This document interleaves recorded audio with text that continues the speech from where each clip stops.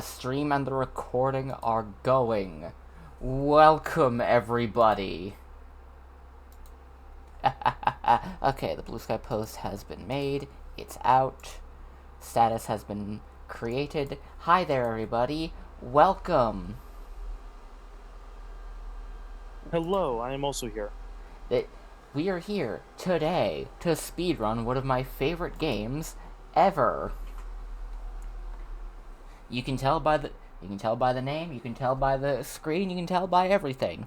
Today, it's a full single segment playthrough stream of Kingdom Hearts 2 Final Mix. We are speedrunning this bullshit. Last time we did it, I had to cut it into 2 different streams because I just didn't have time in one go. Today, we're doing it all in one go. We're going from start to finish. I'm not stopping today until Xemnas is fucking disintegrated. We will see. We are going to go fucking lightning fast to see that goddamn Yowie on the beach. I was absolutely flashbanged by Yowie on the beach. Alright. Everything is ready to go. I am ready to begin the speedrun. Lizzie, are you ready to go fast? When aren't I guess. Alright. On the count of 3. 1, 3! It's time! It's time to go fucking fast! Oh, damn it, I forgot I have to resubscribe. Yeah, that is quite important.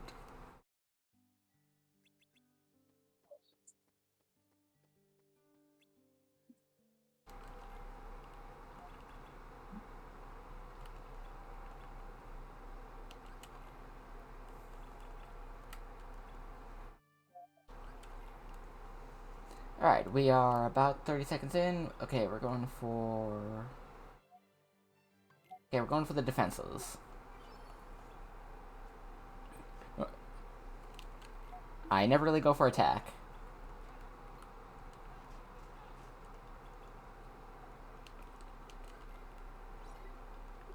Alright, Lizzie, what is your knowledge of Kingdom Hearts? Christ, there's a boomer around. Anime boy, Disney characters. Donald loves recipes. That was pretty much purely put into Kingdom Hearts 3 because, everyone fucking loves recipes, but yeah, I'm happy to lore dump at the speed of light.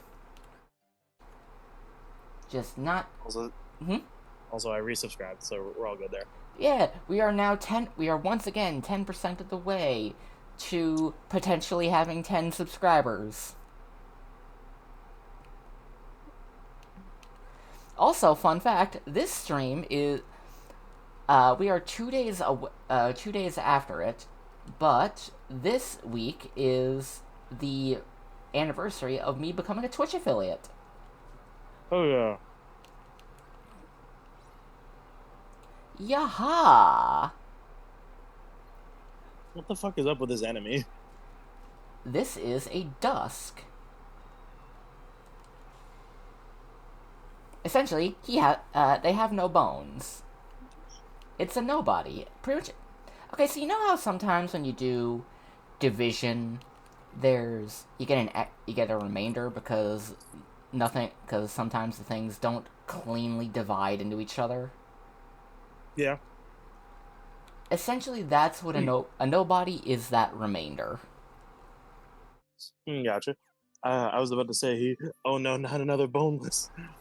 But we had to deal with that already.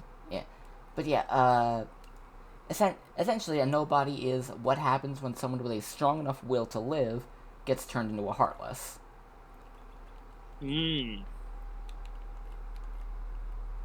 That will to live animates their body long past what it should be. Essentially, they're kind of revenants with no goal. Ah. And the thing about them is that without a heart, they can't feel any emotions at all. Rip. Now, it's not until later that they kind of retcon retcon something about them. Oh, Where what's that? it's that they, after a while, with enough kind of interactions, experience living, they can grow a new heart, essentially. Hmm.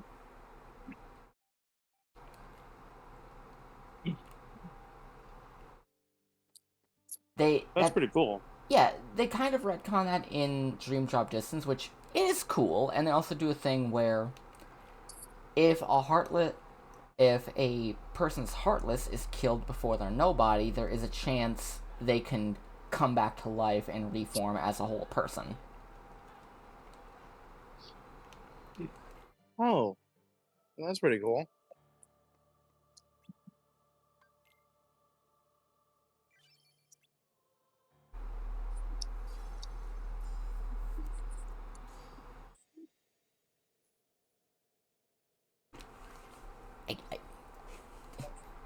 I, I was too busy about Lord Up. I forgot I needed to skip cutscene for speed. Whoops. But yeah, there's sort of a hierarchy when it comes to a lot of nobodies.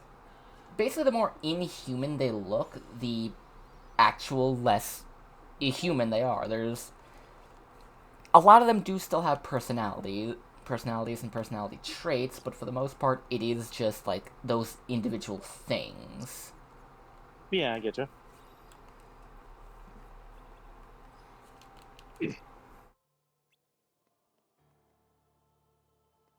All right. So last time I speedran this, I managed to do a cool trick with the upcoming boss that I have done in the past only a few times. Actually, I have a clip of it on the Twitch page if you want to see it. Essentially, and I've only ever managed to do it in beginner mode, what I'm doing now.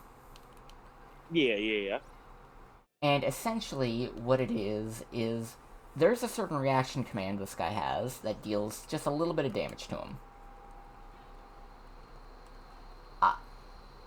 When it happens, and you'll see it when it happens, he'll hit the ground, that deals the damage, and that can kill him. Huh. I've only done it a few times, but it is so much fun every time I do it, because it just looks like he breaks his fucking neck somehow, even though he has no bones. Also, this fight, I legitimately love this fight. It is the perfect introductory boss for Kingdom Hearts 2. Because look at this bullshit. This probably sounds silly, but what Disney worlds are in 2? Okay, let's see.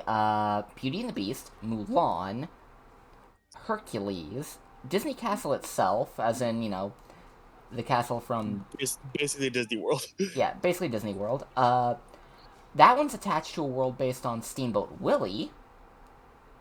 Oh, the public domain thing? Yeah.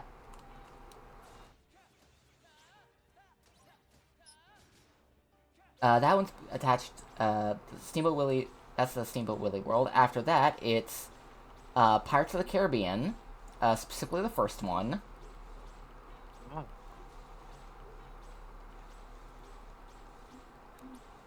Seems a little odd to include one of the live action movies. Oh, wait until you fucking see it. Dun, dun, dun, dun, dun, dun, dun, dun, dun, dun, dun, dun. Oh, you do that, but here's the fun thing. In the PS2 version, since all the instrumentation was done with synths, the that theme, he's a pirate, da da da da da da da da da da da da da da. That was essentially just compressed trombones and trumpets, and it legitimately just sounded like farting.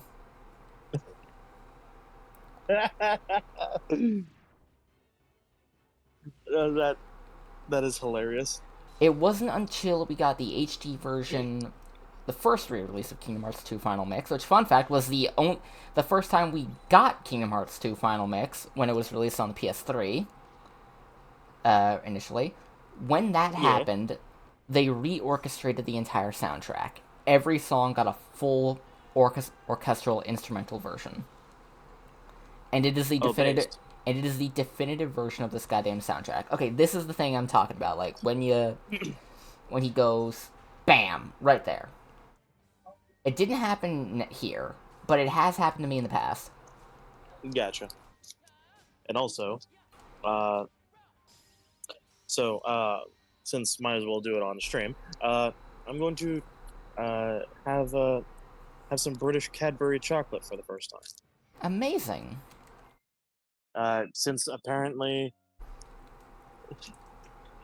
the Brits think that it's so much better than anything remotely like American chocolate, which I call them biased, but we'll find out. Oh, they are extremely biased. All right. And also, freaking my friend Chloe sent me a big ass one, like 1, 2, 3, 4, 5, 6, 7, 8. 8 by 3. That would be 8 times 3 would be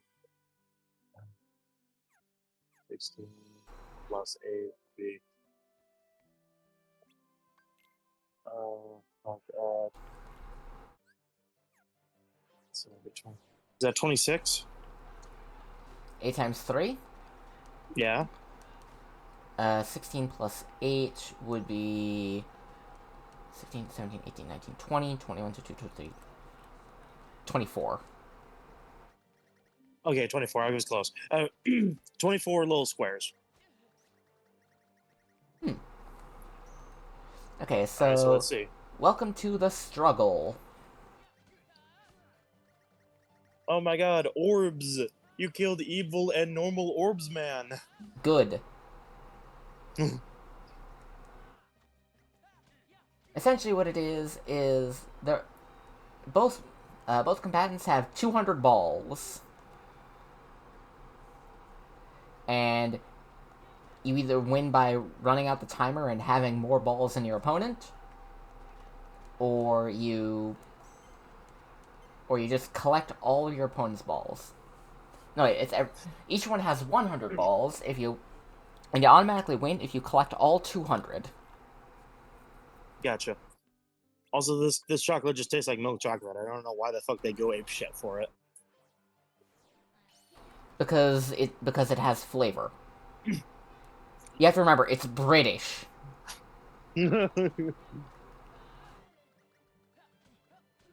my god, I actually experienced something when I eat this. It's amazing.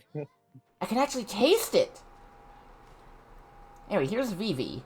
Vivi made his debut to video games in Final Fantasy IX. He's your black mage.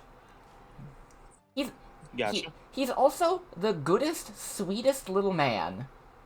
Like, And you're kicking the shit out of him. I love his hat, by the way. Like, look at his hat. It has a little mouth. It has a little face on it and a mouth zipper. Kind of reminds me of Orko from Masters of the Universe. Yeah, Vivi's design has always been reminiscent of, the Black Mages, a stable Final Fantasy job class. Which, fun fact, I fucking love the Black Mages, just as a design. Like, just the blue cloak, the little shadowed face, the big hats. I just love them. They are such an aesthetic. Okay, we gotta fight 3 more Dusks after this. Okay, now we got a boss fight. Our second boss fight. We have to fight our gay dad. Sephiroth? No, Axel. Oh.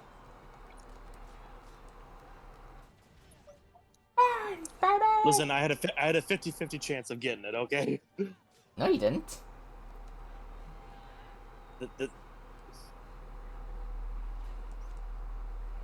It's a joke about Sephiroth.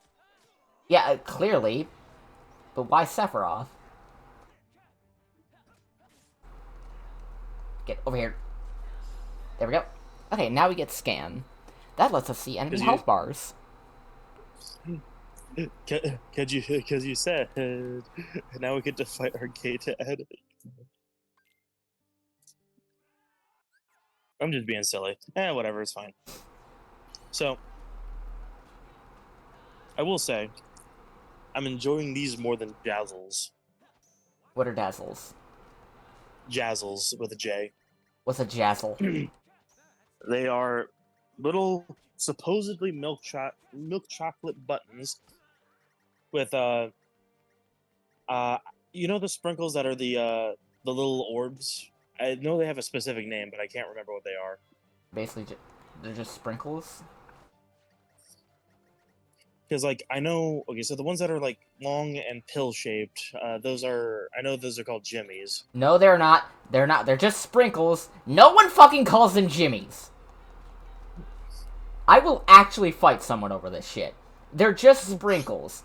It doesn't matter the shape. The shape does not give them an individualized name. They're fucking sprinkles. So the point is, they're little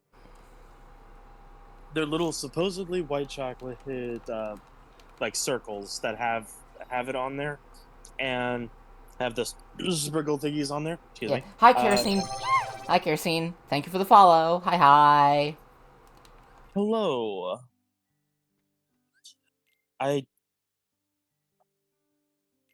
Is that you, Leah? I can't. I always forget your. I always forget your screen tag. I assume. Yeah. Okay. Good. Oh, thank God.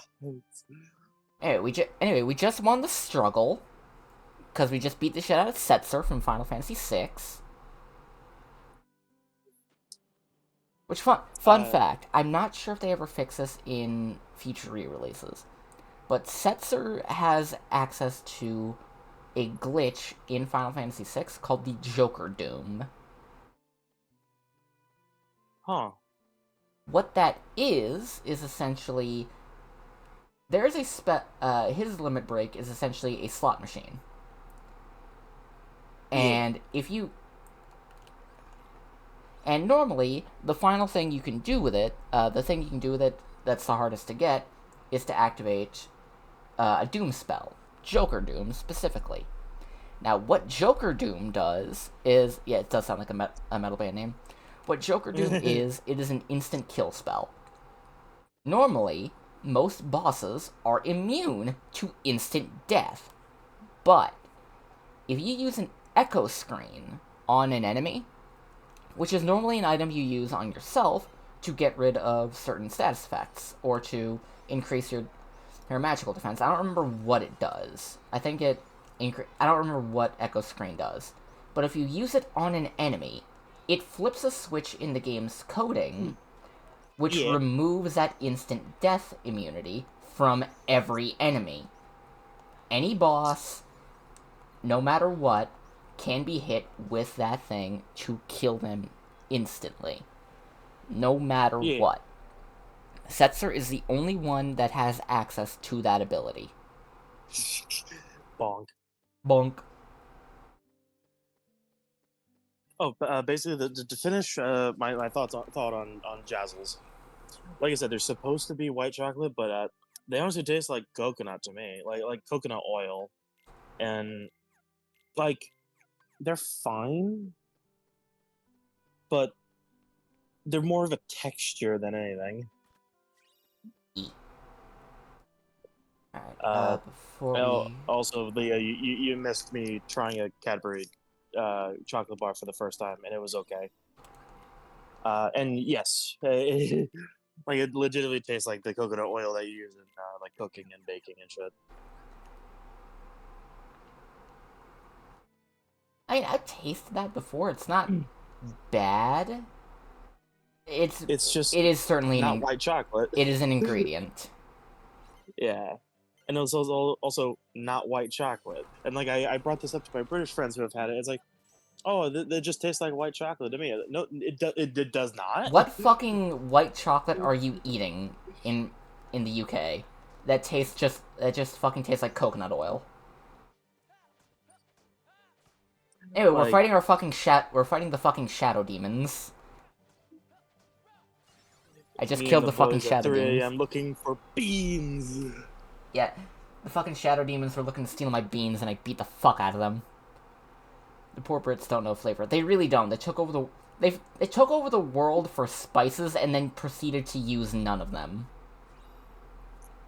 Like they saw curry and was like, you know what? I'm gonna do that, but like with no flavor. We're gonna do that with nothing.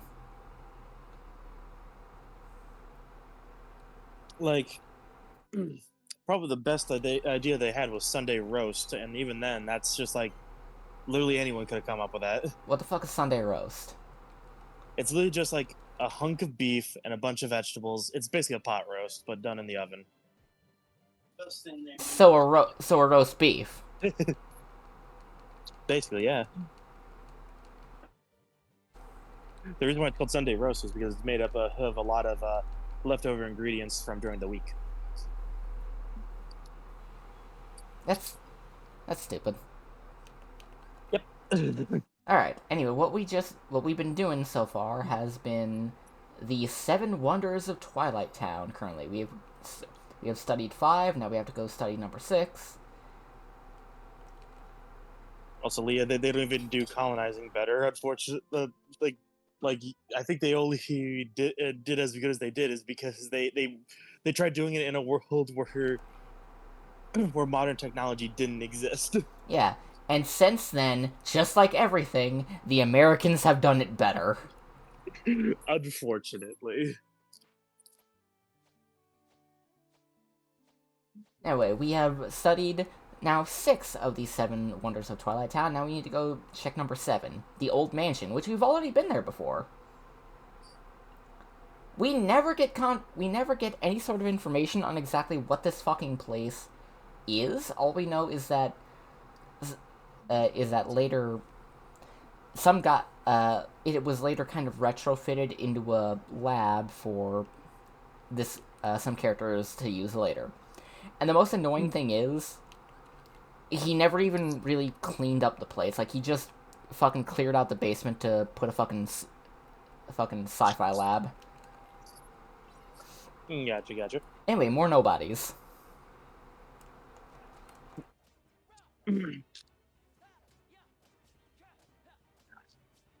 Also, there was also another British sweet that I had had tried that my friend sent me. It is called squashies. Swizzles drumstick squashies. Those were Swizzles. certainly words. Those are certainly British words. And none of them describe what the fuck they are. Alright, anyway, we just beat up more nobodies, including a new kind of nobody called an assassin. Also, time has stopped. Oh, damn. Kind of. We're gonna get confirmation on this here in a hot minute, but turns out this entire town and this entire in-game week we've been doing has been a simulation. What the fuck? We're in the fucking Matrix. Okay, so the reason we've been in the Matrix is because Roxas has the last bits of power that Sora needs, because at the end of Kingdom Hearts Chain of Memories, Sora was put into a coma in order to fix his memories after a character, Naminé, pretty much put his brain in a blender. What the fuck? Yeah, she was just, like, literally unraveling his brain like fucking spaghetti. And she didn't want to do that, but she was kind of held at gunpoint by, like, 3 different people to do it. As a result, she kind of had to do that. And she spent the last in-universe year working non-stop to put his head back together. Oh. And so far, and she's got it mostly done. She just needs the last bits that Roxas has. due to some issues, because he's got the last of Sora's power, like, the last stuff that Sora needs to wake up in him, because he's the missing piece of Sora. Spoiler warning, Roxas is Sora. He is not the only Sora. But right now he's having a major identity crisis, because not only is he remembering what he was... like, because essentially his head got scrambled when he was put into the simulation. He thinks he's lived in Twilight Town his whole life. Turns out it's only been a week. 1 week. Fun fact, I believe it was 2 days before getting put into the simulation, he had to murder... Okay, so depending on your viewpoint, his relationship with Xion is very convoluted. From a certain point of view. From a certain point of view, they are sister. They are brother and sister. From another point of view, they are two halves of this. They are two halves of the same whole. Soulmates, essentially. Yeah, I get you. And basically, 3 days before the start of this game, he had to brutally murder her. Because she was trying to murder him, because her whole thing is that her just existing was fucking degrading Roxas as a person. Like, physically. He was pretty much disintegrating just from her existing. Like, he was fading away, she was killing him just by existing. She didn't want to do that. And if she did kill him, she would have been turned into... quote, the organization's perfect weapon. And she didn't want to do that. So, in order to do that, she had to put Roxas in a position where he had no choice but to kill her. Because he was the only one that was strong enough to do it. Or at the very least... Yeah. So yeah. And because of the way she was made, pretty much just a handful of memories stitched together and shoved into an emo coat. When she died, everyone who knew her or knew she existed forgot. All evidence that she ever existed was erased. What the fuck? Yeah, you mentioned a while back, like, the idea of final death. Hers was just that in a fucking speedrun. The instant she died, everyone forgot her. It took a couple of days for it to happen, but it still happened. God damn. And here's the thing: if you ever want to experience extreme emotional anguish, play 358 Days Over 2. Don't watch the cutscenes. Play the game. Emotional damage. Because here's the thing: when you do play the game, you get to see in real time, like some of those last cutscenes after because Xion's not the final boss, it's Riku. After that fight with Riku, when Roxas is laying unconscious after Riku beat his fucking ass, while that cutscene is playing on the top screen of the DS, on the bottom screen, you're seeing the last bits of Roxas's memory of Xion literally fading away. Like, it's him, Axel, and Xion sitting way up on this clock tower, actually. They're sitting up near the top, just eating ice cream, talking, having fun, and she's fading away. Slowly, but surely. Yeah. And while she's fading away, eventually it gets to the point, like, she's still there. And she's trying to get Roxas's attention.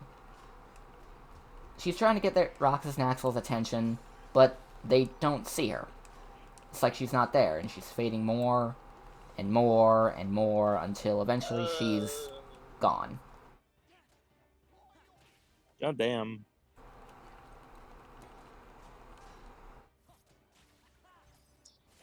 Anyways, on a silly note, Anyway, so guess what the fuck squashies are? Okay. Guess what they look like and what flavor? I'm guessing tiny little ugly things and grape?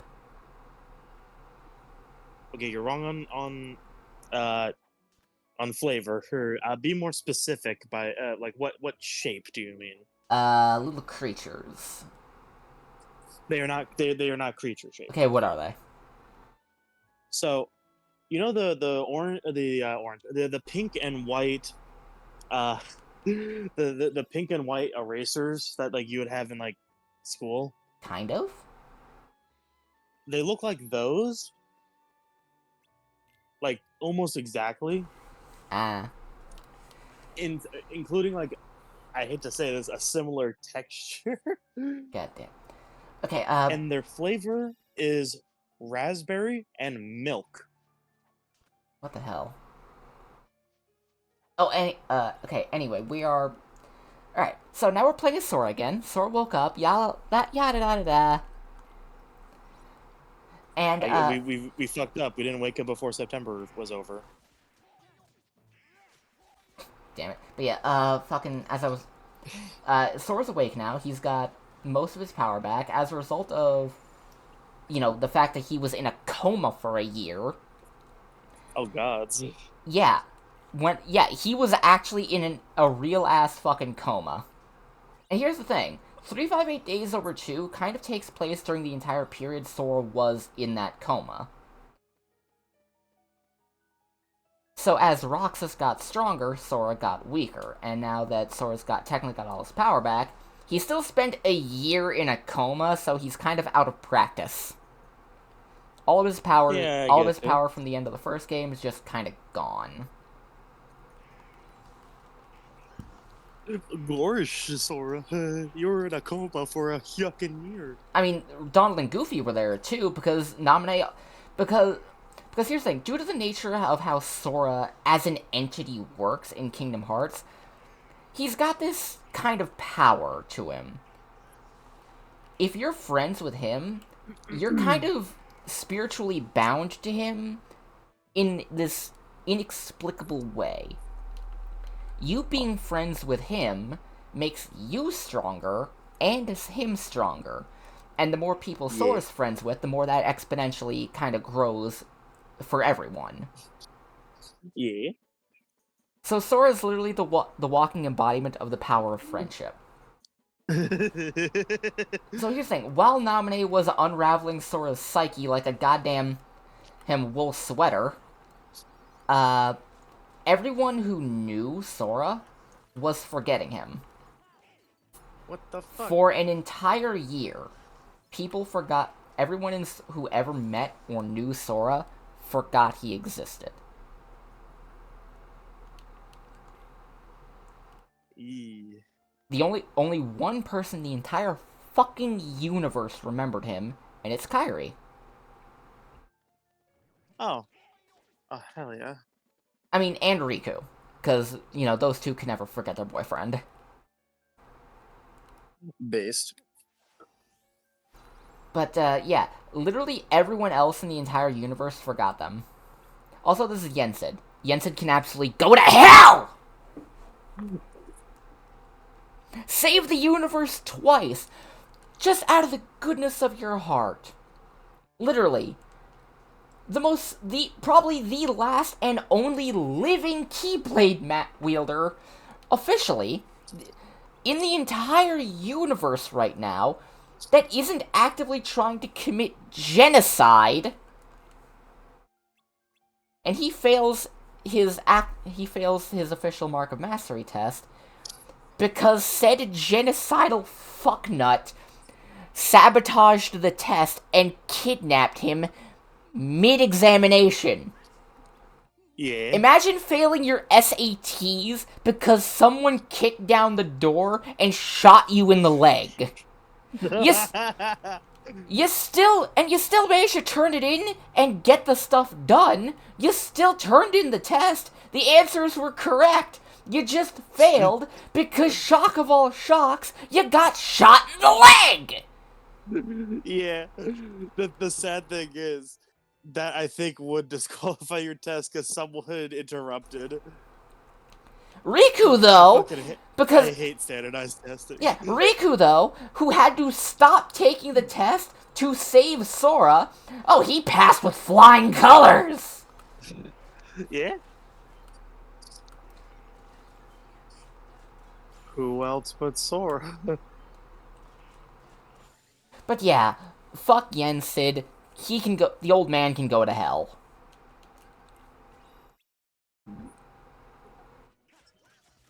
Anyway, we've got you probably noticed Sora got new drip during a cutscene.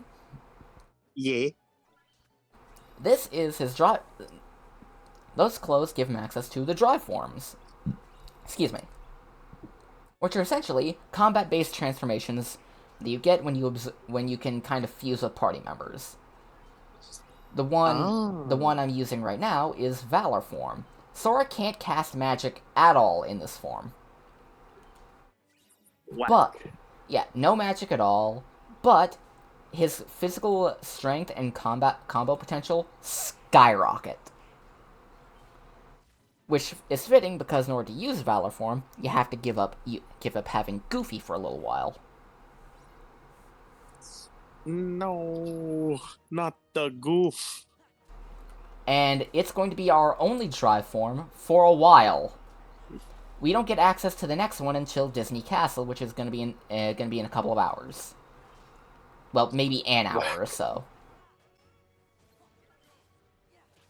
Alright, but now we are at we have to protect the Battle of the Bailey.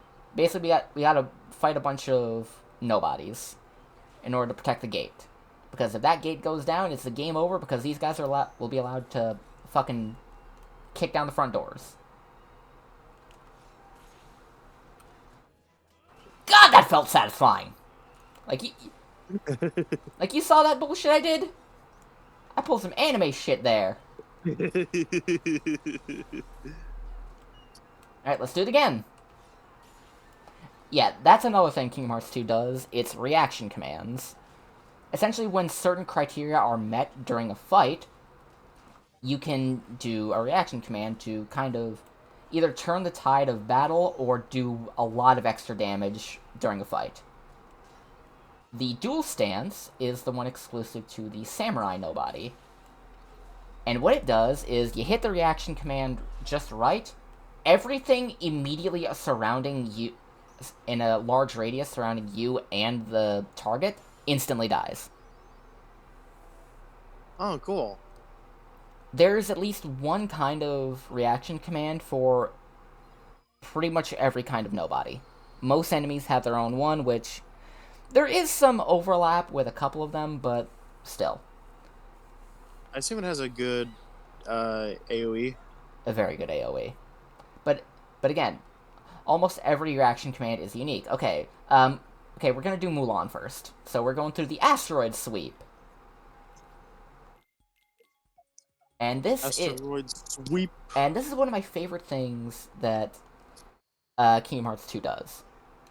Because in Kingdom Hearts 1, all the gummy ship sections were pretty much...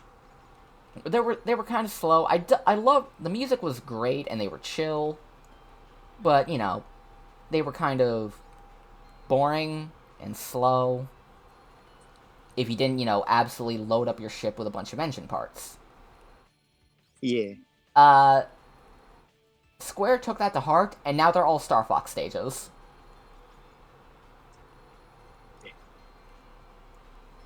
They're all fucking high-speed Star Fox F-Zero stages. God, imagine a game like that. Accommodate, like, Star Fox with the speed of F-Zero. I'd fucking play it. Too fast for my reaction time. I'd fucking play it. Oh, well, so did you see that there was I posted a video of like a little bit of behind the scenes, but there's actually a game that is basically Palladius, but they did it with clay. Yeah, why'd you say Palladius? It's Gradius. Sorry, I You were thought trying of to say- Parodius. Which is basically just silly Gradius. Yes, sorry, my that style of game in clay. Shmup. It's a shmup. Yeah. Which, by the way, I just love saying shmup. Like, Yeah. and like, I'm not great at shmups, but I do like playing them. Yeah. and also I like how the new thing looks. Yee. I might get it at some point, but you wanna know what game I would what shmup I would love to see them re-release? What? Einhander. What's that? It's a shmup made by Squaresoft on PS1, and its whole thing is that you're playing as a ship that can, it's got a robotic arm. That can rip the guns off of other ships and robots and use them for itself. Oh, that's really cool. It is, and the music is so fucking good. Like, if you get a chance, if you're gonna listen to one song from Einhander, listen to Shudder. It's the boss theme. It's the first boss theme, and it's kind of the only boss theme for a while.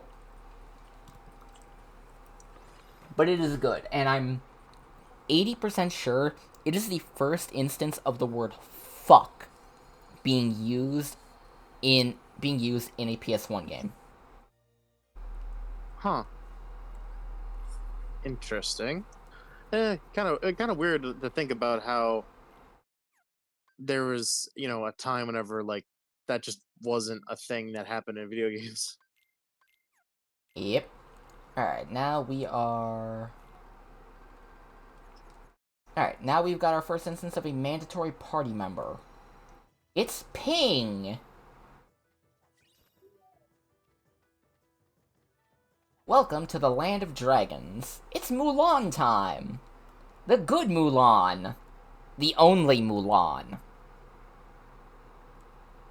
Yeah, unfortunately, even the fucking official sequel to it sucks. It sucks, but, it's better than, The live action one. than the live action, which was shot over the hill from a fucking concentration camp. Yep.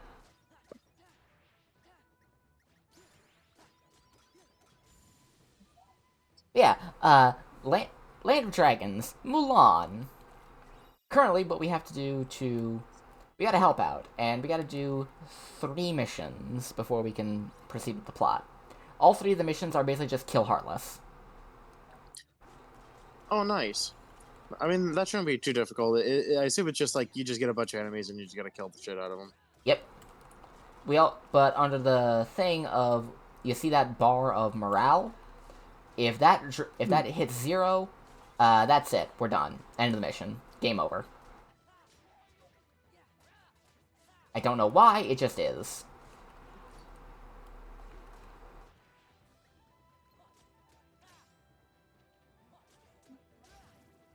And then there's...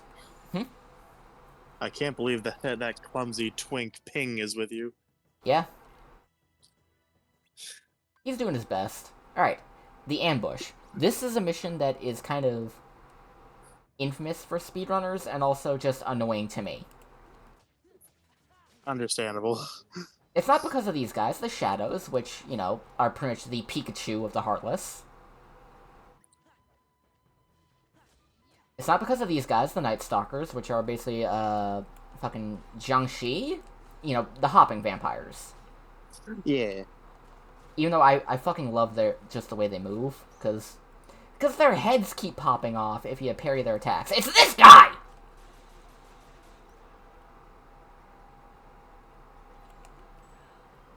This is an assault rider.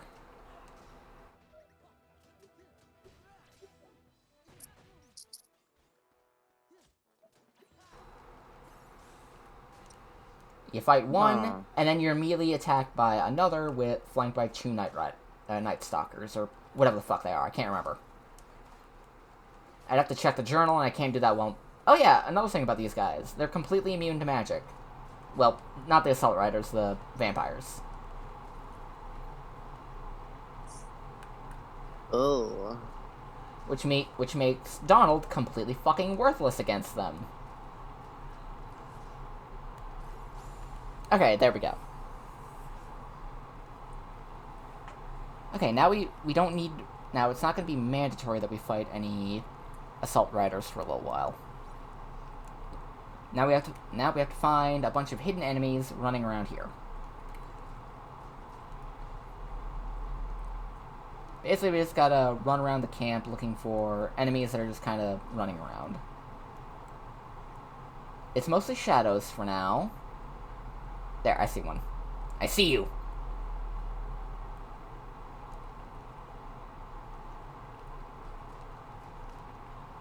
But yeah, another thing about this version of the game. It is based on the Final Mix version, which is essentially an updated re-release version that was made and released after the initial game came out. Because Kingdom Hearts has a really weird kind of history thing when it comes to its releases. Kingdom Hearts 1... Yeah, I've heard. Yeah, Kingdom Hearts 1 had its initial version that came out in Japan. Then, in America, the version we got was sort of an updated version of that, with a couple of extra super bosses and other stuff. Essentially, stuff that the initial version didn't have. Then, there was the Final Mix version, which only came out in Japan. And what the Final Mix version is that it adds even more stuff that the initial game didn't, that the American version didn't have either. And then we never got another re-release of the game to give us the stuff for give the Americans the Final Mix version until, guess. Until the PS5. No. Until the PS3 in 2013. They had to rebuild the game, and part of the reason was, they just lost the fucking source code. What the fuck? How do you do that? They didn't think it was worth keeping.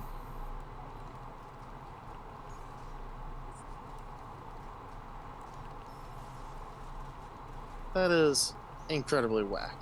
You'd be shocked at the amount of fucking game development studios that do that kind of thing. It's not that I would not be surprised. It would be that I would just be like, how disappointed would I be in them?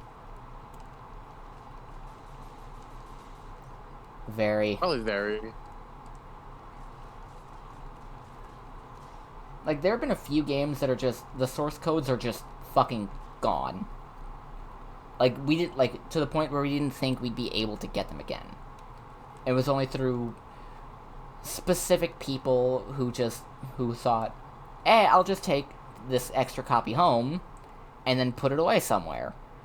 Only to realize years later that the initial version that they copied is gone, and that the game, and that there's just no way of getting the game back.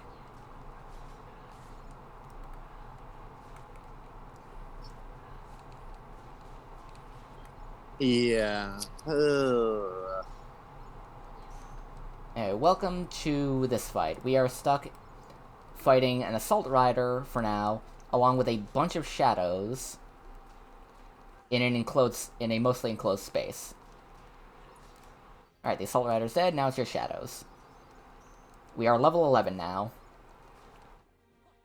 But yeah, you asked earlier what all the worlds were in this game. Like, I mentioned, I was going down the list, because there's... we're doing Mulan now. After this, we're doing Beauty and the Beast. Specifically the castle. After that, we're doing Olympus Coliseum, which is partially... It's the setting for Hercules, but it's not the plot beat for beat. Yeah, it's not the Frozen world. Yeah, it's not the Frozen world, or even, like... It's the setting, like, kind of post-movie.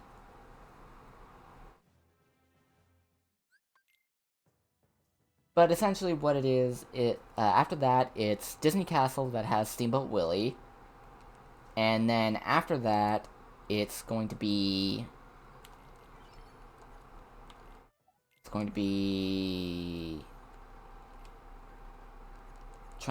After that, it's going to be Pirates of the Caribbean. We have Atlantica. We're not doing Atlantica, because we don't need to do Atlantica, because fuck Atlantica. And then after that, it's Aladdin, The Nightmare Before Christmas, and technically, and tech, and then the Pride Lands. But we don't actually need to go to the Pride Lands, so we're not going to do the Pride Lands. There's also some stuff from Tron. Ooh. Like like the old Tron, first Tron. Yeah. Oh, because this was before Tron Legacy came out. Yes. And here's the thing, because Dream Drop Distance came out after Tron Legacy came out. Yeah, Tron Legacy is in Dream Drop Distance. It's not bad. It's just Dream Drop Distance is a good game. It's just it does have its issues. Doesn't every game. Yeah. But So what is up with these like little bee fucks that you're killing right now? These are called rapid thrusters. And essentially they're just kind of flying dudes. Their whole thing is to pretty much just be a swarm. They're just a collection of guys, you know? They're just a lot of little guys. And sadly, since I'm skipping all the cutscenes, we don't get to see Shan Yu and his Rubber Duck Brigade. Alright, now we've got Mulan, and now that she doesn't need to constantly hide herself, she has access to a lot more abilities, including her Limit Break. She's the first character that we have, the first party member we have that has a Limit Break, pretty much a super attack that does a lot of damage and makes us completely invincible for the whole duration.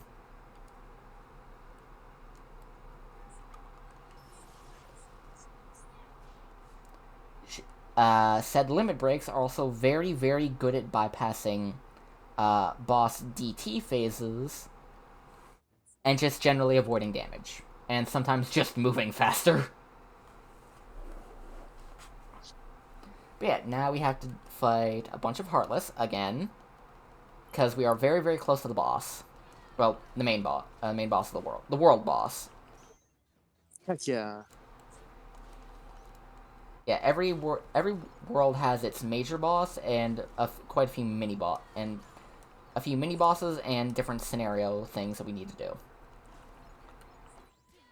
Shan Yu is the main boss of the Land of Dragons, at least the first visit, because every world has a first visit and a second visit.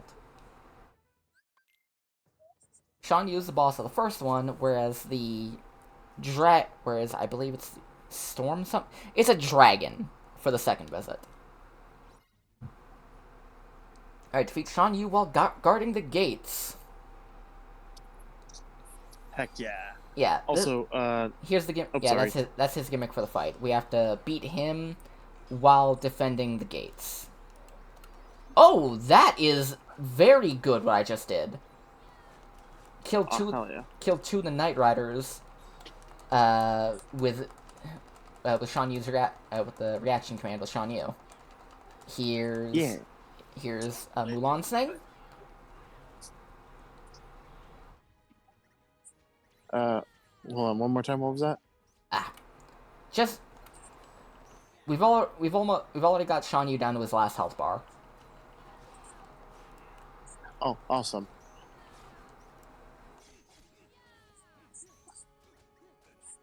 Basically, if you know what you're doing and you're good, and also on beginner mode, because this is the easiest mode. Yeah. And it's best. And here's the thing, when it comes to the speedrunning community, they kind of flip-flop between beginner mode and critical mode when it comes to the speedrunning. Gotcha. And the reason being, in critical mode, you get all the extra, like, statistical stat boosts from being in normal mode, kind of. You get a bunch of extra things, like little damage boosts and little hidden modifiers to kind of give you some extra firepower, but for the most part, you are still, dealing half damage and taking double. Gotcha.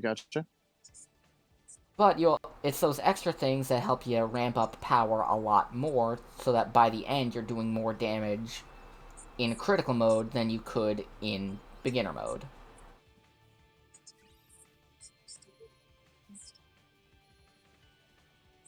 Oh yeah. So what I want to mention is,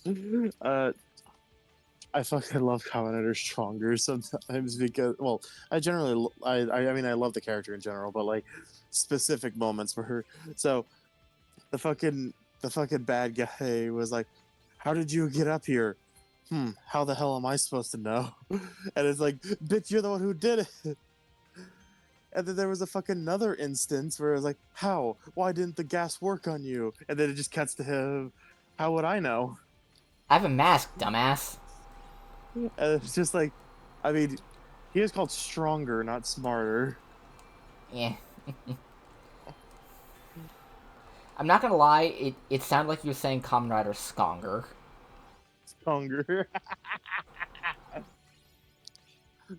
Stronger. A true Skonger doesn't need to see Silk Post Knight. He goes off of pure animal instinct.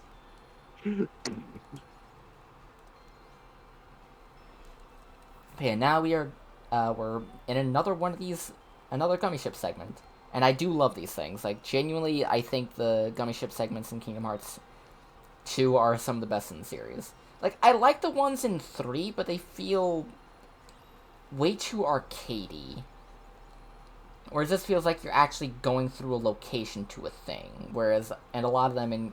Because I like the overall, like, traveling Gummy Ship travel stuff in 3. It's just that when it comes to the combat, it feels way too arcadey. Like, you know what I mean? Like, I like it, it's just, I like this more. Like, this is fantastic, but I like this. Like, look at these enemy designs. Like, look at this fucker. A six-armed laser-shooting robot thing that turns into a goddamn laser-shooting minigun Beyblade when when he's on it, you break all his arms.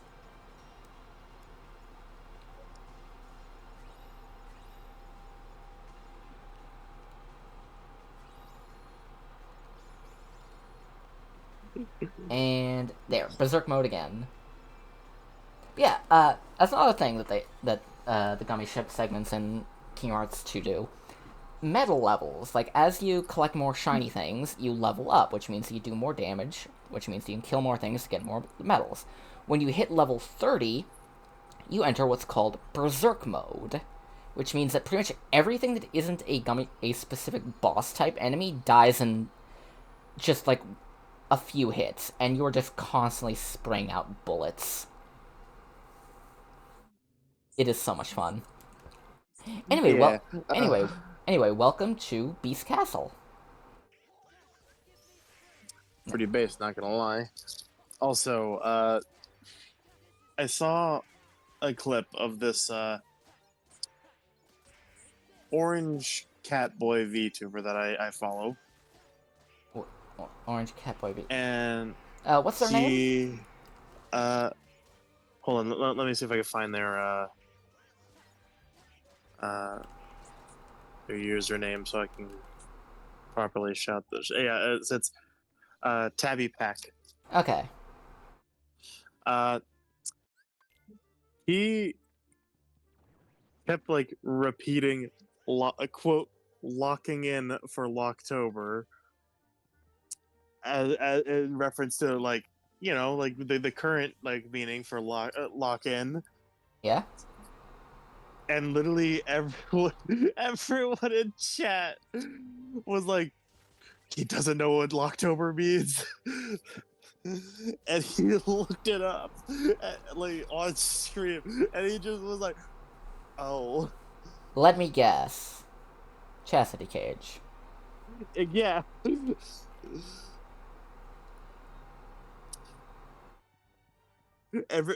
Like whatever that was happening, everyone was like, "He doesn't know." It's not like anyone. I mean, it's not like anyone ever actually fucking talks about it or tries to explain it. There's like, he doesn't know. Oh, look at this goober. Look at this idiot who has a life and isn't perpetually online in niche communities. It's just like, how would like? To be fair, if I was in that situation, I would just be so stunned. I wouldn't even like do like the, oh my god, he doesn't know thing. I would just be like, how do I tell this sweet summer child that that's not what that means? God. You'd be right at home in fucking Cotton's goddamn chat. Anyway, mini boss, Thresholder. I love this fucking boss design. What if a door just fucking hated you?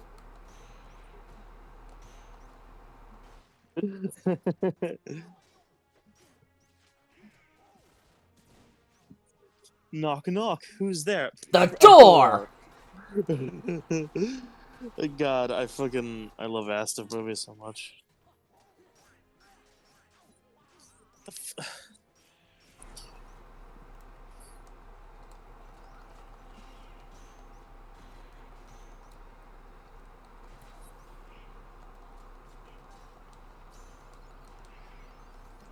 What if X object just fucking hated you?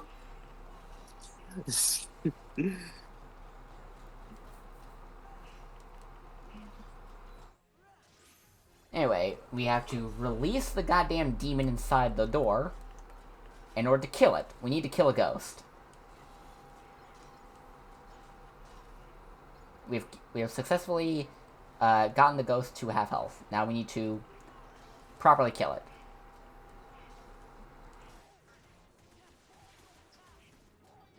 By beating it with a swarm of bats. I don't mean like... And I mean like physically smacking it with a swarm of bats. There you are. And its name is Possessor. We have successfully killed a ghost. Based. How's that based? Because it's something you killed something that was already dead. Alright, hold on. Gotta adjust the thing. There. Had to adjust the timer a little bit. We are currently at 1 hour and a little over an hour and 1 minute. You reached the kill a ghost kill a ghost percent. We have reached the ghost killer portion. Alright. So here's the thing. Technically, we don't need... If we were playing normally, we reach a point where we don't... Where it would be a good idea to not use Valor form for a while. Because each drive form has its own set of level up criteria. Yeah. And what Valor's is the number of hits you've dealt to an enemy. When you've once you deal a certain number, every single hit you land on an enemy, that is one EXP for Valor form. Gotcha. But in order to balance that, in order to prevent you from just grinding it into oblivion and getting it to max level before, you've even gotten your second one, the level cap for each of the for every one of the drive forms is determined by how many drive forms you have. So currently, gonna sacrifice a bit of speedrun stuff. The level cap is 3. Yeah. Once we unlock Wisdom form, the level cap will increase to, I believe, 6. Well, no, not 6. It'll be 4, and then 5 with Master form, then 5 with Limit form, 6 with Limit form, and then finally 7 with Final form. Anyway, another mini boss. We need to beat the shit out of the beast.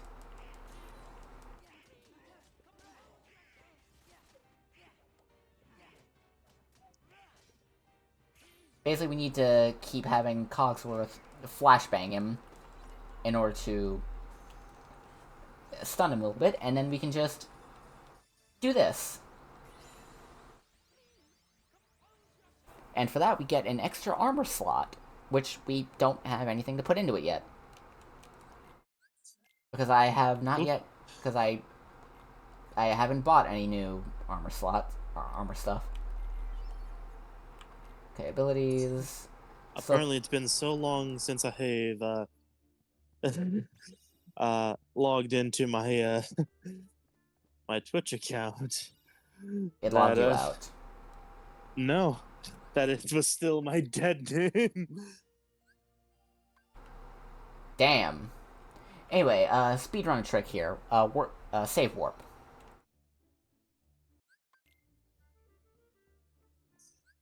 And we're gonna do it again.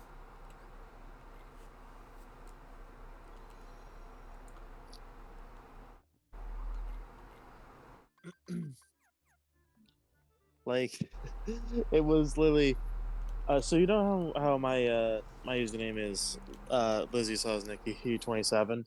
So Yes. it was it was dead first name Sosnick Ah. 27. Boy, because I'm trying to open it up on my computer. Anyway, we got a boss right here. It's the Shadow. I believe it's the Shadow Stalker, I think his name is.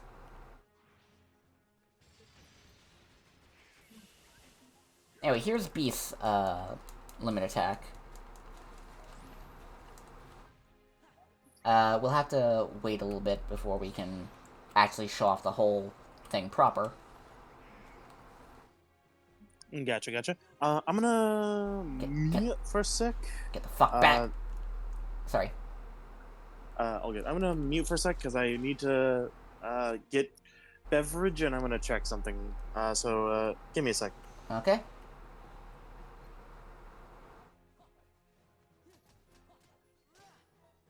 Got it.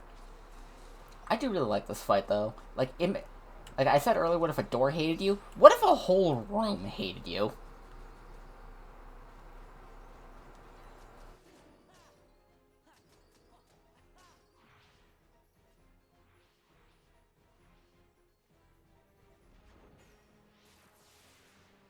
Alright, now he's gonna go to the chandelier.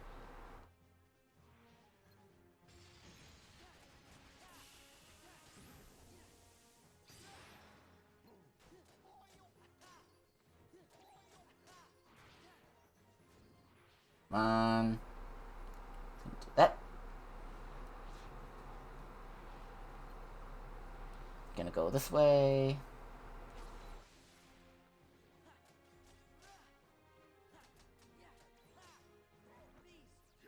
No, I didn't want to do that!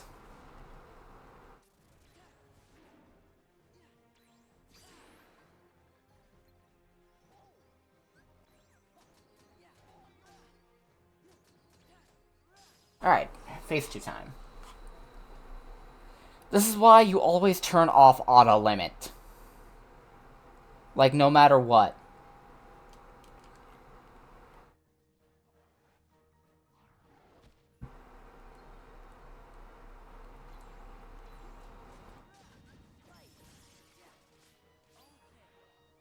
Step vault and hit him with a fucking chandelier.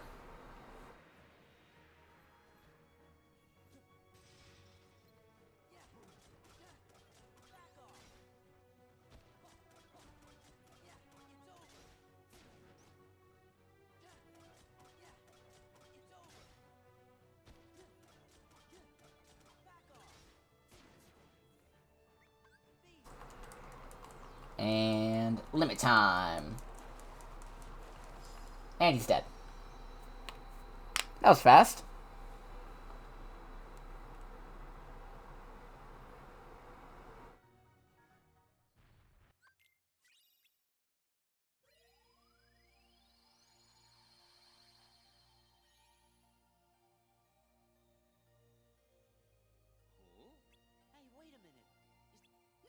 Oh yeah, this. The staple. It's poo time. Alright, hold on. abilities. Da-da-da-da-da-da. Items, equipment, switch that, switch that, switch that.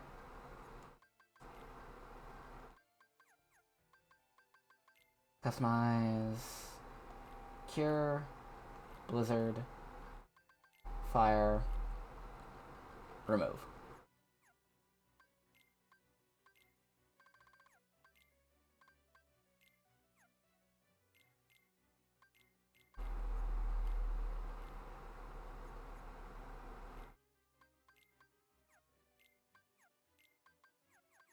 Okay, there we go.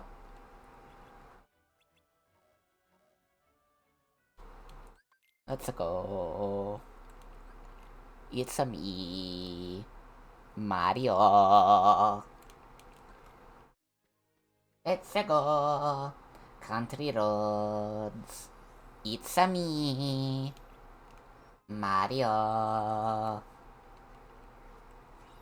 Take me home to a place I belong.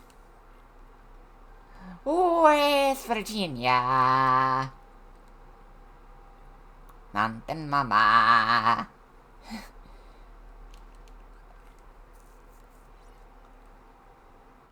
Yay, murder.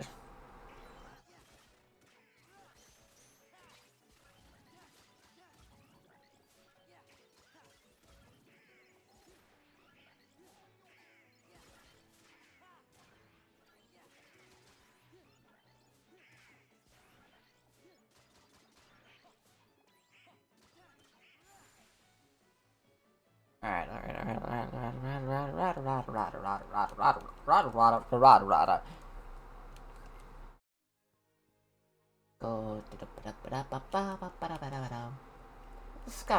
Go.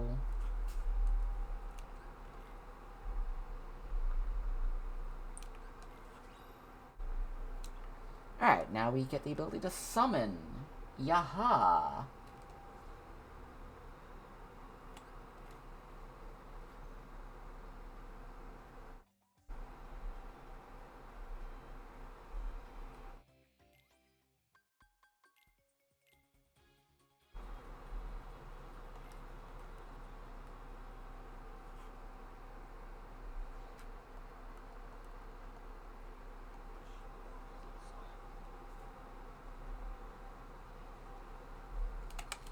Damn it. Gotta... There we go.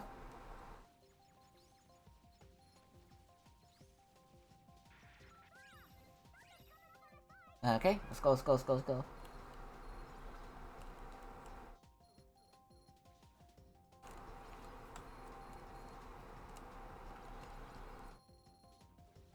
I'm in a fucking space corvette chasing a goddamn pirate ship.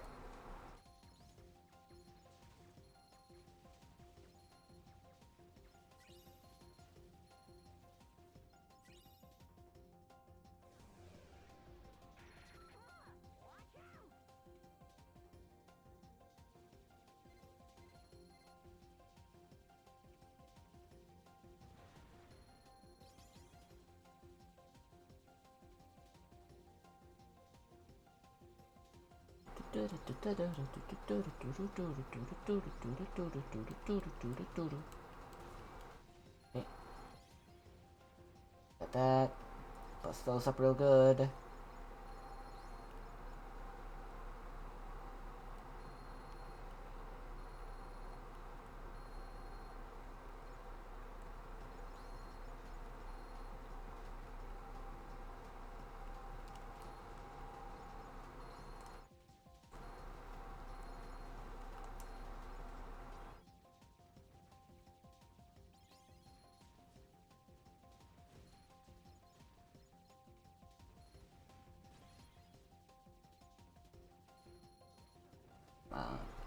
I'm fucking systematically dismantling this thing.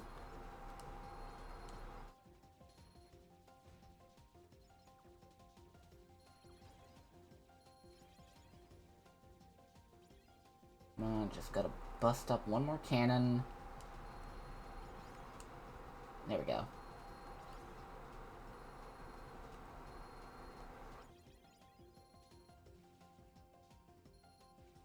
Man. Fall apart. I demand you.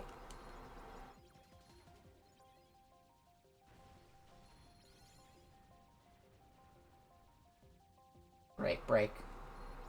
There we go.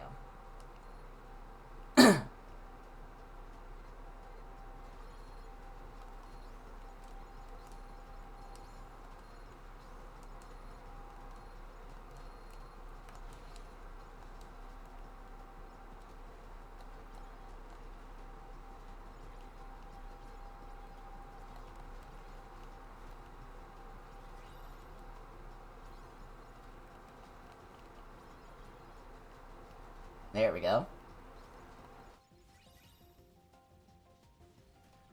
And that destroyed the Phantom Storm completely. We're good. Why did that happen?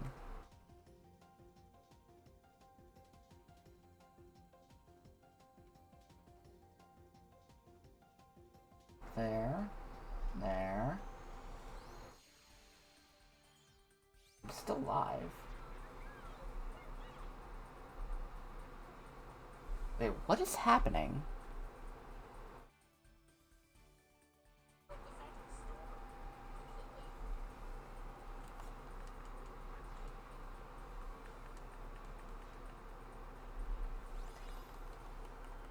Lizzie? Still there?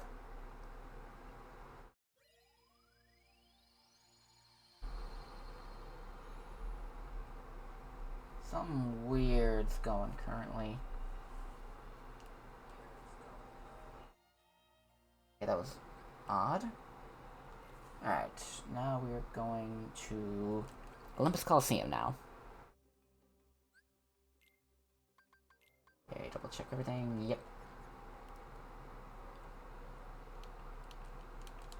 There's Meg. Now we gotta go talk to Hades.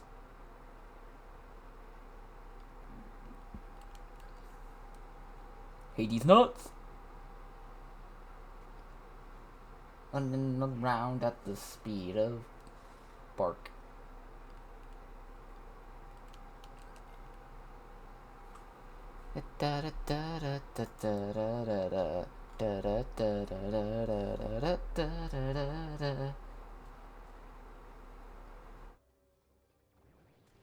What better way to celebrate the spook season? Can you think of a better way to celebrate the spooks? The spooky, scary skeleton sending shivers down your spine. It was your skeleton the entire time, by the way.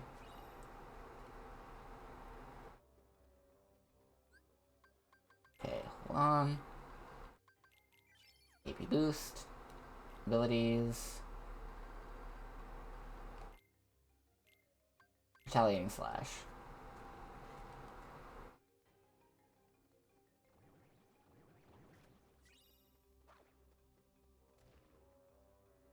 See what lies ahead, only one way. Okay. Open you. Wake me up when September ends. Okay, it's over. Time to get up.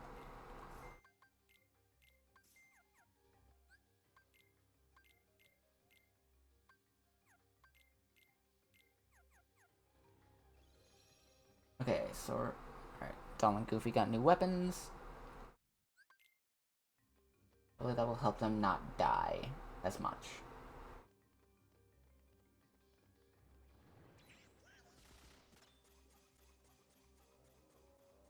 Running around at the speed of whoa!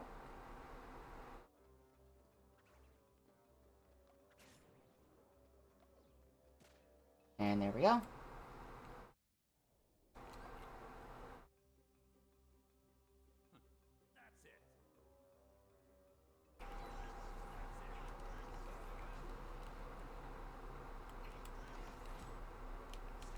Alright. Okay. Orin. Always remove auto limit.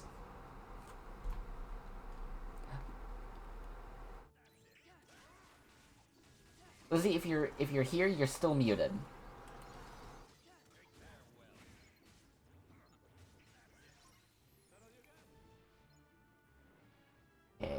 now we gotta escape from Hades here, which means 3 battle arenas.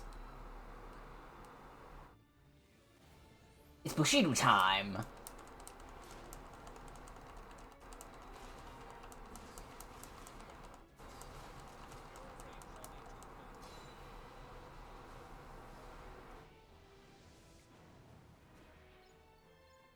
There we go, I've returned. Yay! I had to use the restroom and I got a drink. I talked to my dad for a bit. So, and also I am now on the computer, so hopefully sound a bit better. Yay! Okay, we are in the... Okay, so you missed me, beating the...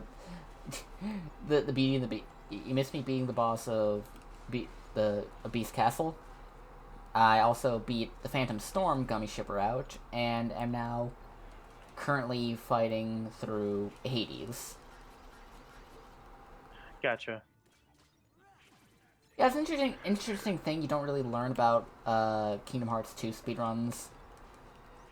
Even back in the day, in order to beat Kingdom Hearts 2, you had to play all of Hades in one go during the speedrun. Even back in 2008. Like, as far back as then, before the game even came out, you still had to beat it. Yeah. Absolutely insane, don't you think?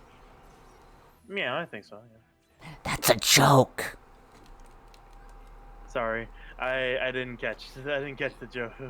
You know, Hades, the game, the roguelike by Supergiant that came out well after Kingdom Hearts 2 did. Listen, man. You dog! I don't know. I don't know a lot of these more niche things.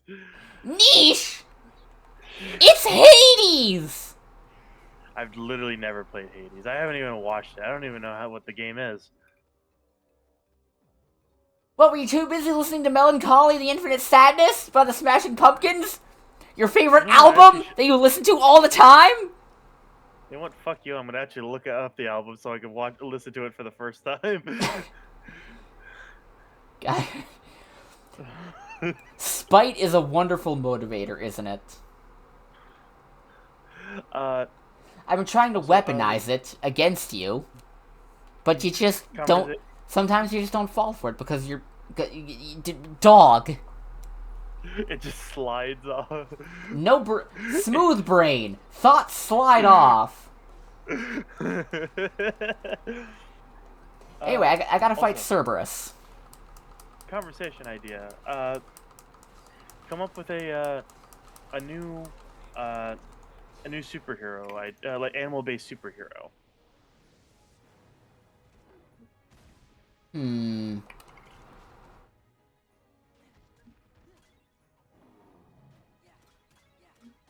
I need to actually think about that. Do the spinny. So in the meantime, I'll say mine. Platypus gal. She got stung by a radioactive platypus and has a platypus-like tail that helps her propel through the water, as well as his venomous spikes that come out of her wrists. A platypus girl? Patty the platypus girl! A teenage girl. Patty the teenage girl! I fucking love that episode. I love that.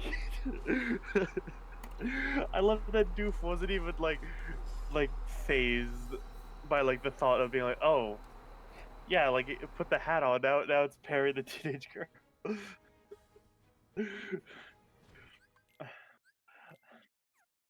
I would have made my traps a little bigger if I had known, but you'll deal with it.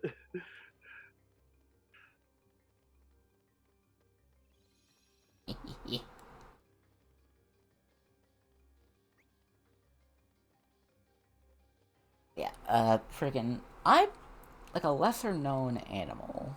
Like a The idea of like a pangolin based superhero would be pretty cool. Yeah, I can see that working. Like the scales they can kind of like use as like shields or turn into like projectiles. and they also got like big ass claws. Yeah.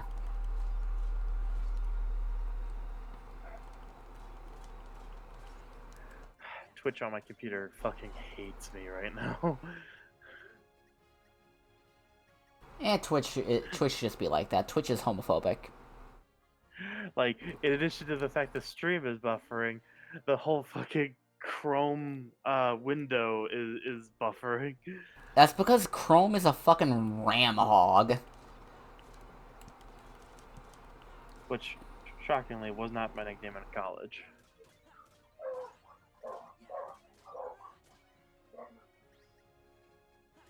I did know a ram hog, though.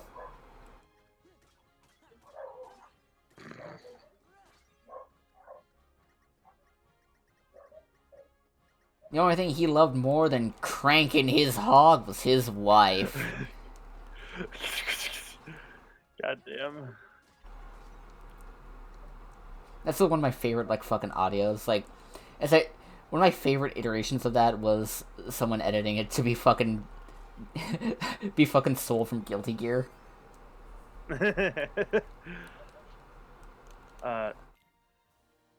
Also, the I listened to the first song in the album. It is very like chill.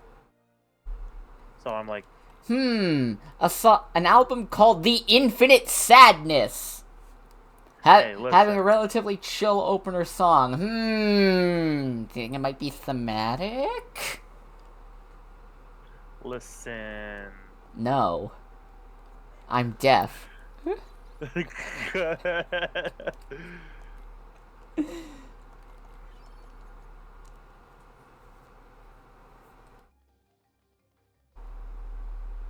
Anyway, we now need to go down another branch of the underworld in order to... We need to get something called the Olympus Stone for reasons. Also, Meg. Fun fact, I forgot which line it was, but apparently the VA, she nailed it in the audition and could not, like, replicate it while, like, actually recording for the movie. So they just took from her audition and put it in the movie. What?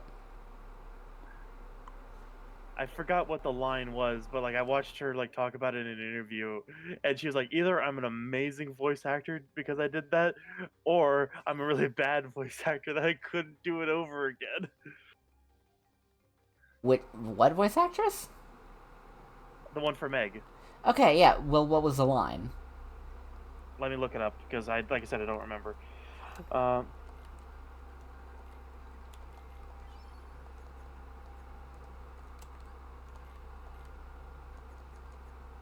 And while you do that, we're going to have our first encounter with Dance Water Dance. We have 80 seconds to destroy 100 water clones.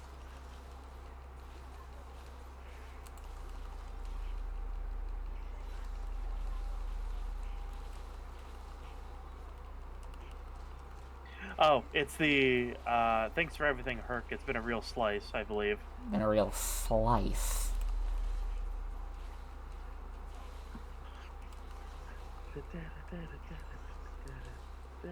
Come on, freaking. I There we forgot for a split second that the music that I have in the background to keep me engaged, you can't hear. I cannot. Unfortunately, I don't. But fortunately, I don't need to because the soundtrack to Kingdom Hearts 2 is fucking baller. Because I'm listening to the remake of the original Doom soundtrack. I thought you were listening to Melancholy and the Infinite Sadness, your favorite album. I'll be able to pay more attention to it after we finish here.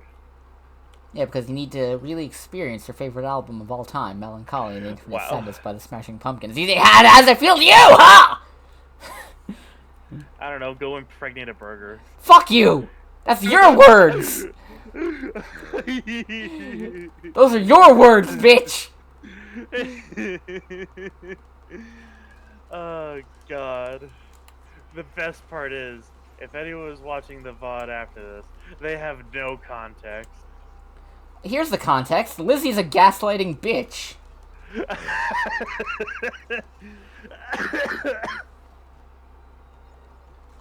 Man, I don't remember Cryo saying that. How about I beat the fuck out of you and then throw you off off the same bridge for a third time? You threw a effigy of I've thrown 2 versions of you off the bridge and a version of Yuri Lowenthal. I will do it for a third time. Yowie high info. that was the thing I was trying to think of. Also, you're kicking the shit out of Pete for real. Yep.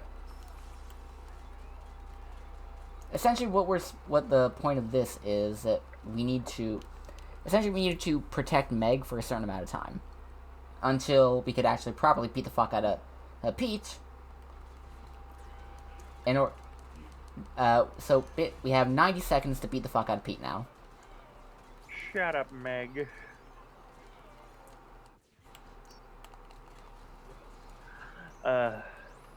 Also, pinball. Have you... Okay, so you're aware of the shark movie, The Meg, right? Yes, I've never seen it. Whenever that came out, I remember so many people were fucking making Family Guy jokes about it. So many. Anyway, we beat the fuck out of Pete, and now we've unlocked one of Sora's special attacks, Trinity Limit.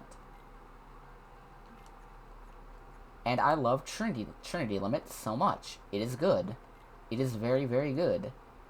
And now we're gonna go fight a boss. Also, Wahoo. You said that like final attacks in this are called limit breaks, right? Yeah, Trinity Limit is Sora's limit attack. And depending on whether or not he's got Donald and Goofy in the party with him, actually changes what it does and how it functions. Understandable. So, fun fact: the final attack of Kamen Rider Forze is also called Limit Break. Oh, we're gonna hear the audio. Get up on the Hydra's back. Alright, time for the fill 1-2.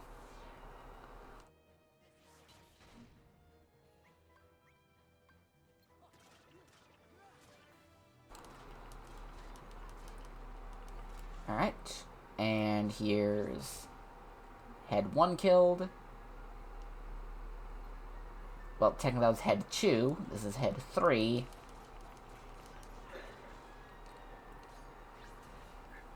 Rule number 95, kid. Concentrate. Rule number 96. Aim! And now we go to... We're fighting actual fucking 7-head here. 7 ass. And the thing about Limit Break, or about Trinity Limit, is that the damage it does is directly proportional to how many hits you deal with the 3 attacks in order to build up the final Ultima attack. Gotcha. So the more hits you land, the more damage it does. And you can do some fucking wild-ass damage. Like, when I played the original PS2 version years ago when I was younger, I managed to get it to hit, like, 250-something times.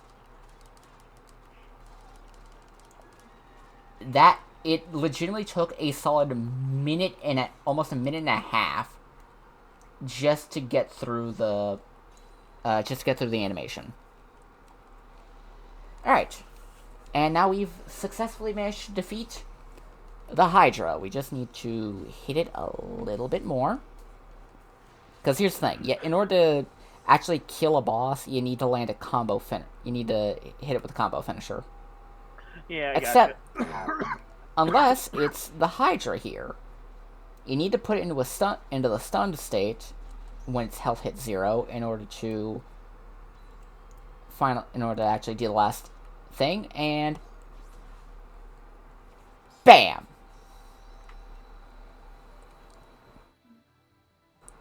Great, now I have all these extra Hydra guts. Who am I gonna give these Hydra guts to? Captain America. Lizzie, hey Lizzie, do you want a Hydra uterus? That sounds like that would end poorly for me. So. Don't worry, don't worry. I gave some Hydra guts to Prinny a couple of years ago. She's doing great. I think. I think. Last time I checked in with how the organs were going, she did have some scales going on mixed in with the fabric of the Hodmedodness. So we're not 100% sure there's not going to be side effects, but you don't need to worry. But when it comes to having Hydra guts, you don't need to worry about, hey, look at that over there. Look at all this cool topiary. Jesus Christ. Oh, Jesus isn't here right now. He hasn't been here for a long time. Anyway, welcome to Disney Castle. It consists of like 5 rooms. There's the hangar, the garden, the hallway here, the library, the throne room, and then the cornerstone room. Gotcha. Want to hear some interesting facts about the ground sloth Megalonyx. Sure. So Megalonyx is a obviously extinct species of ground sloth that was around in North America during the Pleistocene. It would have been like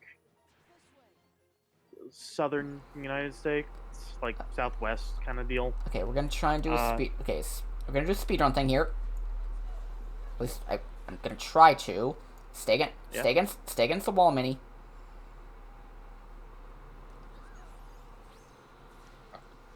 All right, just back against the wall, Minnie. Stop moving, Minnie. Oh. Just stay against the wall. Also, I just fact-checked myself. So apparently their range, even like extended through the Midwest and up into Canada. Some have even been found in Alaska.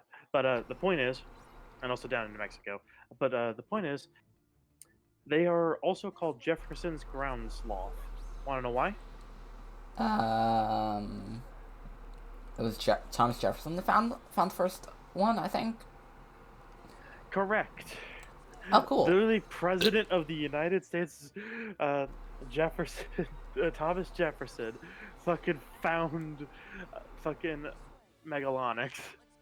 Okay, that's cool. Like, I know we like to call Teddy Roosevelt coolest president of the United States. I mean, he was. But I think Thomas Jefferson is also in on there because I don't think any other president discovered a prehistoric animal. He was also a slave owner. Unfortunate, but that's just unfortunately every like prominent white guy in that era, right? Pretty much, and especially before Lincoln, and I think a few after. At least they tried after. Anyway, we need to bring Minnie from one end of this big ass obnoxious room to the other end of this big ass obnoxious room. Like, when I say big ass obnoxious room, I mean this room is just unnecessarily gigantic. Welcome to monarchies. Like, look at the size of this fucking room. Yeah, like, I'm looking. Absolutely unnecessary. And here's the thing: after we beat the main boss for this part of the game, do you want to know how many enemies will spawn in this world afterwards? None. Heartless will never spawn in Disney Castle ever again after we beat it. It is the one world in the game that has no return visit.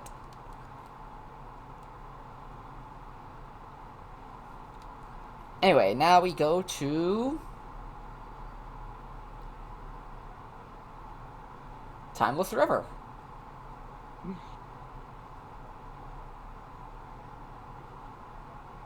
Okay, so fun fact. All the audio you hear from everyone in this section of the game is all film grainy and stuff. Yeah. Which is, you know, really fucking cool. It was not like that in the original PS2 version. Was it just still in full color? No. The audio was just the unchanged regular audio of, you know, how things were. No film grain, no scratchiness. It was just how it is. Just how it was recorded. Where everything was still in black and white, it was just, you know, we didn't have the funky audio stuff to go with it.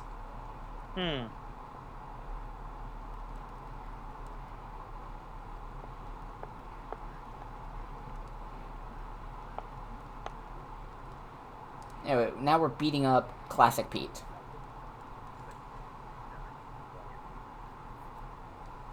And we just beat up Classic Pete. Alright, now we have to Fuck do... you, Pete. Alright, now we have to do a bunch of these things, which are basically just singular combat rooms. With a strict time limit of don't let the meter run out.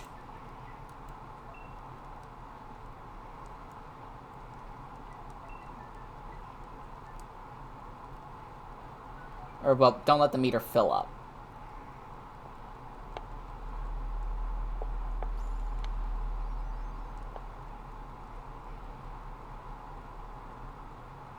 Well, this is sad. Friggin' apparently a two-toed sloth named Bean at the Cheyenne Mountain Zoo sadly passed away at only 6 years old. Aww. And like the thing is, like, two-toed sloths can live 40 to 50 years typically. So I wonder what happened. Maybe they got sick and just couldn't deal with it. Which unfortunately, when dealing with like any kind of animal, well, you run that risk. Not everything lives to its full lifespan.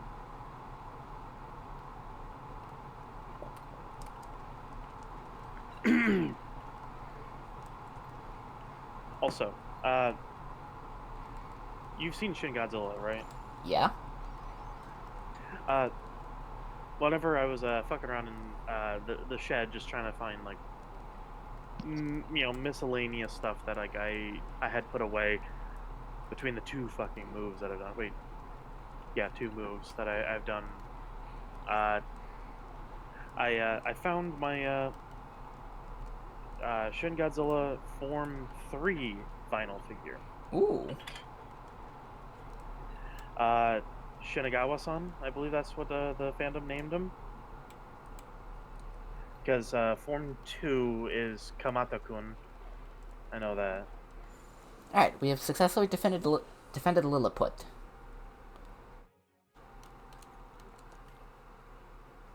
And now we have to do my least favorite one. Which version of Shin Godzilla did you watch? Was it the in color or the orthographic or whatever the fuck they called it? Black and white. It was the in color version. You know, it was standard version. Yeah, standard. Why did it just taste like that? I whenever I burped, it tastes like Taco Bell. I had a burger. A taco burger.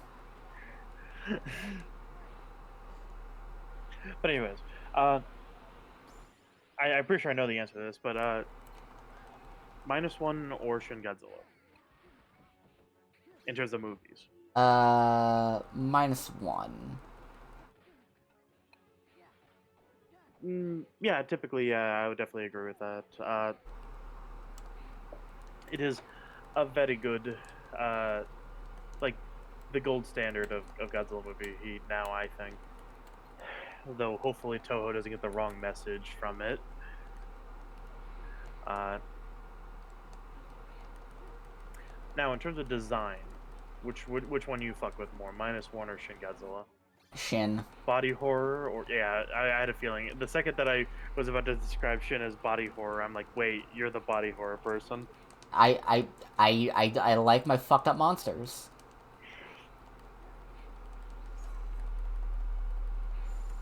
And there we go. Now the question comes in: would you smash or pass Shin Godzilla? Fucking pass, dude. Like, I like my fucked up monsters, and I like my fucked up monsters. But that is too far even for me. God damn. God. Anyway, for this one, the thing is, a black hole is eating Mickey's furniture. What the fuck?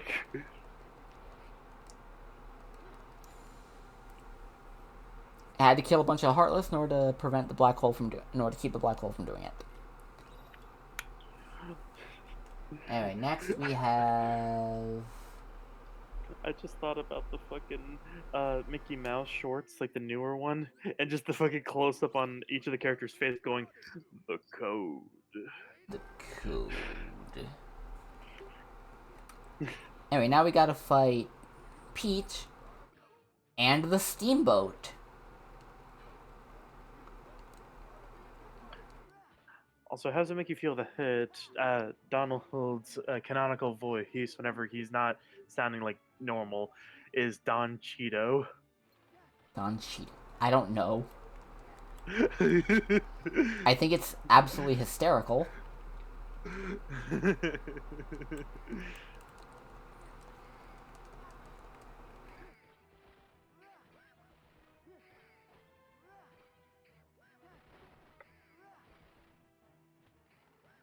Alright, and this should be a one and done thing.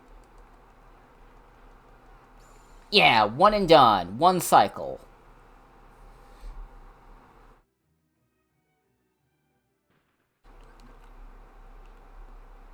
Alright, let's open up some treasure chests, and then we'll fight the actual boss of Timeless River.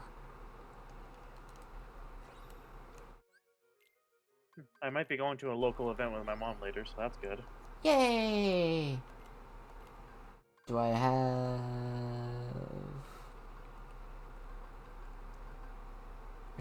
Retelling slash or dodge slash? We'll do dodge slash. Okay, so fun fact. I think I was going off on it earlier, but one of the things that critical mode does when you play is that you automatically start with 50 AP, which means you can equip pretty much anything you want right off the bat. Yeah. Another fun fact: one of your starting abilities in critical mode is EXP 0, which locks you at whatever level you are at when you equip it. You just completely lose the ability to gain EXP as long as you have that ability active.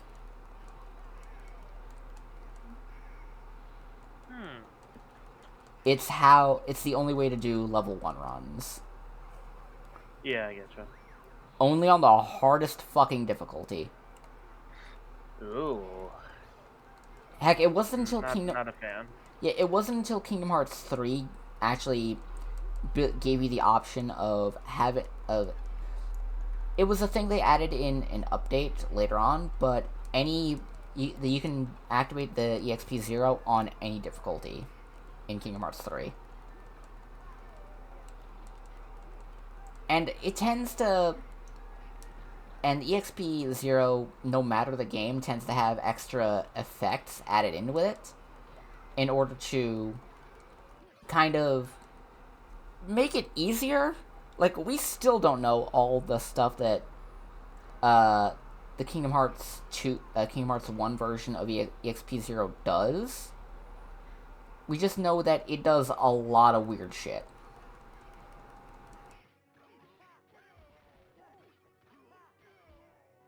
I think I forgot to equip Donald's limit attack, unless he doesn't have it yet.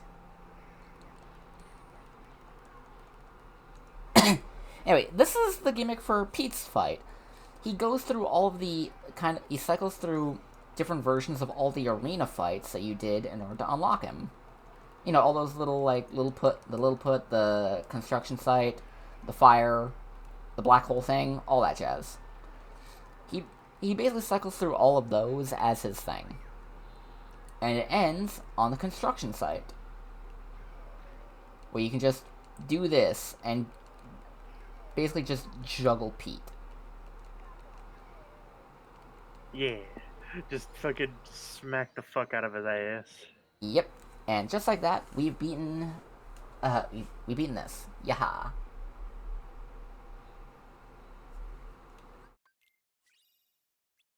And for that, we... Hi, Neko! Oh. Hi, Necromancer!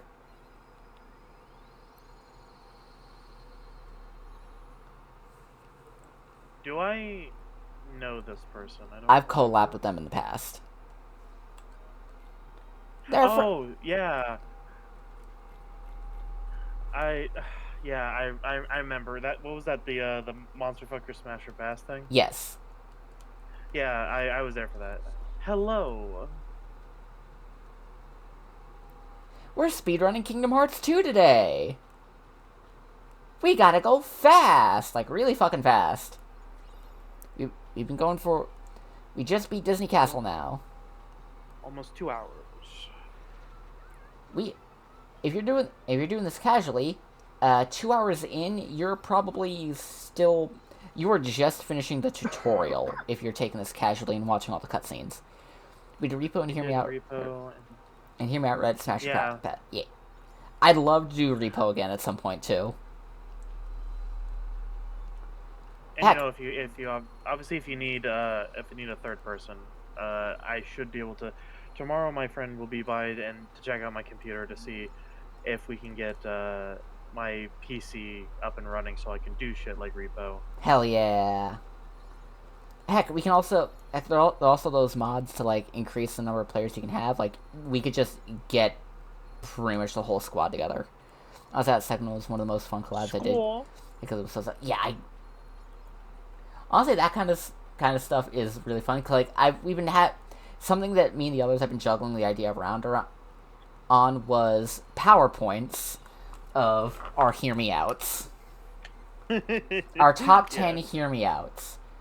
The Hear Me Outs that we all know we all have between each other, but also the ones that you couldn't get out of us with a gun and a can of gasoline. I feel like all y'all are gonna think that mine are very tame. If you do a Reaper collab, feel free to remind me. I am absolutely 100% down for it.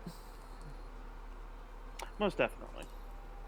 It would probably just have to be like either a fairly like an evening one, or it would have to be like definitely on a Wednesday. Oh, hold on.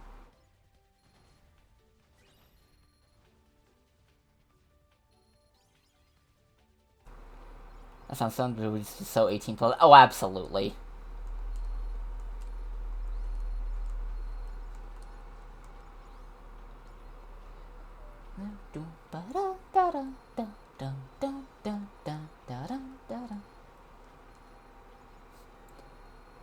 But aren't those the best kinds of streams where everyone's just like swearing up a storm because they keep getting freaked out? Sorry, Father needed to speak with me for a minute. Yeah, like, to be fair, I like 18 plus stuff just because like I feel like more free to just say what the fuck is on my mind. Exactly. Like that's why I didn't like be fully comfortable with being friends with Jackie until she was 18. That, like, even then, like I see this, like we hop into a voice channel with Jackie, and it's just like that, like, child, you're a child. Do not speak to us of the old world, child. I am your elder. Most of mine are considered from Shin Megami Tensei 4. Let me find out actually. Like, I'll get back to you on that. Some of mine are fairly tame, and others are just like I definitely feel like I'll get, like, if I reveal them, I'll definitely get the view of a couple of my friends like, what the fuck is wrong with you? I mean, but like in the fun way. What I'm seeing is, you know what? I can see it. You know what? I'll watch yourself, counselor. Goddamn. Alright, welcome to Port Royal, Pirates of the Caribbean. Oh shit! I forgot that I didn't like click back onto the right tab because I still had Discord covering the stream. Heh. We're fighting zombie pirates. I was gonna make a joke. They all look like John Constantine.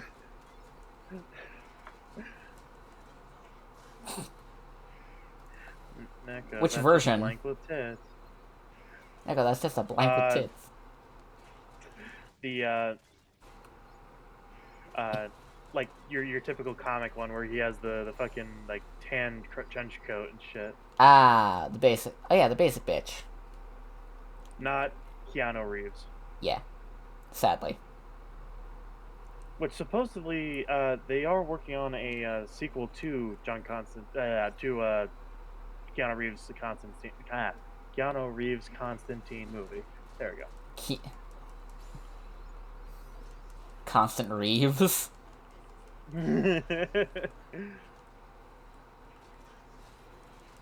Alright, so since we've completed Disney Castle, we've actually unlocked our second drive form, which honestly, I don't really ever fucking use.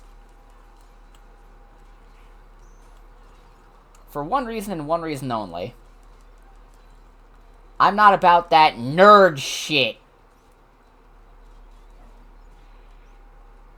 It's magic. It's magic based. Really no real physical attacks to speak of. It's all ranged. It's all magic. It's all blue. It's an Elden Ring player's wet dream, which is why I fucking hate it.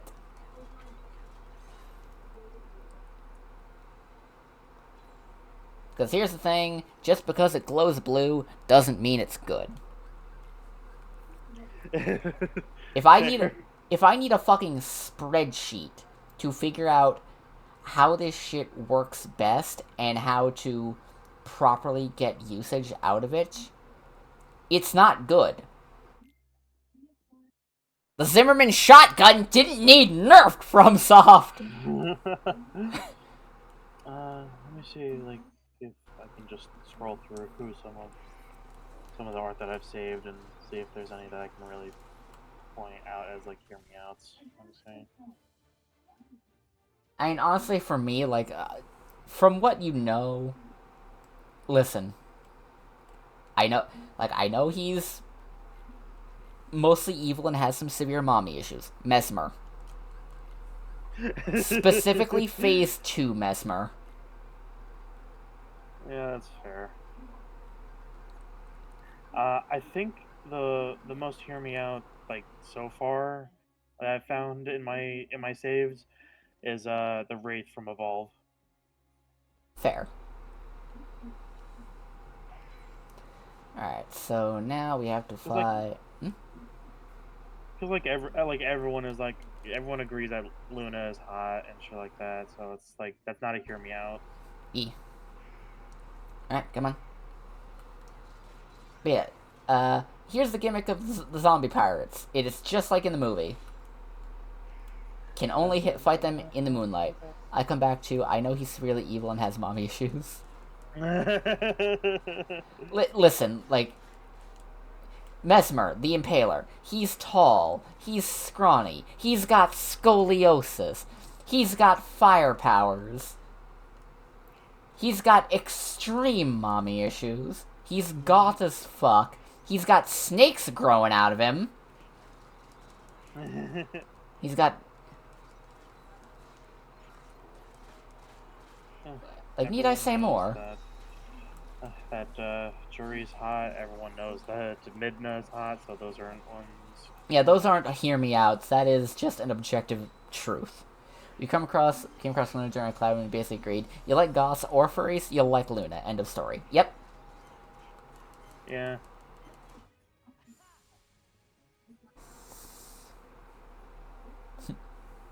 Yeah. I don't get people being into Canon Pomni. Some people... It's less that I think it's just the jester thing. because like every like sexy art that I've been unwillingly exposed to who of Pomni just changes what she looks like so much outside of the outfit. I'm like, that's no longer Pomni, that's just a jester. I think I think it might be part of.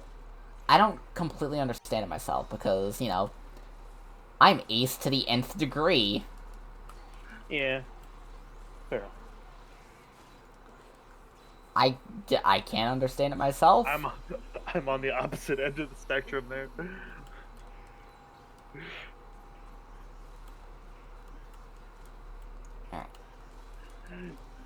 Alright, so essentially, We've already come up with a meme to describe me. yep. I showed on stream, but it involves a word that I cannot put. It's not a slur. It's just a word that Twitch probably wouldn't be happy if I put on screen. I can And explain it the same way I YouTube explain would, why I like the Plague would Doctor age- and Darkest Dungeon. yeah. Plague Doctor jesters are cool. Women are cool. Therefore, cool. Women are cool. Cool is sexy. Therefore, sexy. Yeah, fair. Because like in terms of, I don't like Pomni myself, but I accept it. Yeah, it just I'm a little bit just confused, like based off of just canon Pomni design. Because the only canon design that like I 100% get is Ragatha. And that's just a woman. Kinda, yeah. Like, in terms of design, she's just Raggedy Ann. Pound cake. Okay, yeah. Okay, here's the thing. I can see it on. I can see Pound Cake in OBS. I can see it in the OBS Twitch chat. And it did come up on screen, so Yeah, I'm not. Thing is though, I'm not seeing it on mobile Twitch chat. because weird. I don't know. She's Raggedy 'Cause I Ann see with it. a suggestion of boobs. Yeah, like that's all Ragatha is. Which I mean, like she is the most conventionally attractive girl character in that show. Yeah, and if only because again, that's just a human woman. In terms Yeah. of design, she's just a plushie. She's still just a human woman shape. All that jazz. So on the one hand, I do kind of get the appeal of Zubul. Interchangeable parts? Satisfactory. Peak gaming at an affordable price? That's still one of my favorite fucking pictures Cryo has ever showed me. Yeah. Speaking of Peak, not the game. She also has a This sexy is, sec voice. Big. Yeah? Yeah, definitely. I really like Amanda's voice. They are very good with sounding very hot. To be fair, I've seen like what Amanda looks like in general, and they are pretty good. Though that's not saying much from me because I see woman and I'm like yes. Well, Yeah. to be fair, Amanda's NB, so just femme presenting NB. Ah. Hell yeah. Isn't it kind of funny that Ragatha's VA is NBE, but Zubul's VA isn't? I do find that kind of funny.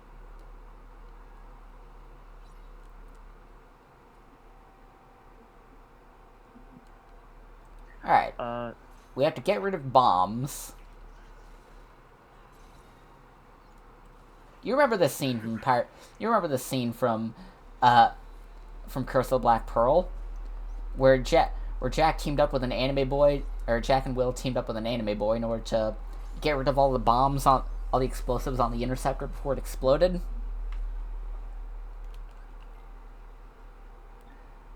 Oh! And that Goofy was there for some reason? Yep. Okay, so here's the thing. That you didn't, that you'll see once the safety save is done. This thing, absent silhouette, optional boss battle only in the final mix version. That's how they added in extra boss fights with the organization members that died in Chain of Memories. Like Marluxia, Zexion, Marluxia, Larxene, Lixius, Zexion, and Vexen. That's how That's how they added them in as boss fights in this game. Because you could only fight them in Chain of Memories. In fact, Zexion didn't even have a boss fight in Chain of Memories.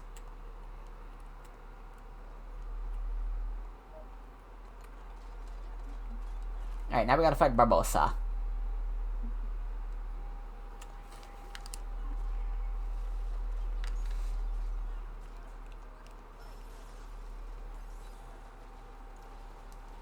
And just like all the zombies, all the zombie pirates, Barbossa's weak to magic. Like, just all the elemental magic. Excuse me. Oh, god damn it, I slid him over there. Come on. Get out of the shadow. Get out of the fucking shadow. Imagine if they did a fucking a Disney World for Kingdom Hearts that's homeward bound, and it's literally just helping Sassy, Shadow, and Chance get home. That'd be cute. I don't know how they'd incorporate combat to it. Kicking the shit out lines and shit all the way. There we go. We just beat Barbossa.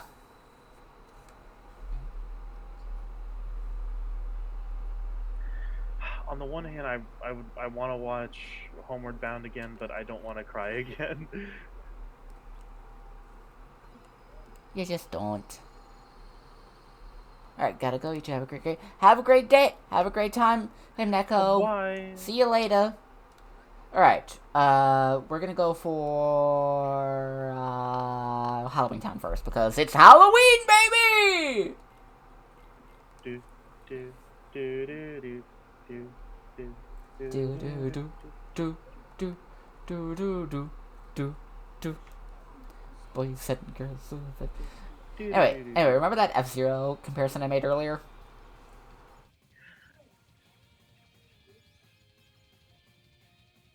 Yeah, more F-Zero.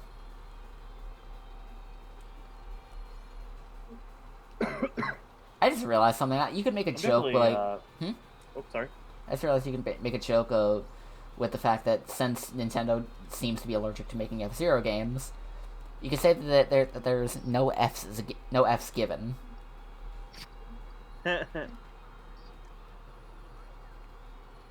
What's the... I don't remember. Do we have a specific plan for Halloween Day? 'Cause it's Friday. Halloween lands on a Friday? Yeah. Probably not. I kind of want to... I think starting next week, I'm gonna start streaming Nightmare Before Christmas Odie's Revenge, just so we have something more for Halloween. Yeah, get that, play to the algorithm, basically. Yep. Maybe, like, because I assume you work on Fridays, whenever you get Yep. off of work, we could just watch the movie. Yee. I am considering taking off for Halloween. Like, I'm considering it. So that way I could do, like, a special Halloween stream. Oh, that could be... Actually, that'd be a fun thing. Like, a late-night Halloween repo stream. I'd have to get some green apple liquor to prep for it. Why liquor?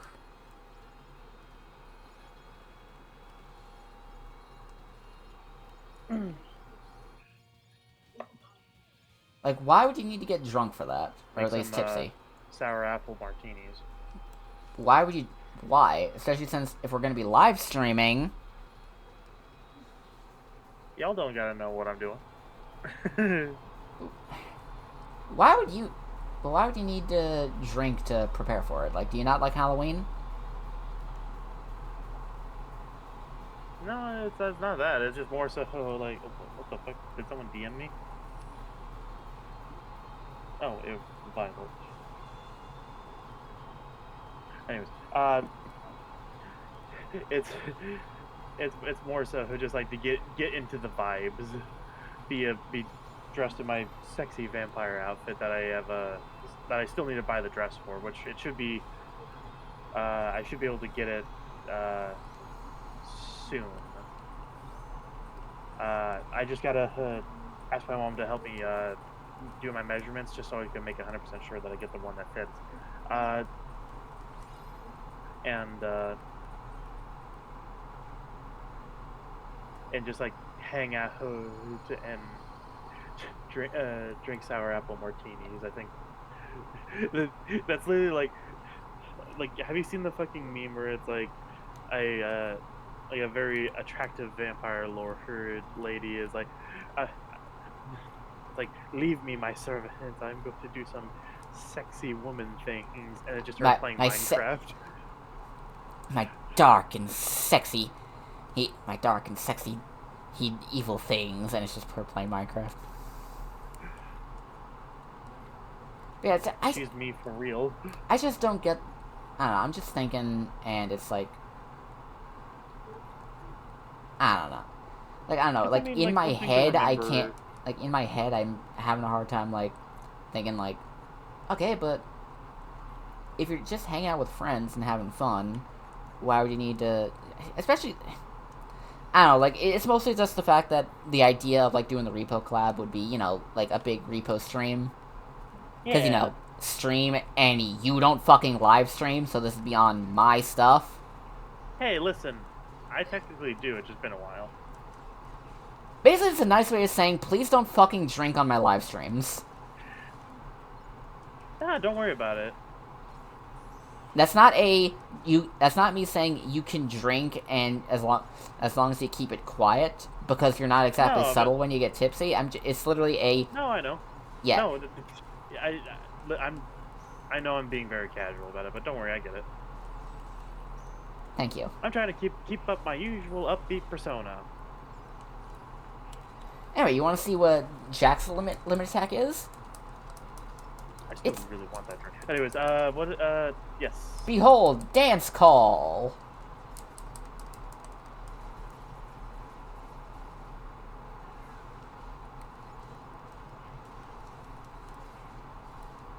I love Nightmare Before Christmas so much. It is very good. It is the best Halloween and Christmas movie, objectively. If you disagree, you're wrong. I like jokingly calling it a Thanksgiving movie. I know. Split the difference between the people who say it's a Halloween movie and the people who say it's a Christmas movie. One day you will have to answer for your crimes, and God may not be willing to listen. Because doesn't most of the movie technically take place in November? Technically, yes. In fact, the whole movie takes place in November and most of December. There's only 365 days till next Halloween. 364! Anyway, here's another thing. Sora's Christmas town outfit. Sora, Donald, and Goofy didn't have these outfits in the PS2 version. They were still in their Halloween town outfits. I don't know. I think either time constraints or some other reason. The point is, they didn't have this in the original PS2 version.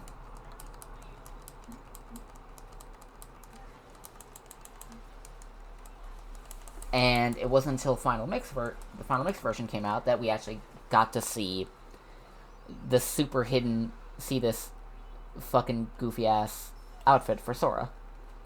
And I love it. Like, look at him. He's just got a big he's just got a big hat. Well,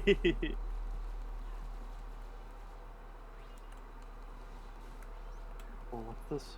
What's this? There's What the color fuck is this? everywhere. What's this? There's white things in the air. What's this? I can't believe my eyes. I must be dreaming. Wake up, Jack. This isn't fair. What's this?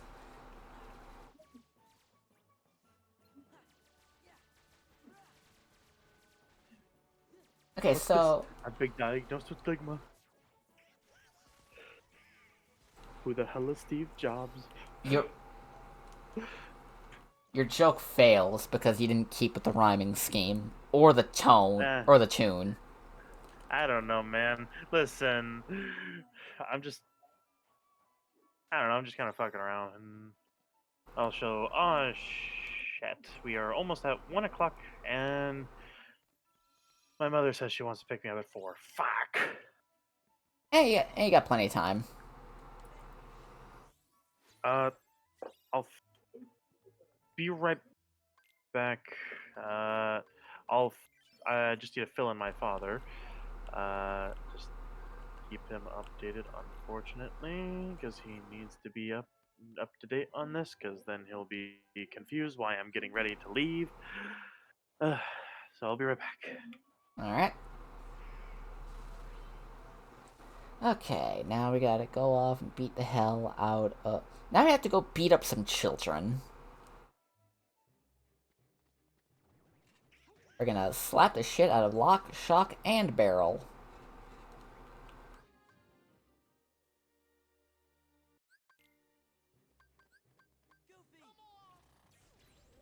Let's go. Let's go. It's time for violence. We have formed a violence committee.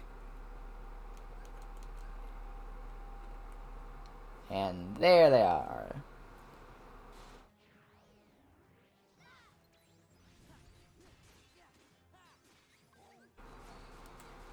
Bam, bam, bam, bam. Bam.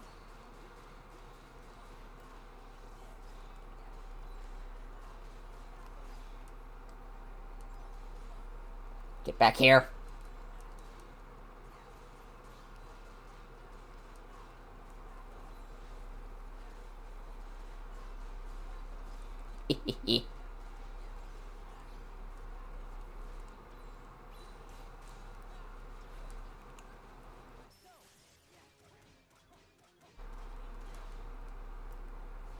Alright.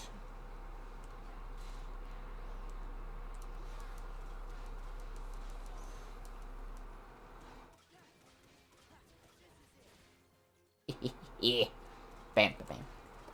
We're already down 3 health bars out of 5. And he's already in He's already in his final phase. Goddamn. Bam, bam, bam, bam, bam, bam, bam, bam, bam, bam, bam, bam.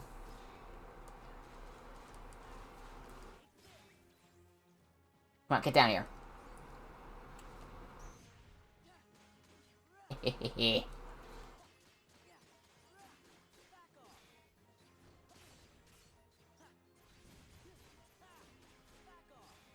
Final health bar. Bam. Come on, get back here. Keep dying.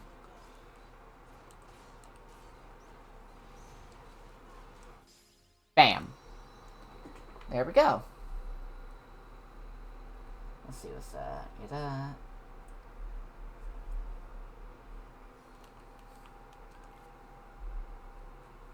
Alright, now we get to go beat up Oogie Boogie.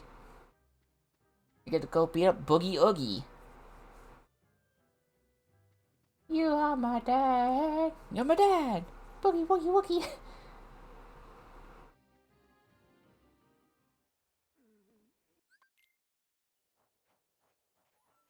Alright, Yuletide Hill. It's time to commit Yuletide.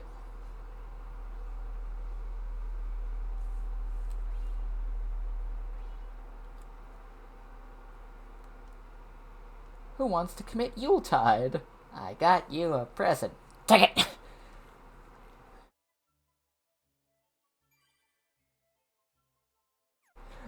Alas, poor New York. I was there, and it was gruesome.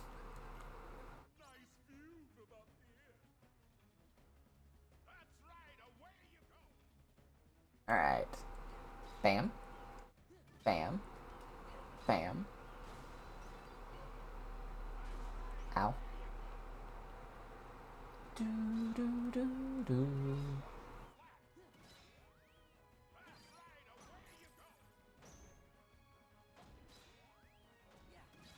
Come on. Get down here.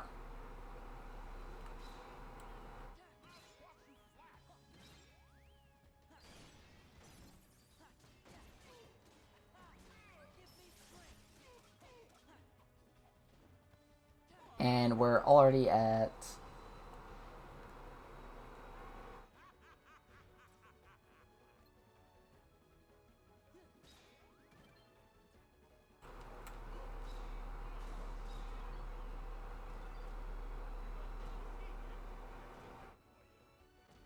Come on.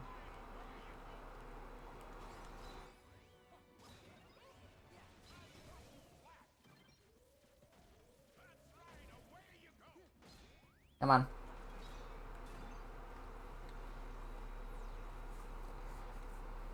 Bam.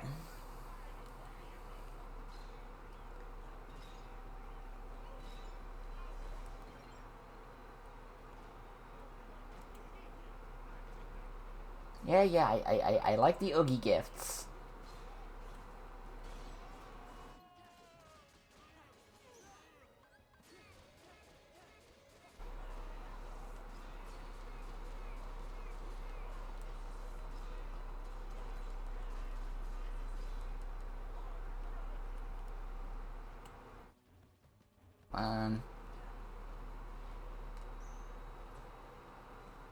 He's in the center.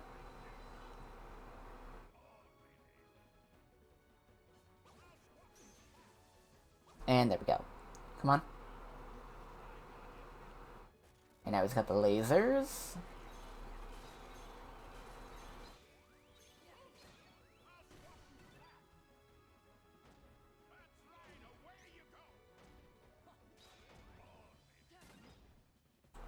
Okay, he's moving right. There we go. Come on.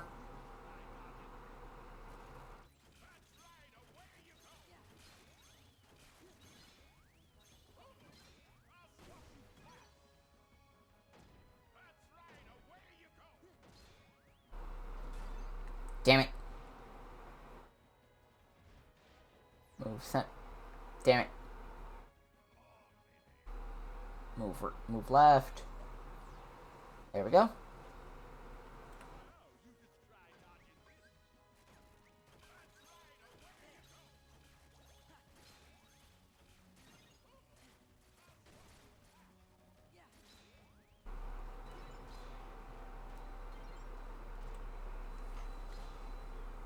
Go.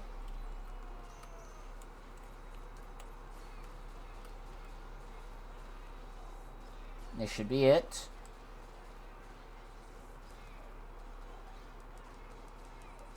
Yeah, this is it. There we go. And that's Oogie Boogie defeated. Again.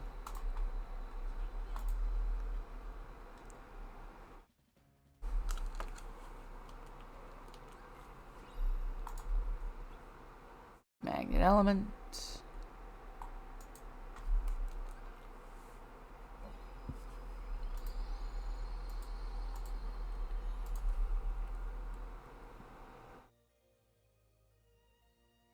Oh, Twilight Town. Okay, we're going back to Twilight Town. Because we do need to go back here at some point. This is mandatory. This is the way.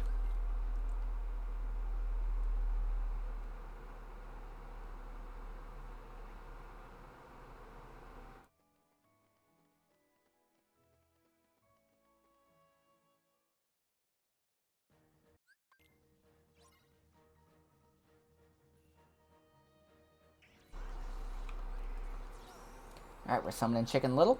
Because, well, we need to at some point.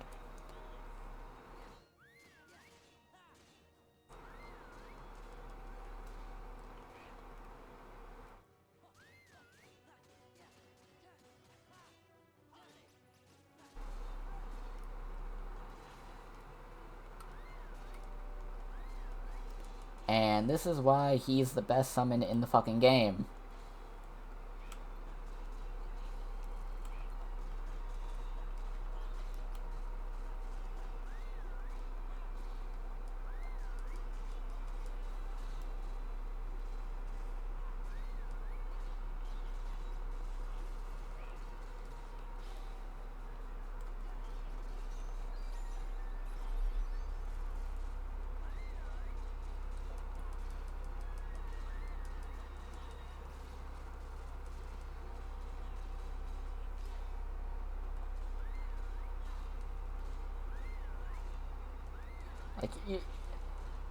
Like, normally this fight takes a bit.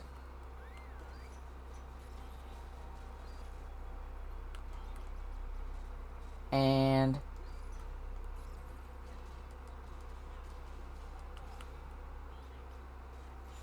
there we go. Made so much easier.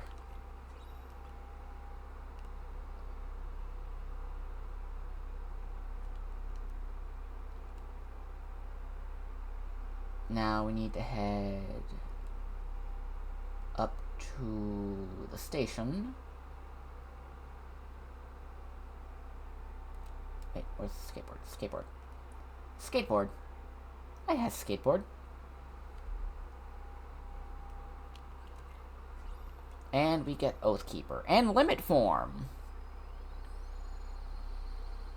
Yeah.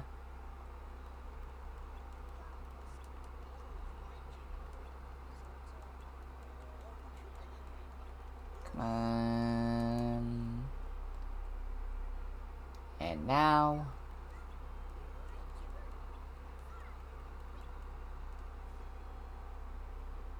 it's time for the second visit to Hollow Bastion. But first, Oathkeeper, we're going to take a bit of a hit to our attack, but we will be dealing more damage with... Okay. Some of that.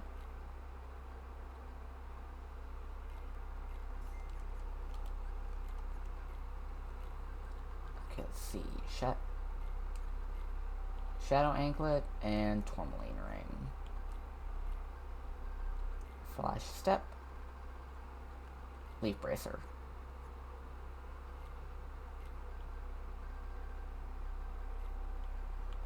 Magnet. Thunder. There we go. Hi, Cloud.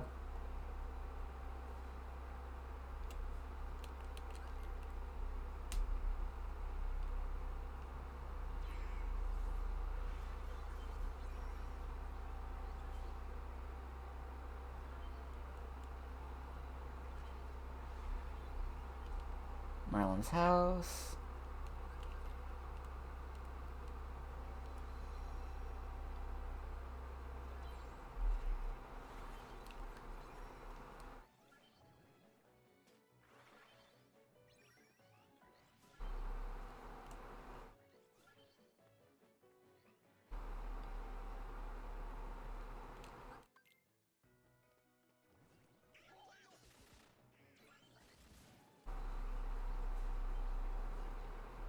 Okay, and here we go, here we go, here we go, go, go, go, go, go. Gotta go fast.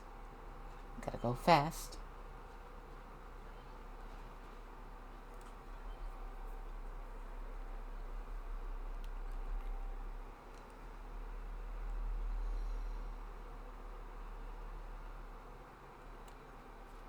Treasure.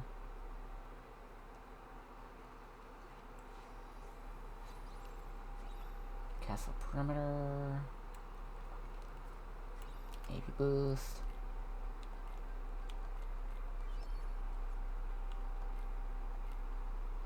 Should have access to stun. Oh.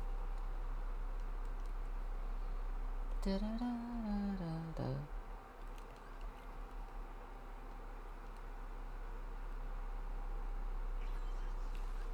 Wait, I should do this.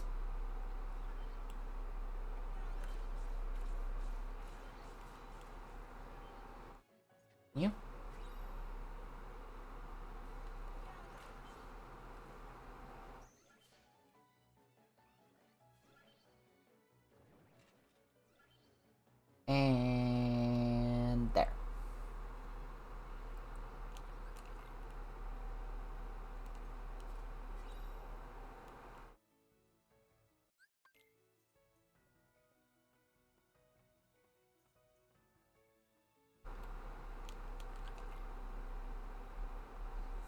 And we're in Tronland.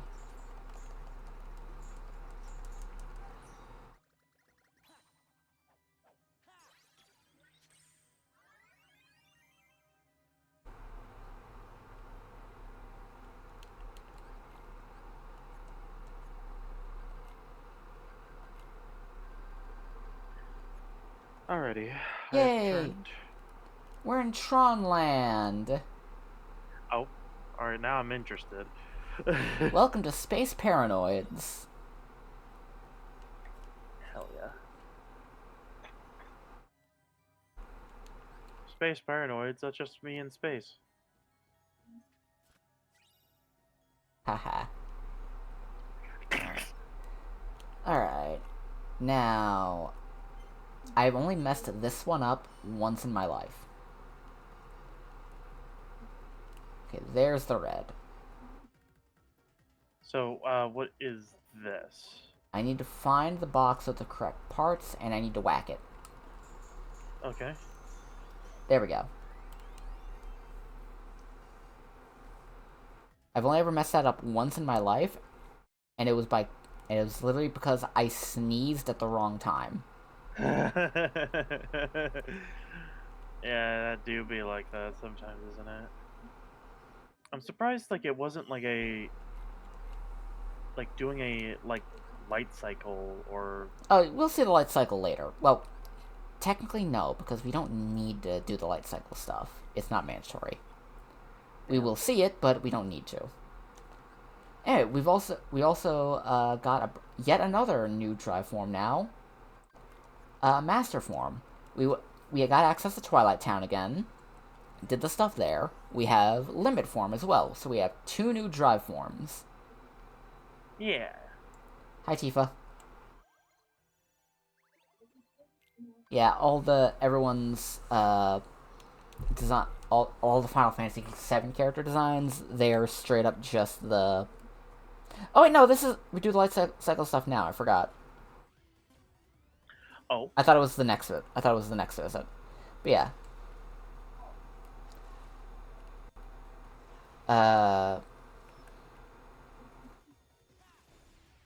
Yeah, freaking... All the Final Fantasy VII characters' designs are straight up taken from their Advent Children stuff. Also, I wonder how many eggs were cracked whenever Cloud dressed like a girl in 7. Not a whole lot, especially since, you saw those polygons, you never actually saw what Cloud actually looked like. Yeah, kids' imagination, though. Some, maybe. But everyone kind of... I think generally the consensus is that Cloud is some kind of gender fuckery non-binary. Definitely. Only Also, an NB could get their mind fucked like that and keep going. Also, I wonder why they don't do the thing where you end up with the light ribbon behind you. Because that would be absolute. Because you have to remember, this was a PS2 game. Fair. That would be hell on the on the game. Oh yeah, especially if they had to do the thing of like it staying there the whole time. Like they could have done I guess some kind of light effect on the wheels, but with all the stuff that you see that they're trying to do here with like the path actually appearing around you the whole time. Yeah, this is a little much for the PS2. For the PS3, it'd be much better. Yeah, and then the PS4 and 5, so... Yeah. This yellow guy just escaped with me. Even though I know it'll never happen, I do one day dream of a really good Tron game for modern consoles. I mean, here's the thing. There actually is a I've heard that there actually is a pretty decent Tron game that's actually available on Steam right now. I just don't remember the name of it. But generally the consensus was it's good, nothing mind-blowing, but it's still a good Tron game. And from Fair. what I've seen of the gameplay and movement, it's very Doom-like. Like, modern Doom.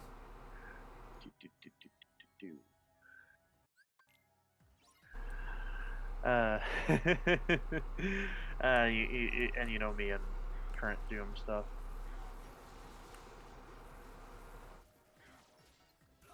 Yeah, I think you'd enjoy it. Probably. Have you ever watched Tron Uprising, the 3D animated show? No, I wanted to, though. It is very good, honestly. Unfortunately, it was canned like before it was like fully like done, but like still, Ain't it's ain't worth that a watching, recurring thing? especially with Tron.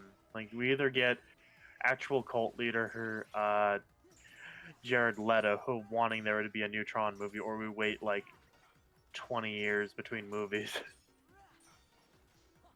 And the thing is, Tron Ares actually looks really good. Yeah, I just hesitant. Because, you know, Jared Leto.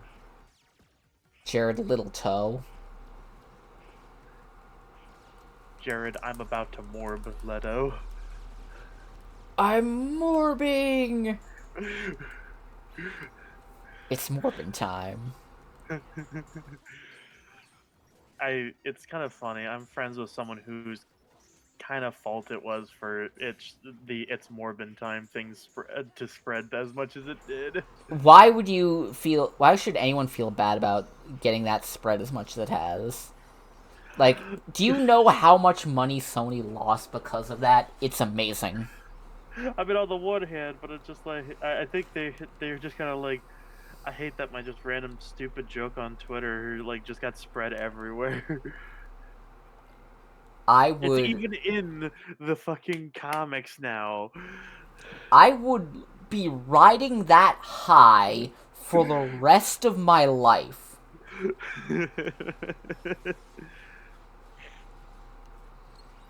Because that is hands down some of the funniest shit ever.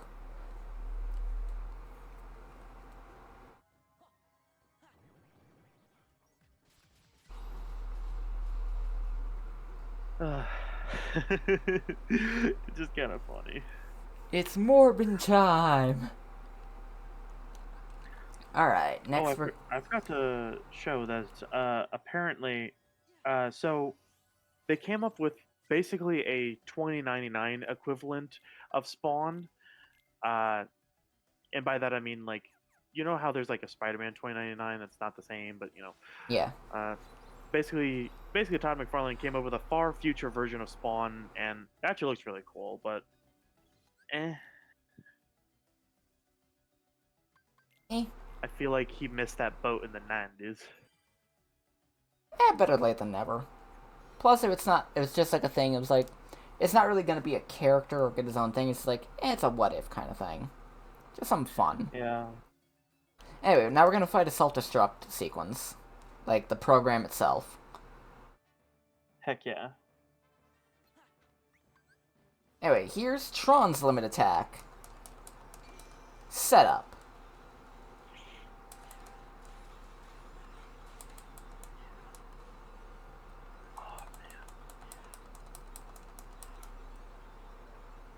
Tron is fucking cool as fuck. I don't get how there's some people who are like, oh, it's bad, and it's like, fuck you. Like, you it's you not hate bad, fun. it's just old. Yeah. You hate fun. Fuck off. And also, they got Daft Punk to do the fucking soundtrack to the second one. Which, you know, fucking, yeah. Rad as fuck, man. Okay, so the storyline is called Rat City. Peter Cairn, I think that's how it's Cairn, is Cairn. an ex Cairn is an ex-soldier, an amputee, and a hellspawn in a post-war future. But Peter's not dead like Al. Peter got his spawn powers from the nanites in his prosthetic leg. Nanites that were affected when Al Simmons initiated his necroplasm detonation in the present. Al had no clue that the effects would ripple across not just space but time as well. Hmm. I mean that sounds good. Damn it.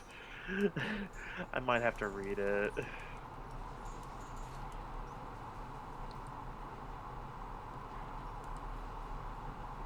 Stop fucking But, moving. But yeah, because like my first exposure to it was a figure, and they're doing a Walmart exclusive version that's black and white, Cool. kind of like the. Do you remember the Mirage comics for the TMNT Kinda. I mean, never read them. I know with of the them. the black and whenever they were black and white and still had the red bandanas? Yeah. You cut out a little bit. I said was yeah. that affirmative? Yeah, it was literally just me going, yeah. Oh, gotcha. I didn't. Like, I'm not... All All you heard was, yeah? all I heard was. Eh. Ah. So I was like, is that an affirmative? Anyways, you were saying? Currently still fighting an out-of-control self-destruct sequence. Oh, yeah, gotcha.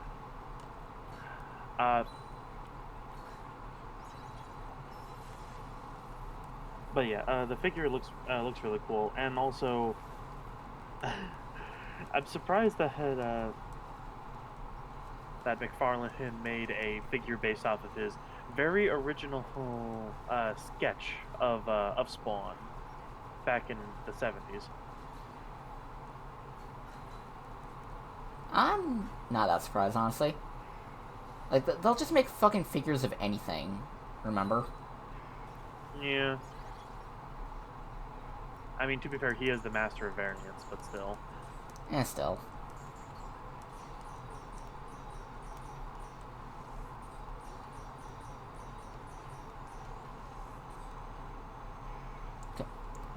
Get... How long are we gonna have to keep doing this? Good. How many times do I have to keep teaching you this lesson, old man? How fucking elaborate do we need to make this fight? Get down here! What are you doing up there? Anyway, we have defeated... Anyway, we beat that, and this is actually where we get a bit of lore thing in the cutscenes. Oh, lore? Oh, yeah, Because we don't get to found see out it. that the guy that was actually in charge of... The guy that was pretty much running Hollow Bastion back in the day, who was the king of this world, we know... Essentially what we've found out is that there were two people named Ansem. Huh. There was Ansem, the king of Hollow Bastion, and then there was Ansem, his apprentice, who stole his name after usurping him.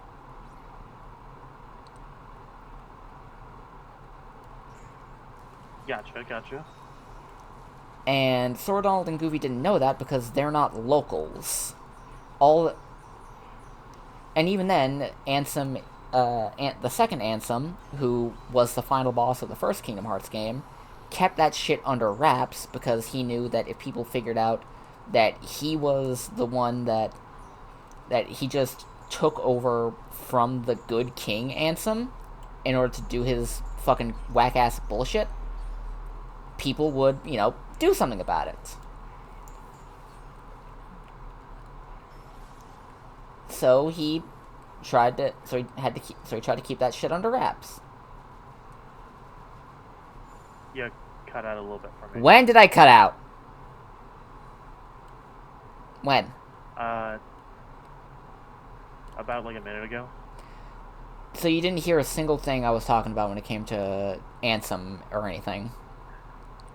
I heard you mention the name, and then whenever you went into explanation, it kind of did a little like. You gotta fix your internet, girl. Trust me, I think the modem's going bad, but we have to contact Spectrum for that, and fuck Spectrum. Ugh.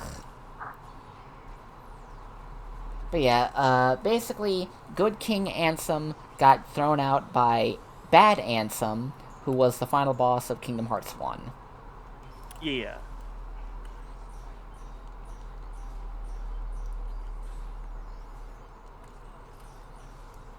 And now... Play... Alright, come on. Ah, Dance or Nobodies. They are fucking infuriating to fight. Because they do this! All the fucking time. Yeah. They're just like, hey, do you want to keep playing the game? Hey, do you want to play the game? Yeah? Too bad. Well, fuck you. Yeah. They, You're having fun? Yoinks Yeah. the plug. Yeah, they literally just fucking go at you with these, in this fucking pose that nothing can knock them out of, by the way. They And they're- fucking JoJo pose at you. No, they're just like, ooh, I'm gonna get you. I'm gonna get you, and there's nothing you can do about it. Ooh, I'm gonna get you with my funny little grabby hands. Ooh, boy, I'm gonna get you. I'm gonna get those teenage gams, Sora. I'm gonna get your gams. What the fuck? Yeah, because Sora's like 15 in Kingdom Well, I Hearts knew 2. that. Okay,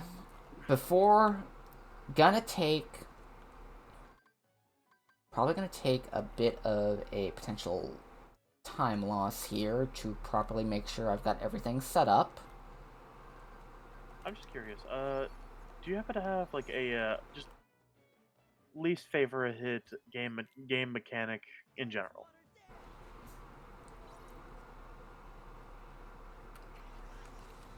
Breakable weapons.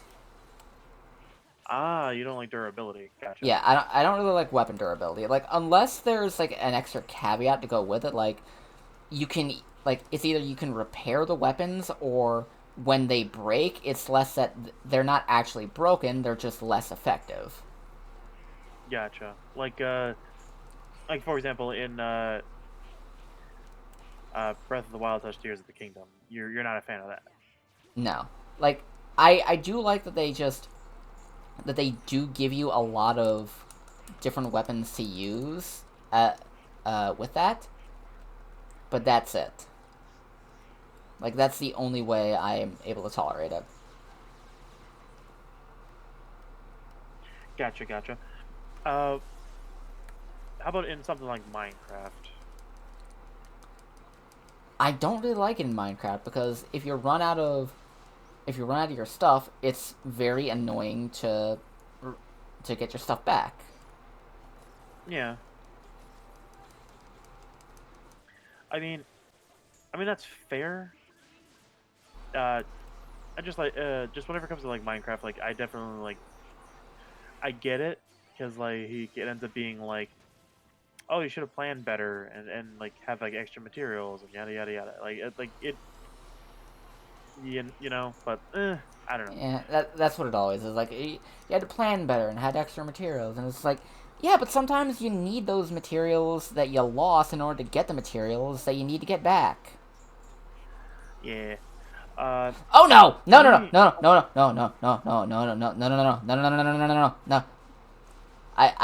You got... Boys gotta go now.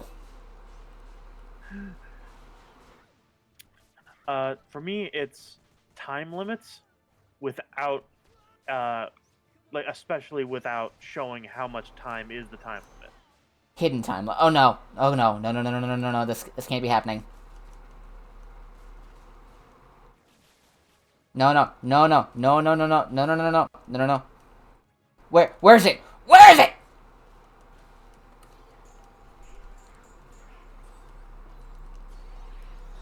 Okay. That was very close. I'm sorry. Like, yeah. Say your thing. Finish your thing. Because for me, a good example of that is the boss fights in the NES game Godzilla Monster of Monsters. When you fight a monster at the as like the boss at the end of the stage, there's a hidden time limit that basically, if you don't kill the monster within that amount of time, They kick you out. The monster regains some of its health. You don't. And some of those health bars are fucking obnoxious. I've seen them. Yep. Okay. And, like for example, like fighting Gigan sucks ass in that game. Alright. Okay, so the reason I was freaking out there is because I activated anti-form. Yeah, I saw that. Essentially what that is the game's kind of penalty for having used so many drive forms. Every time you use a drive form, it ticks up a counter, and once it reaches a certain threshold, from that point on, there's a chance that you'll activate anti-form. And once you activate anti-form, you can't leave anti-form willingly. In order to leave anti-form, you have to expend all of your drive gauge. You don't do as much damage per hit in anti-form, but your combo potential is quite literally limitless. Your combos are extremely long, but that also means it takes it's going to be a while before you can actually land a finishing blow to kill a boss, if it happens in the middle of a boss fight. And you also can't heal at all. And that's the penalty for it. Ooh.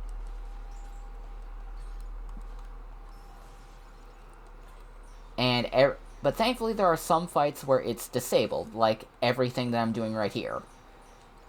Until we finish the Battle of 1,000 Heartless, I cannot activate anti-form at all. Yuck. No, that's a good thing. Because that means I can use limit form to my heart's content. Oh, okay, sorry, I misunderstood. Yeah, anti-form is the penalty. Yeah. I got you. I understand now. Yeah, it's good. It's very powerful outside of boss fights. If it happens in a boss fight, unless you know what you're doing, there's a good chance that it will end up getting you killed. Because you don't have a whole lot of mobility, you don't have a whole lot of ability to... Like, again, you can't heal at all. So, yeah, anti-form in a boss fight, bad thing.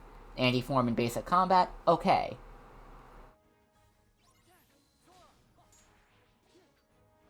Alright, but here we are, fighting a bunch of enemies, and after this, we'll be going to the Battle of 1,000 Heartless.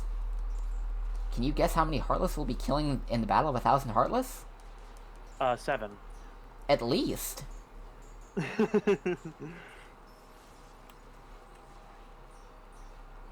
Alright, and remember when I said that every drive form has their own unique way of leveling up? Limit Form's way of leveling up is that in order to... Every time I do one of the limit attacks, like Sonic Blade, that is 1 XP point it gets when I fully complete it. It needs to be completely done in order for it to count. If it doesn't, if I can't complete the limit attack, if I'm interrupted, I do not get that 1 EXP. And it takes a lot to get limit form to its maximum. Ooh. Thankfully, currently we have pretty much every drive form in the game. We're just missing 1.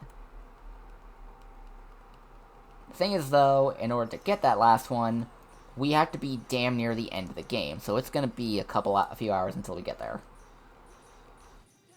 Of course.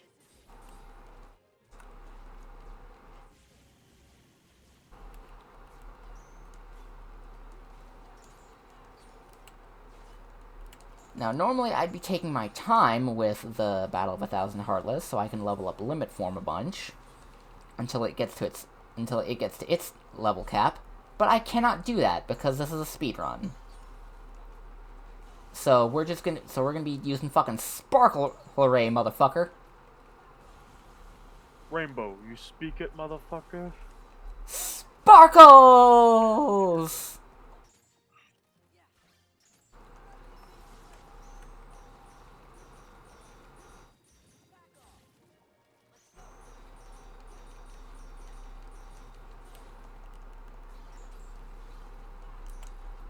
Laser!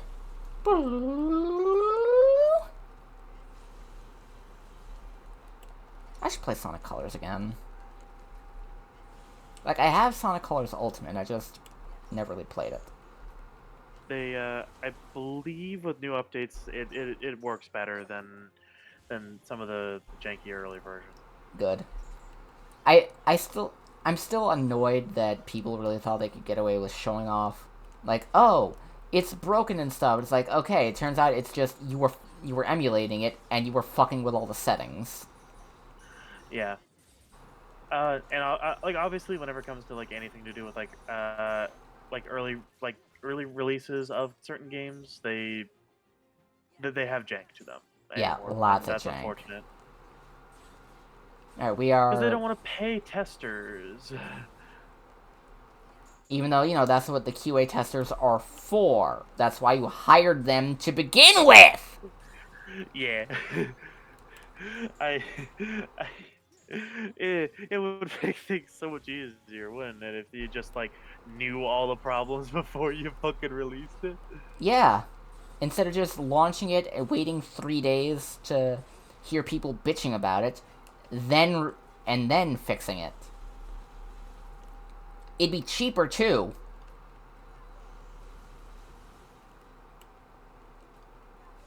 Oh, okay. This I downloaded the Gurren Lagann file. Each part in the name of the part is named what color it should be. Oh, cool. So that makes it so much fucking easier. I could just print what color that it, like I could print it and then just immediately start to cure it and then just spray paint whatever color it is. Or in the case of like the kind of light blue portions, just paint it on. Yeah. God damn. That's gonna make things so much fucking easier, dude. Imagine, you could have just downloaded it first to see what colors you needed, and then went out to buy the colors exactly. No, well, I mean, I still got the ones that I needed. Like, red, I bought. Gold, I already had. Skin tone, that's what the beachcomber color that I have is. Black, bought black. Skin, black, red. Ah, there we go. Light blue, yep, bought that. White, bought that. I've never had this happen before. Oh, what? Where the last handful of enemies I needed to kill were all these guys. Huh. Cool. I've never almost died like that in the Battle of 1,000 Heartless.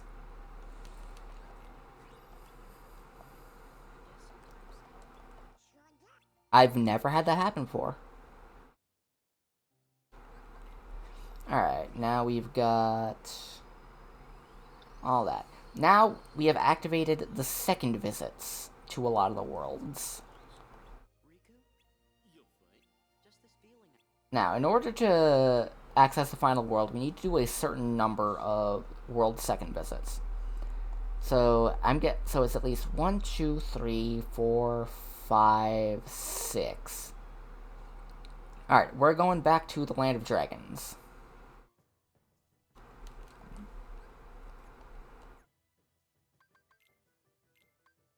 We're going back to the past to play the shitty games that suck ass. No, that's you. Well, technically that's Theory.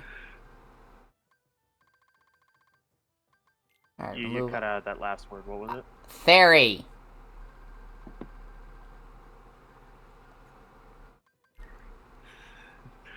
I cut out again, didn't I? No, I heard theory. I don't know why my computer's giving me issues today. Maybe Maybe it's just your computer?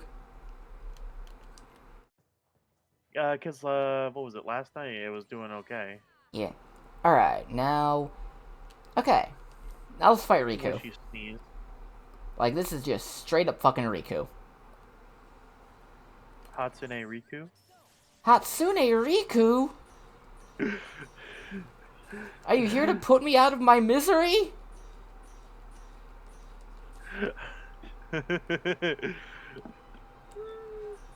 Maybe. It's a fucking Hatsune Miku. Is that fucking Hatsune Miku? Wait, you see her too?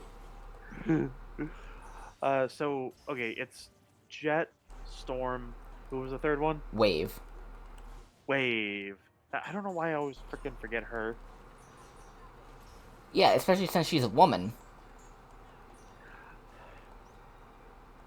How do you keep forgetting the woman? I don't know, like, because I didn't like grow up in a way that like had those characters. I mean, they were only in like 2 games, maybe 3, Yeah, and both of them were the racing Sonic spin-off. Riders. Yeah. And here's the thing, I played the first Sonic Riders. I like it. Yeah. The skill ceiling is fucking obnoxious, but I like it. You know what? That's fair. Wait. Also, hate to keep like muting and then like leaving and then coming back.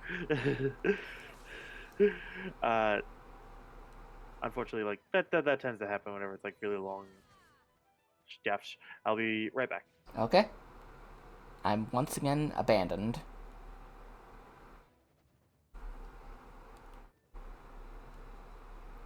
I've been abandoned once more. This time by my loyal dog.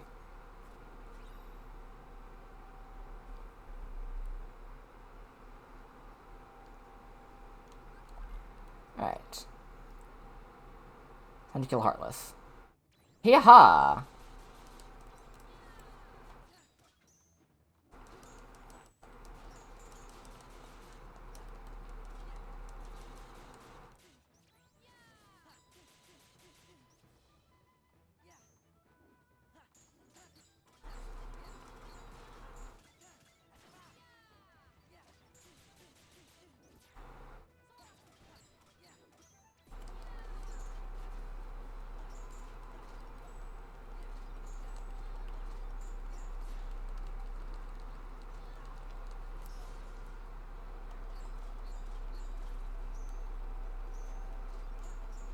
Come on.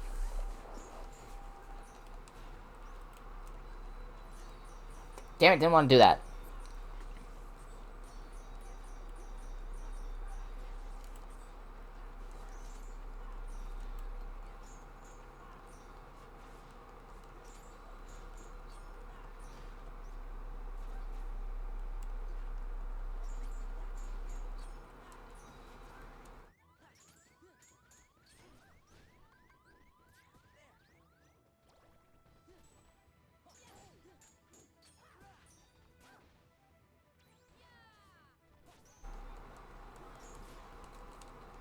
Come on.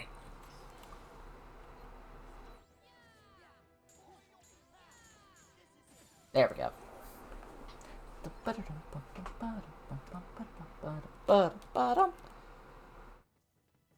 Okay.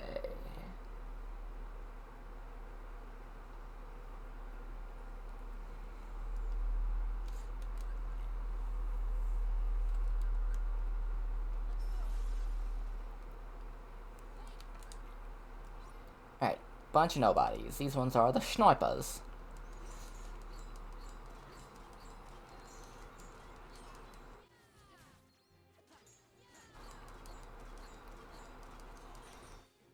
Meet the snipers.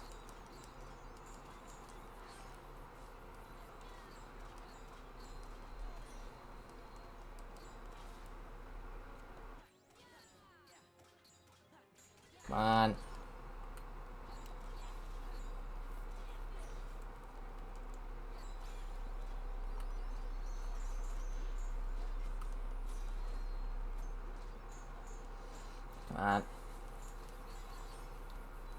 More things to hit. More things to shoot. Destroy. Swing.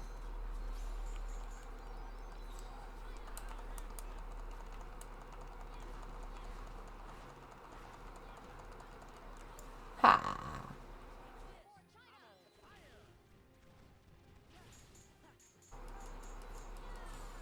There we go.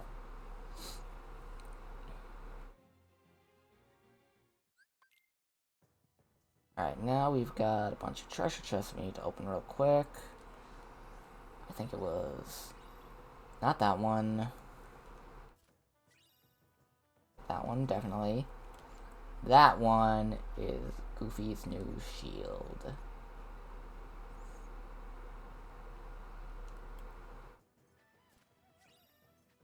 Or Calcum, Mithril Crystal. Torn Page, didn't need to do that, but I did it anyway. AP boost. Queen Recipe. Huh?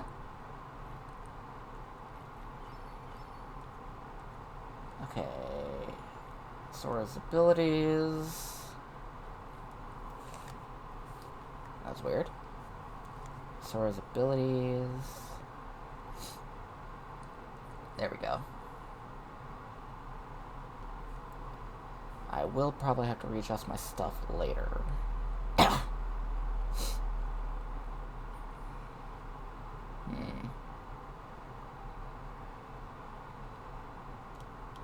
Storm Rider, that's what this thing's name is gonna be. Yeah, Storm Rider. That's this thing.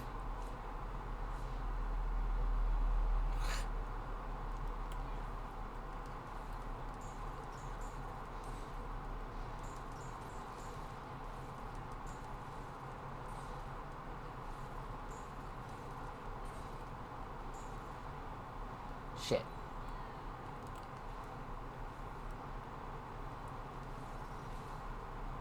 There we go. I had to use the floss thing and the and use mouthwash just to make sure my mouth is clean.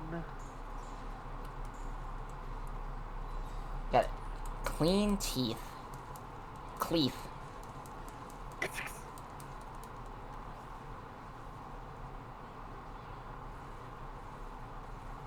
That's a lot of damage.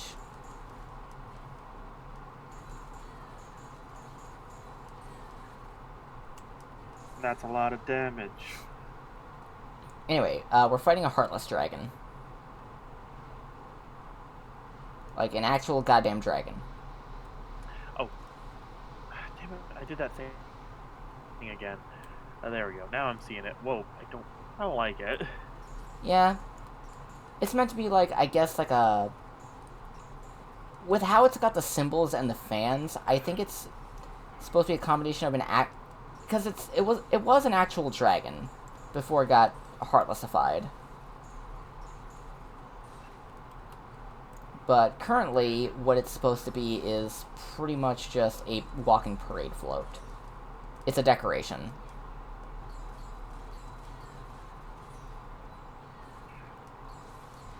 And remember when I said that there was that one thing with the Twilight Thorn that there was a way to kill it that made it look like it was breaking its fucking neck? Yeah. You can do that with this thing too, which is doing this. I've done it before. The vertigo toss is a fantastic way to kill it. It's so stylish. Hopefully, you'll get to see it today. Yeah. Yeah! Yeah. Yeah! Okay. I got reminded of a time whenever fucking Markiplier and Bob and Wade were playing Uno, and Wade was getting screwed over by the bot, and he was like, no, and I think it was like Barbara! I think it was Bob. Pressed the button on the soundboard. And it was like, yeah. Yeah! I need to get that saved as like a sound thing somewhere. Yeah.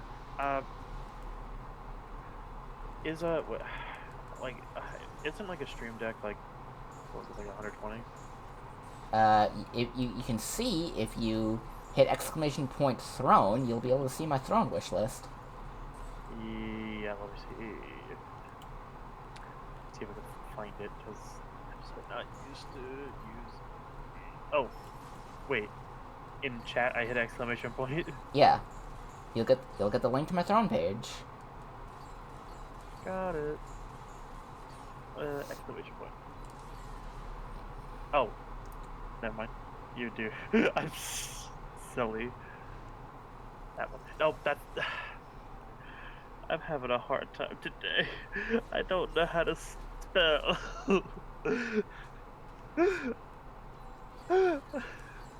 Yeah, typing in the name of your ex-boyfriend is absolutely going to take you to my shopping wish list. Listen.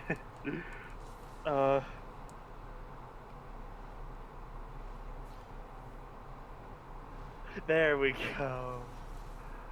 Oh, God. If you want to throw physical objects at me, get them here. I'll shout out and make a custom card for everyone who puts their name to a gift. Anyway, we just killed the Storm Rider. Elgato Stream Deck Mark II. How much? 150. That's close.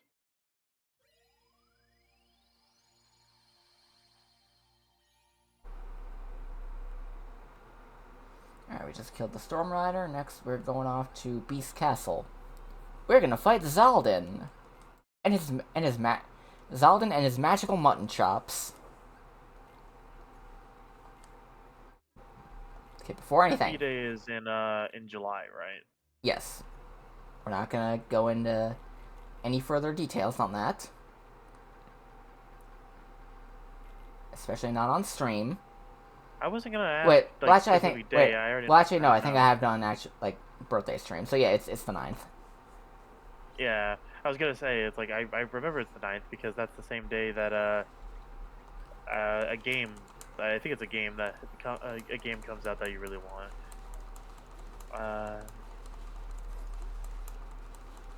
But all right, I have ideas. Yee.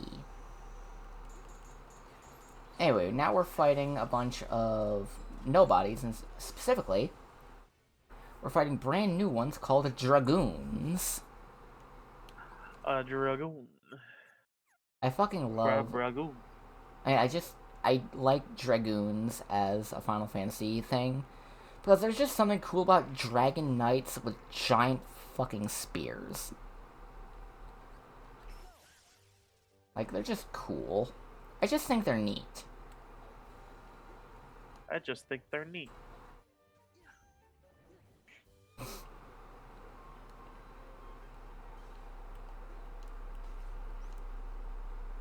Would you believe me that only you and Neko are the only people that I'm following that are streaming right now? Really? That's kind of surprising. Alright. Like I would have thought that Hesper would be streaming today as well. Probably busy with some other thing. Understandable. Okay, we just got a brand new Keyblade, the Rumbling Rose, which we're gonna actually use in place of Oathkeeper for now. Okay, now, so here's the thing when it comes to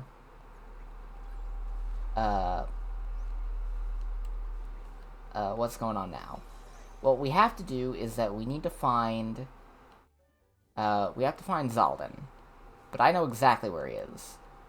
All we have to do is head back to the foyer, we'll get a cutscene, another combat thing, and then we'll get access to his boss fight.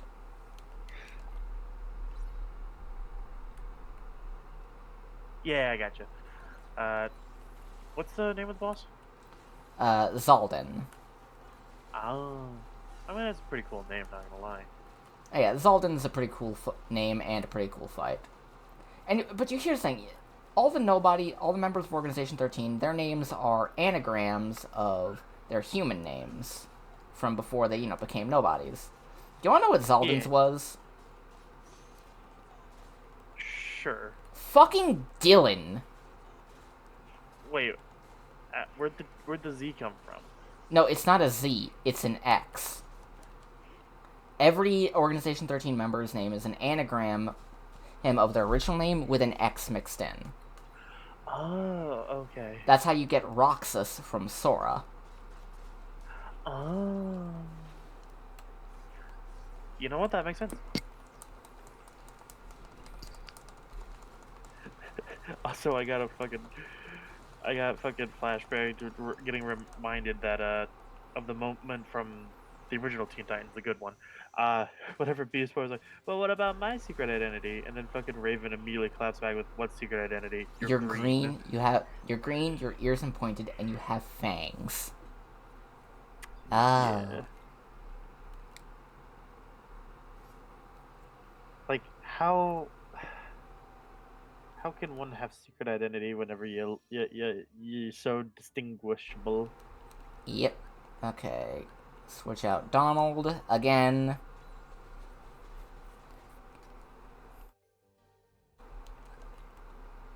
Alright.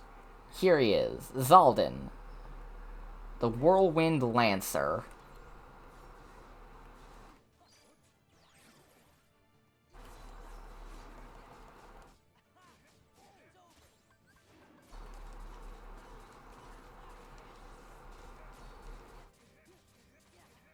He fights with 6 goddamn spears all at once.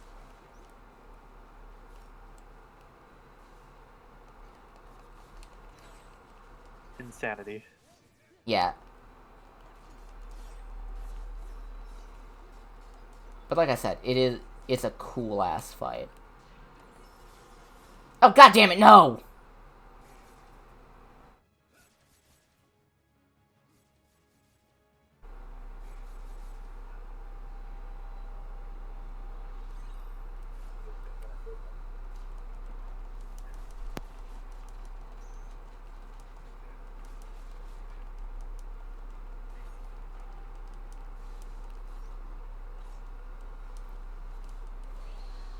Yeah, god damn it, that's why. Oh. It's not over yet!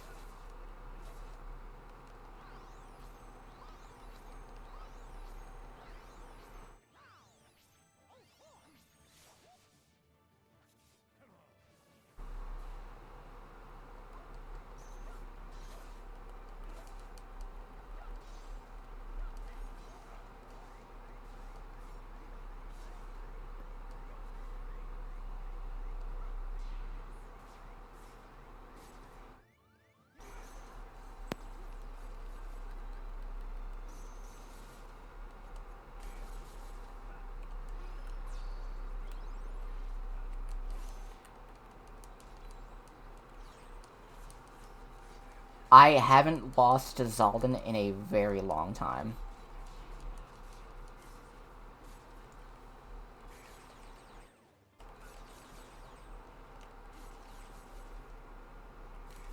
Come on. Oh, also fun fact: Chris Evans donated $2 million to support her LGBT plus Q plus community stuffs. Hell yeah. That's fucking Captain America. That's my captain. Oh, he's in combo mode. Oh, remember how I had talked about how Tom Holland was injured on set? Yeah?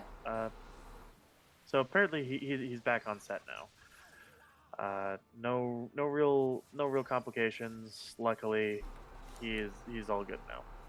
Okay.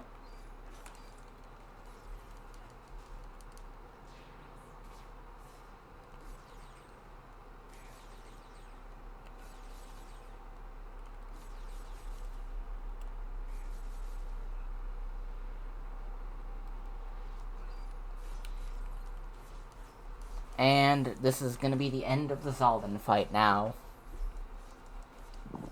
Fucking Dylan.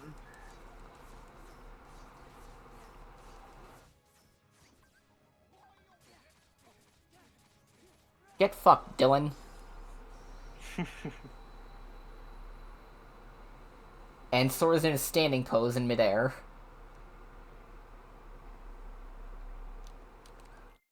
But yeah, that is that now. Next we do Olympus. Yeah, here's the thing. The one thing, like, cutscene-esque thing in the game you can't skip are these Chip and Dale things. You can't pause and hit skip cutscene. Alright, time for the Hades Cup. Let us see. Actually, let's...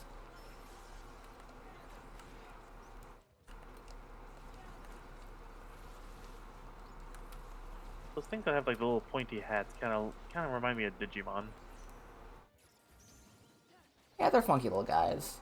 I think they're called Tornado Steps. And fun fact, they actually debuted in Chain Memories. Oh, cool.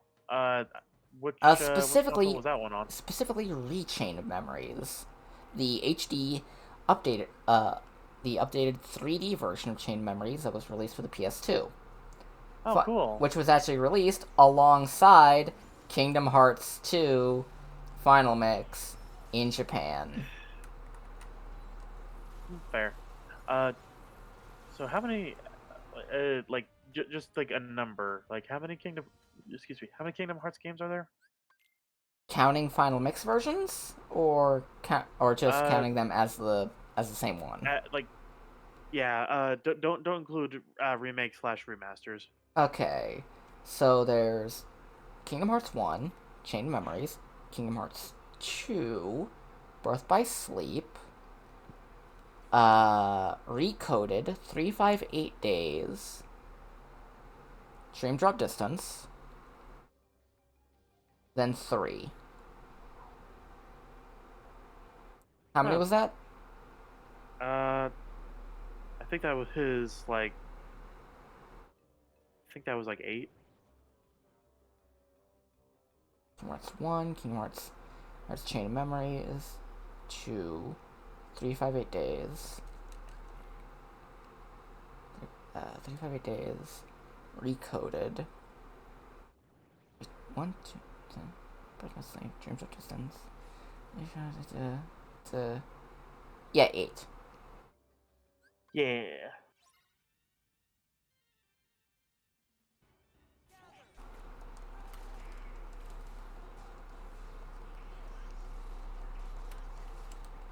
Oh, hold on. Trinity Limit. This might be the thing that lets me do it. Come on. Let's break 175. I couldn't. Okay, I couldn't break 175.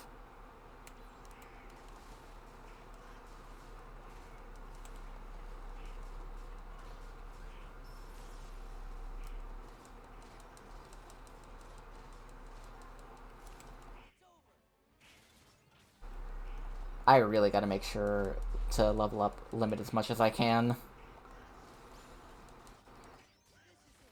Because if I don't have a high enough level for fucking dodge roll, that's gonna make a lot of later stuff a lot more annoying. Understandable. Well, specifically just one fight. Okay, abilities. Orin gotta put all of his stuff back, almost all of his stuff back on. Because once again, never have auto limit on in this game ever for any fucking reason.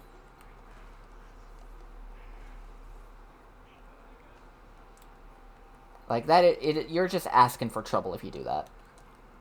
Yeah, definitely.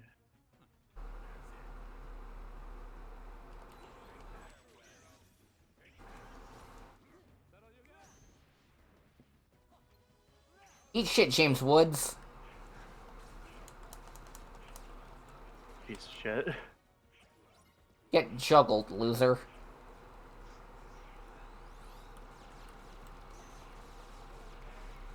You know, it's funny that he put a character where his head's on fire, and then he lost his house on a fire. Yeah. Gotta say, deserved. Couldn't have happened to someone better. God damn it.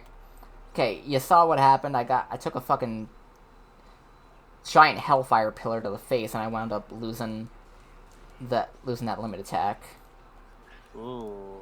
Which means that I don't get that EXP point that would have happened that I would have gotten if I completed it. Is it, like, necessary? No, it's just... Helpful? Yeah. Alright, anytime Hades, like, teleports close to you, that means he's about to do the fire pillar attack.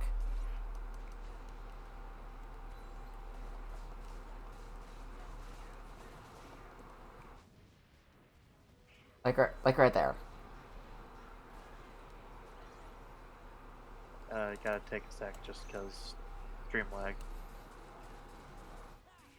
Yeah, I see it now.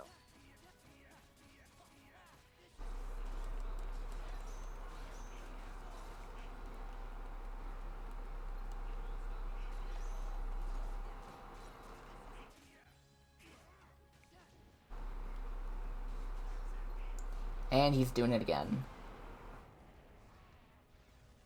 Oh, another thing that Hades does is that when he does do the teleport thing, when he starts the animation, he will shift and slide to get closer to you.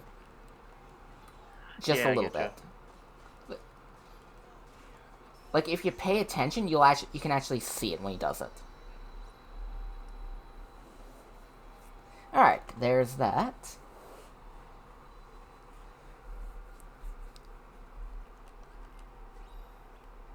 Alright, now we've got Guardian Soul. That is going to be very useful for the next for the Pirates of the Caribbean thing.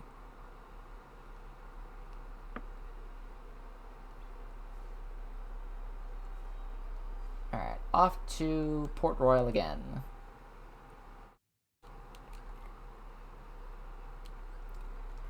We are going to put Guardian Soul on. Because not only is it just, like, probably one of the hottest looking Keyblades in the game, it's very good for the boss here, the Grim Reaper. We're gonna fight Death. And we're gonna get Magnet Burst on, hell yeah.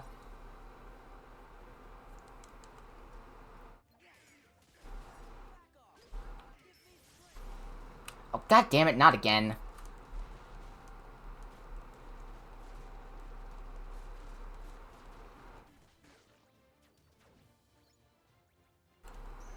There, yeah, anti-form again. The form where Sora literally fucking styles on enemies by breakdancing on them.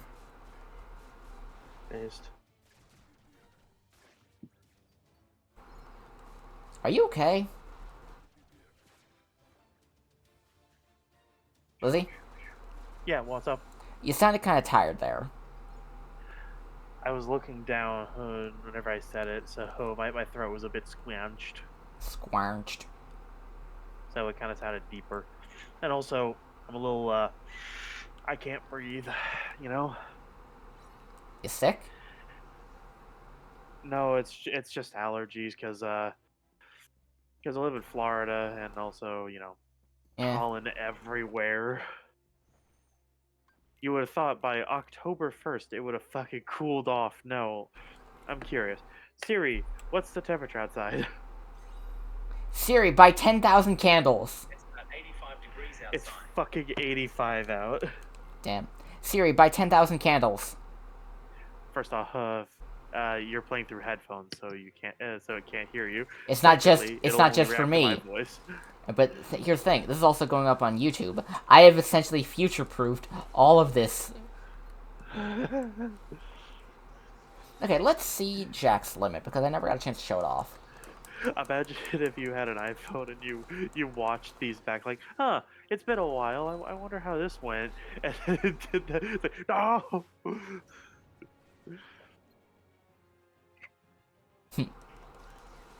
Alright. Here's the thing about the Grim Reaper. He has different effects that happen with every elemental, with all the elemental magic. Fire puts a DOT effect on him, Blizzard freezes him in place, and Lightning stuns him. Gotcha.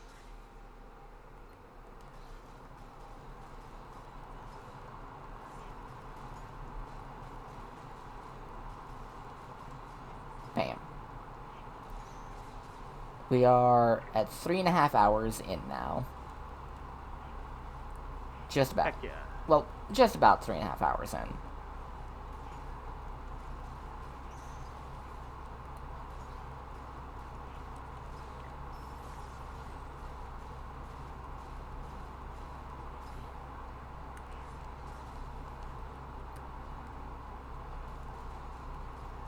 And there we go. We have defeated the Grim Reaper. We've killed Death. Amazing. Sadly, since we can't watch the cutscene, you're not going to get the... Sadly, since we can't watch the cutscene, you're not going to see that we did not, in fact, kill Death. Damn. I'm curious, what generally impractical weapon used in fiction do you wish you could wield it like they do in fiction? Buster Sword. I fucking knew it. I like big swords! And you cannot lie. I like big swords and I cannot lie. For me, my answer is scythes. Yeah, those are... Well, here's the thing, they're actually not that impractical, it's just the way they're shown in fiction is impractical. Yeah. Like the big ass scythes that are shown in Soul Eater. Yeah. Which reminds me, I really do need to just sit down and fucking watch that new death battle. Oh, Ruby versus Maka. Maka. Yeah. That's a hard one because it's like on the one I like both Ruby and Maka. It's like I want to see who did win that, and I have it queued up. I just haven't actually sat down to fucking watch the damn thing yet.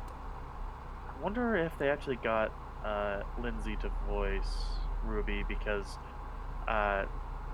they're friends with Lindsay. More than likely. Okay, there's once more. Do I have enough? Okay, I don't have enough for dodge roll. Maybe another level, or maybe another level up.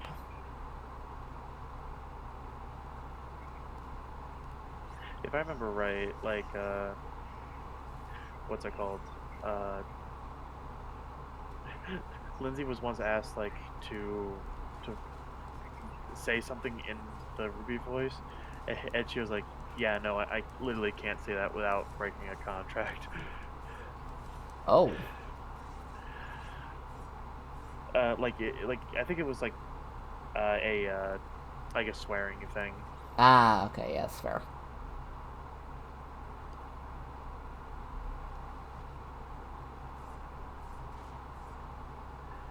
And she has, I think, 2 kids with Michael Jones, so it's like, gotta make sure, don't fuck up your work.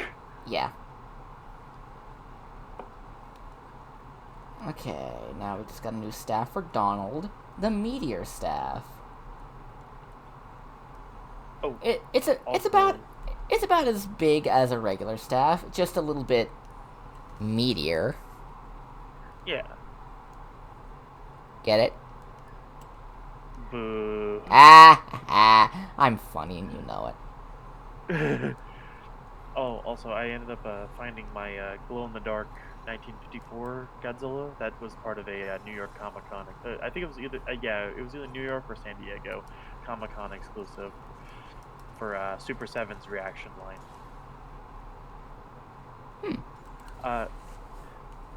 Did I show you that Super 7 for their reaction line is doing Godzilla 2000 now? I think? I don't know. I feel like I probably showed you pretty close to whenever it was revealed because you're like me, you really like 2000. Yeah. Alright, now we're fighting the Grim Reaper. And here's the thing about this fight. you kind of need Donald. You need Donald and Jack. Jack because he's actually mandatory for the fight. Yeah. Donald Why But- the duck? because of the elemental damage that he does. Oh, gotcha. Because you need to hit this guy with the elemental damage. Because if you don't, he won't drop the coins, and therefore you can't put him into a vulnerable state. I don't remember. Have you watched the new DuckTales? No, not yet. Like, I still want to. I just haven't found the time to sit down and actually do it. Understandable. I remember liking the episodes that I watched. I haven't finished it. But yeah, the reason I wanted to do the Olympus stuff first to get Guardian Soul was for this fight. Yeah. Because what Guardian Soul's weapon ability is that it increases the damage of reaction commands. And since doing reaction command, since you have to do a bunch of reaction commands to this boss that all do really good damage, not only does it deal more damage with the reaction commands, but when it does that one where, I huck the blade thing it has at it while it's up in midair, that does a lot more. That makes it drop a lot more coins.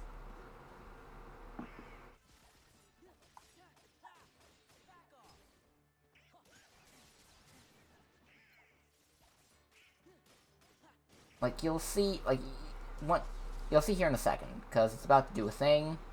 There, it just absorbed all of the coins.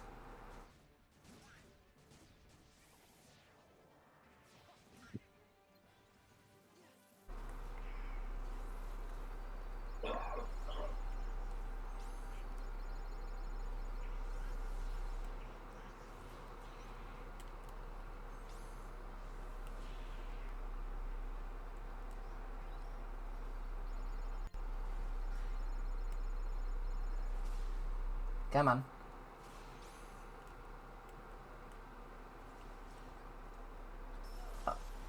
Oh, god damn it.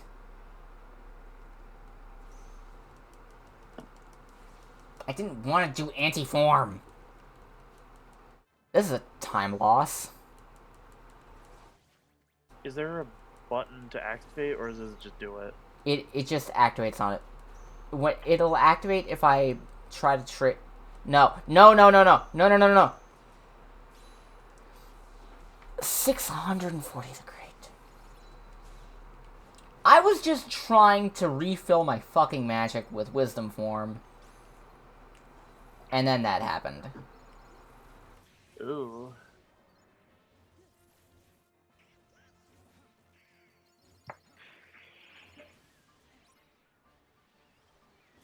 And here, okay, we're gonna do this again, taking the time. I can't believe we took that fucking time loss. To be fair, this is mostly a for fun sort of thing. Yeah, but it's still, like, annoying. Yeah.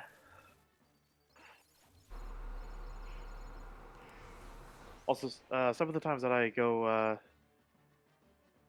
some of the times I go quiet is because, my father's in the room and the thing that he's watching has copyrighted music. So if I'm quiet, I'm trying not to activate the Discord and have that in the background. Ah. Okay. Just got the last of the coins. And since it's so low, I believe it's low enough to where it won't activate it won't do all that again. Yeah. Also, I asked my mom when she wants me to start getting ready. In about 10 minutes. It's only 2 o'clock. 10 minutes? That would mean you'd be leaving the house at closer to 3. I don't know. This is why I ask explicitly from my mother. She changes the plan very fast.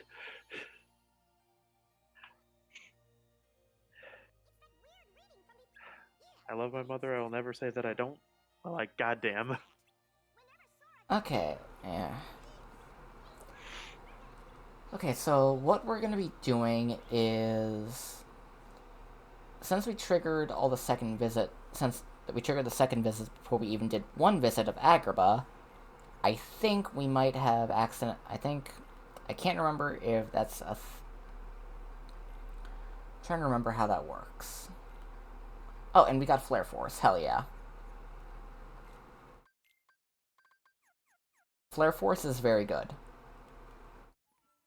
Flare Force combined with enough ethers can completely trivialize multiple fights.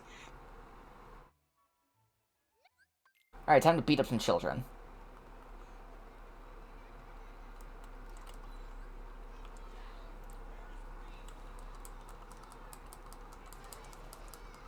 We're throwing hands with children now. Yay! I mean, you know what? That's fair. The trick-or-treaters. Yep, lock, shock, and barrel. Paul Rubens' voice is one of them, by the way. Really? I don't remember who's the. I think one of the other ones is the VA for Bart. I think that's lock. Anyway, that's the fastest I've ever done that.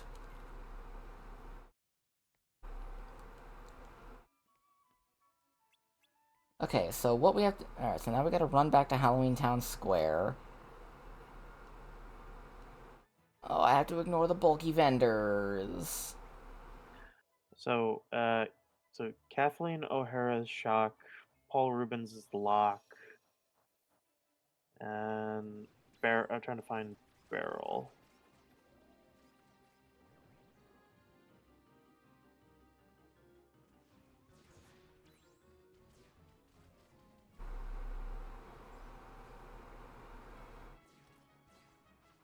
Alright, now we get to fight more Heartless. Danny Elfman. Danny Elfman himself? Yeah, Hell yeah.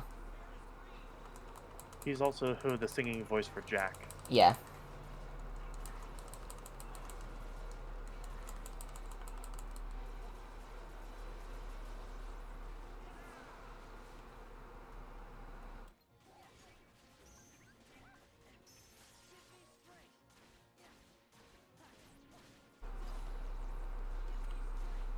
It does kind of suck that Danny Elfman didn't work on the soundtrack for Spider-Man 3, but he at least like gave like a little bit of like pointers to the person who was doing the soundtrack. Ah. Alright, now we get to make now we get to make our own presents. Because like I will say the black suit theme from Spider-Man 3 is still an all-time banger. Yee. Alright, so here's what we gotta do. We have to make a bunch of fake presents to lure out the thief who's been stealing the real one. Or the real ones. Because the person that stole all the presents may have also been the one that stole Dr. Finkelstein's experiment. Wait, it's Steen? I thought it would be Stein, like Frankenstein. Nope, it's Dr. Finkelstein. Have you watched Young Frankenstein, by the way? I've seen bits and pieces. I never finished it. Just how like the beginning, like whenever he's teaching a class, he's like, "It's Frankenstein." Frankenstein.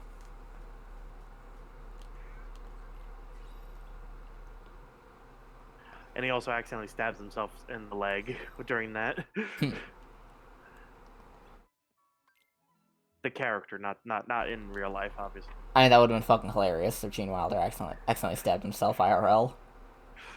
I mean, he was such a fucking professional. He would have just rolled with it.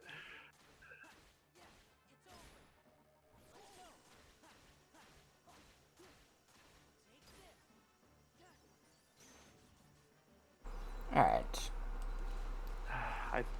It does kind of suck that I don't know if we'll ever have a as good of an actor as Gene Wilder. Eh, it could happen. You never know. Yeah. It just kind of sucks whenever it's like when like really talented people pass and all that. Like Yeah. I remember uh like hearing that Bowie was gone because it's like fuck.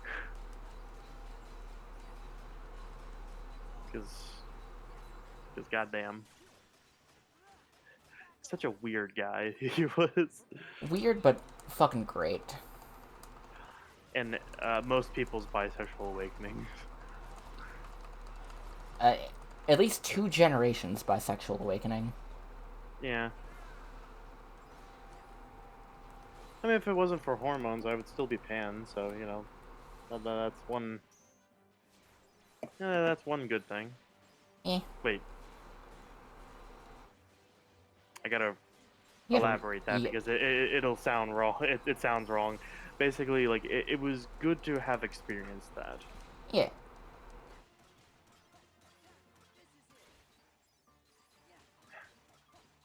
And since no fucking doctor will actually research why the fuck people like me have experienced sexuality changes on hormones, who fucking knows? I mean, some of them probably... I mean, there are probably ones that want to.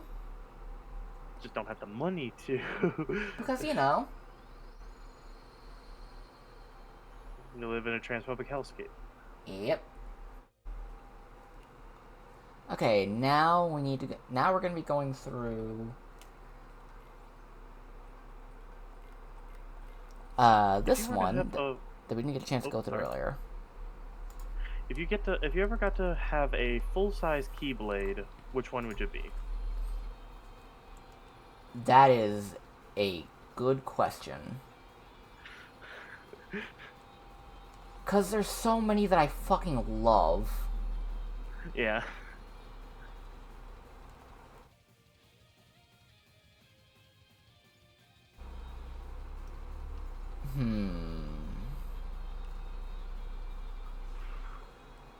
Probably...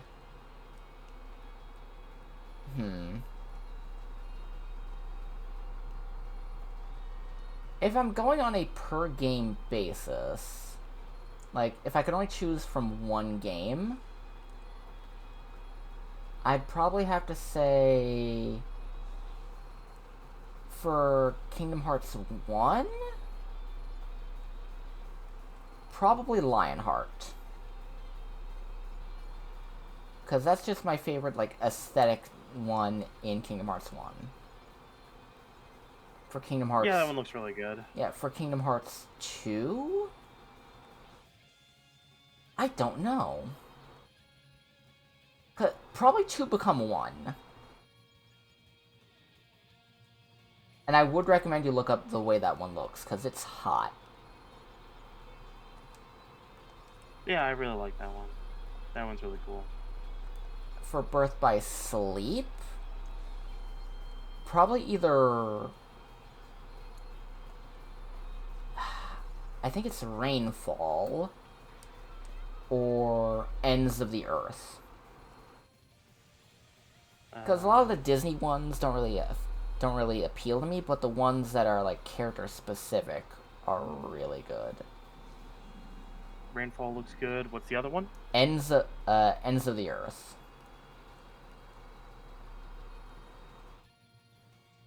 Oh, that one's cool. Yeah. That's the one that's most associated with Terra. So far, I kind of like the Lionheart one the most. I know it's kind of not like the most exciting of the ones I showed, but like I think it's pretty cool. Yeah, it's aesthetically pleasing, and I like it. But alright, then there's not Recoded in 358 Days don't really appeal to me with that kind of stuff. For Kingdom Hearts, for Dream Drop Distance though, I don't actually remember a whole lot of the ones in that one.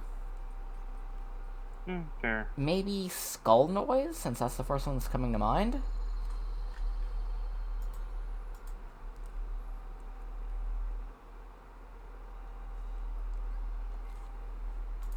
aside from that, yeah, no, I don't really remember a whole lot of the Keyblades from a lot of them. Fair enough. Also, it is now 2:20. I'm gonna keep the stream running on my computer, but I'll unfortunately be heading out. So I'll uh I'll talk later. If you're still in, whenever I hop in, there we go. If not, then uh talk probably sometime tonight. Okay, Otherwise, bye. And now I'm all alone. I'm all alone. There's no one here beside me. My problems have all gone. There's no one to drive me. But you gotta have friends.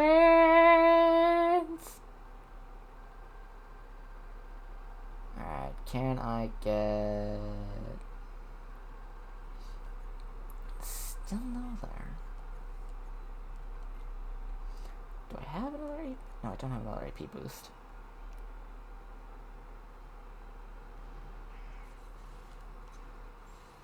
Okay, I gotta go to the peddler shop.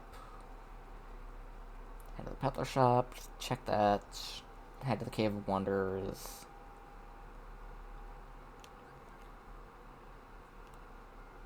Yeet.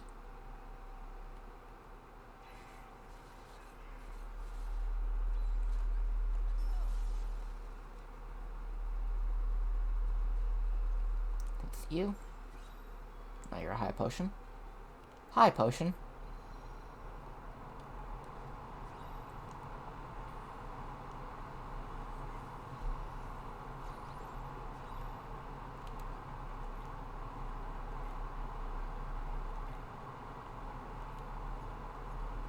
Okay, now I can have...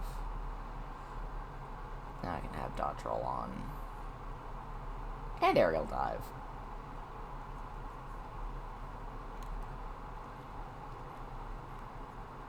And you know what? We'll put on Decisive Pumpkin. Yeah, we gotta put on Decisive Pumpkin.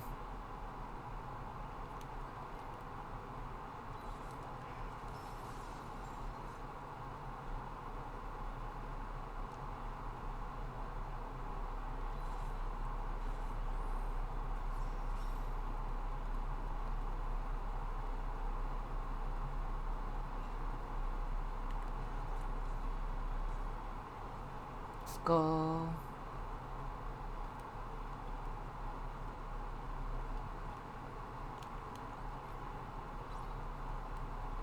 Alright. Go. And jump.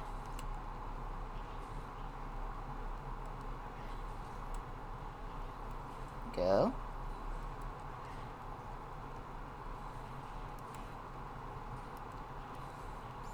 There we go.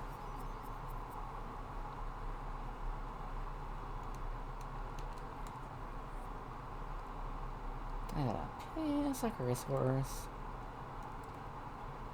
Okay, gotta activate the trial. Defeat all the enemies.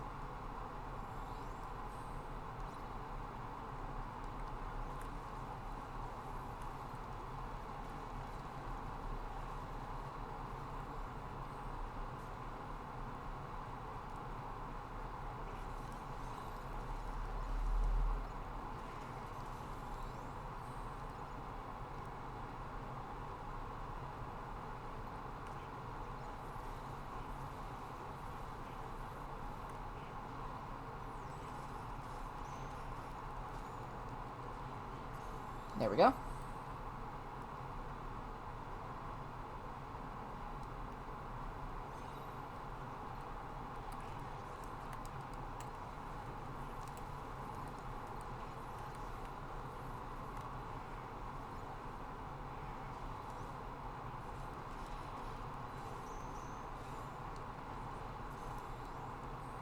Okay, let's see. Should be somewhere.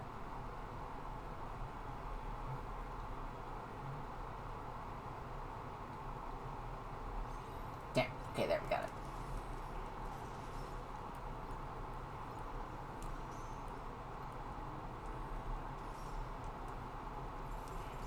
There we go. And we got Defender. Hell yeah. We are almost at the 4-hour mark.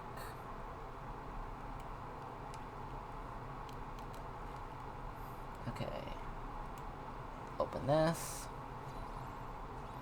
Cave of Wonders map. Do this.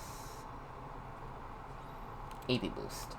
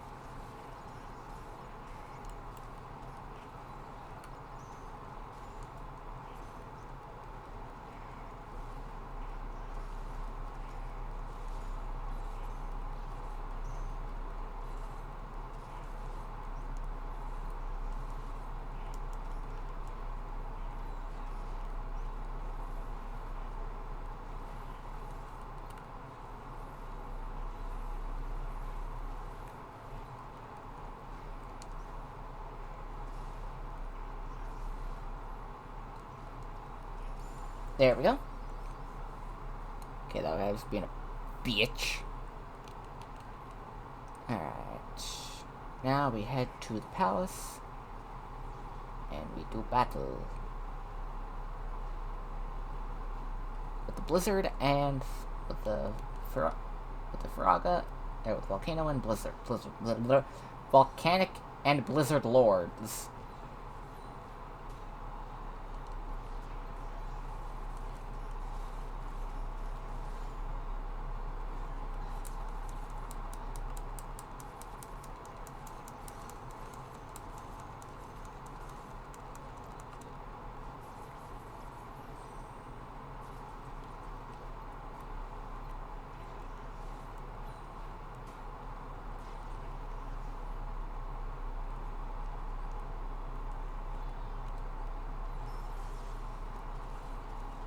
Let's go.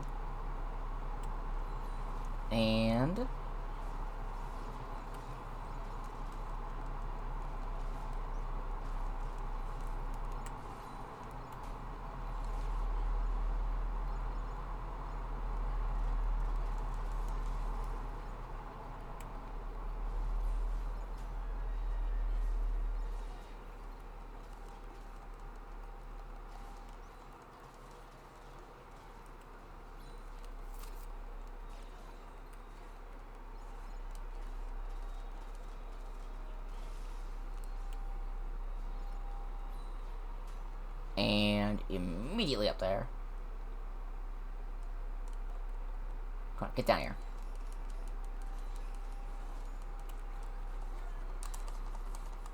Back.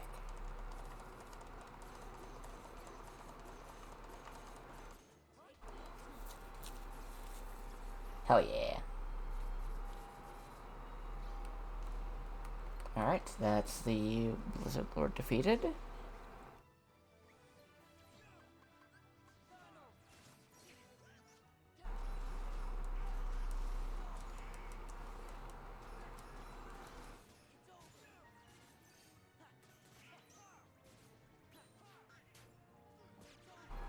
Okay. Come on, get back here. There we go. And we get finishing leap. Yay!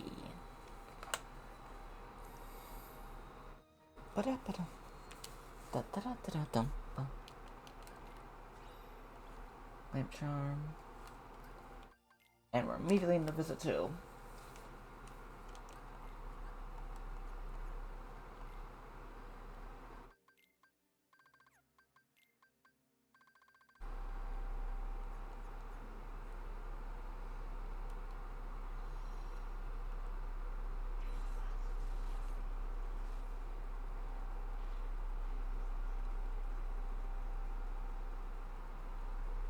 Get back to the palace. I forgot. Okay, ruins. Yeah, fuck. I got mixed up.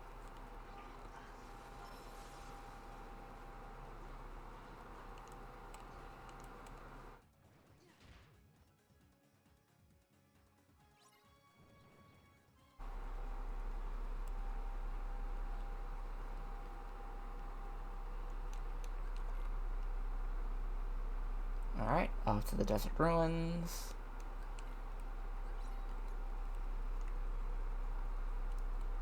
And we gotta do this. Probably should have put magnet burst on. Wait, I just have magnet.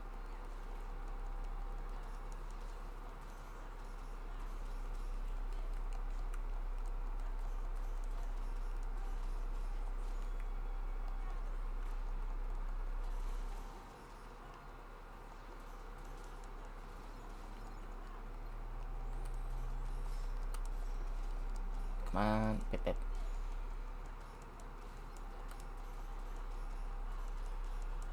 Okay, that's that.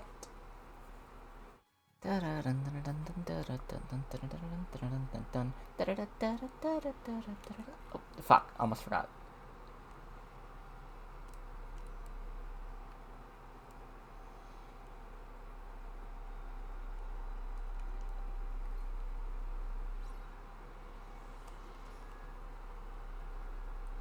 Come on, get back here.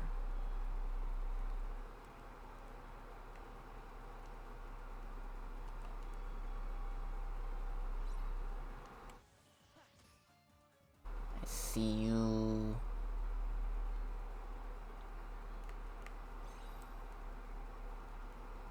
Alright.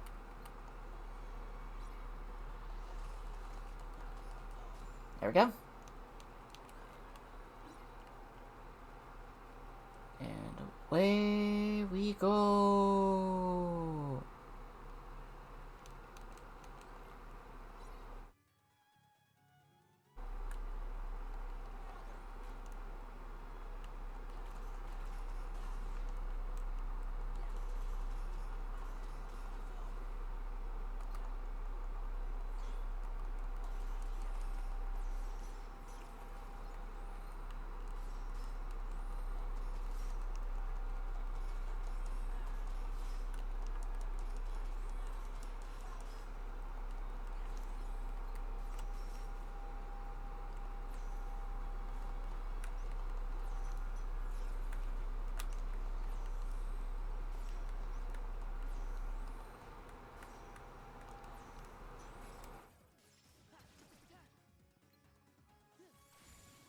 Yeah, so she mistyped and and accidentally put 220 whenever she meant 320. So I'm mostly mostly dressed.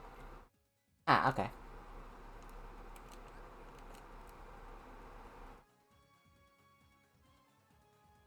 Okay, let's see. Oh, god damn it. Oh no! I'm out of magic! So now we just Oh, need to no. sit here, wasting time until my magic reloads. Oh no. Oh no, All Might. And I don't have any ethers, and I can't open up the menu in order to...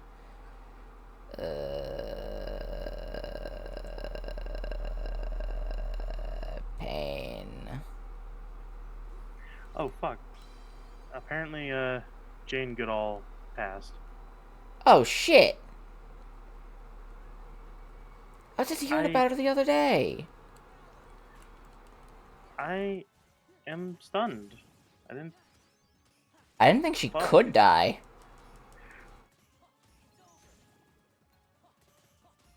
Like, she's just one of those people that you just kind of assumed was immortal.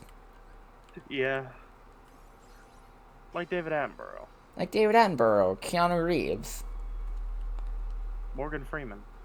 Exactly. Or that one guy in the YouTube shorts that looks agonizingly like a Roman emperor.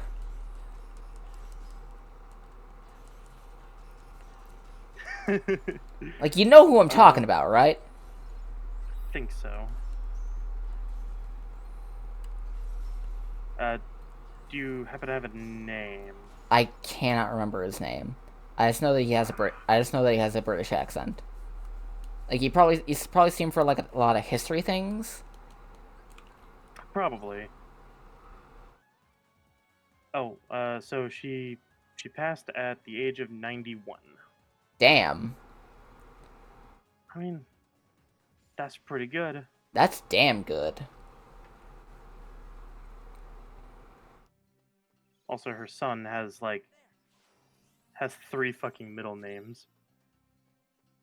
What is it with some people and just giving their kids like the longest, most obnoxious names they can? Hugo, Eric, Louis Van Lawick.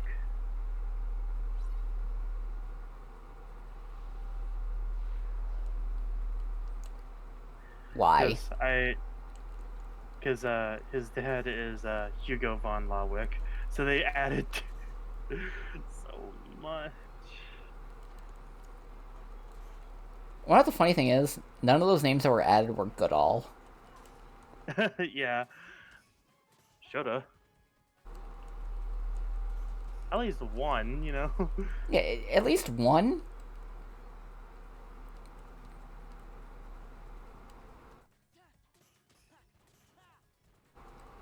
Or the really well. Then again, but then again, I don't really have any part of my name from my mom's name. It's just, you know, I don't know. There's just something. I don't know. It just tastes weird.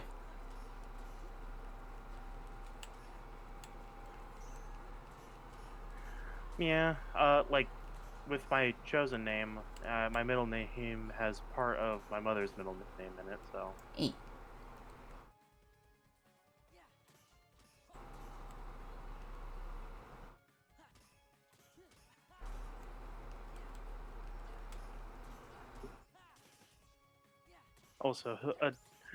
Also, who I'm glad that whenever they said plus size, they were actually fucking right for these the spiderweb tights, Hell yeah. Anyway, because you go. as I say, we're getting ready to go beat the fuck out of Jafar.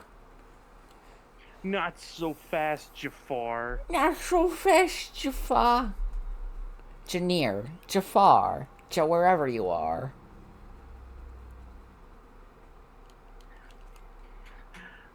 But basically, all I was gonna say is like, because if these were like the cheap ass fishnets that I bought off of Amazon, they would have ripped in the crotch already. Damn. There's a joke to be made, but I don't know. I think everyone knows. Alright, here we go. And because these are just like full on like kind of like actual tights, I'm not worried about them getting all like tangled up. That people don't know fishnets is that they tangle like crazy.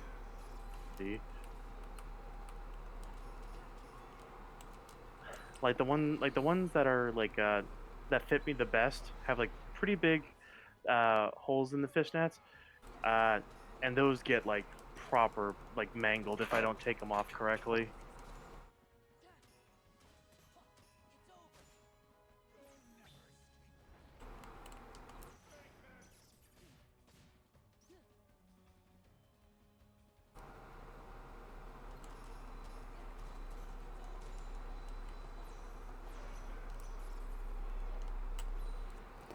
And this is the whole fight.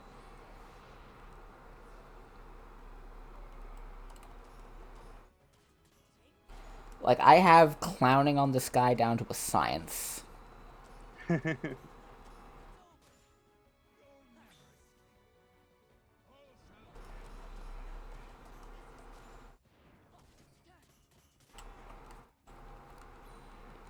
And whoop, whoop, whoop.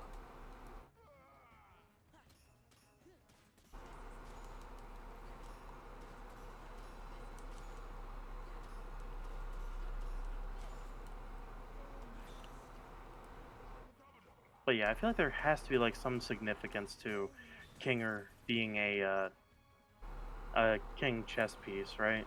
Maybe? Or maybe it is just, like, all coincidental. Eh, I'm hoping it's not just coincidental, just because like make it you know a good story reason. Being like, oh, only like admins get this. Eh, I don't know. Alright, and now...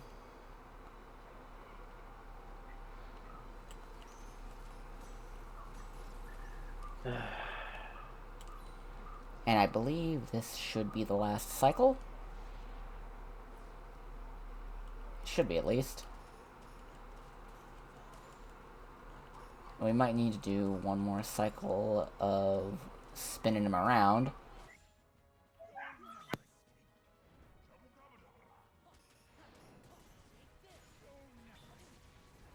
Oh no! God damn it!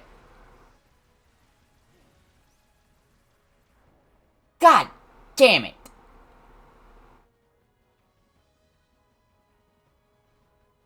I had him. I just needed a couple more hits, and I would have stunned him again. Ew. If I just had one more little bit of mana for one more cast of Reflect. Understandable. Shabba-dabba-dabba-dabba-dabba. What was that? I think he says, shabba-dabba-dabba-dabba-dabba. Oh. Shabba-dabba-dabba-dabba. And there, we have defeated Jafar. Janir, Jafar, wherever you are.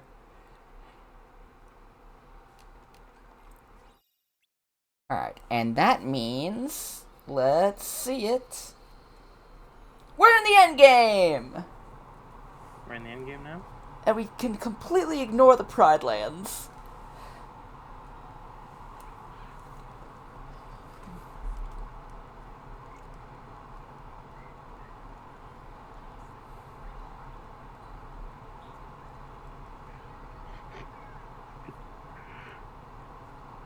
Alright, now we do the Assault of the Dreadnought.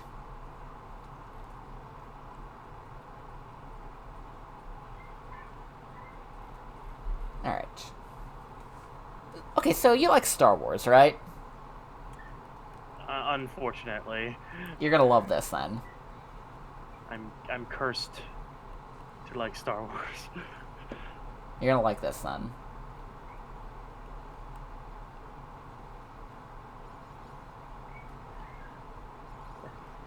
Cause this shit's cool. Why does it kind of look like someone took Notre Dame and turned it into a bunch of spaceships? That's just how the nobodies operate. They're just like big, pointy, and white.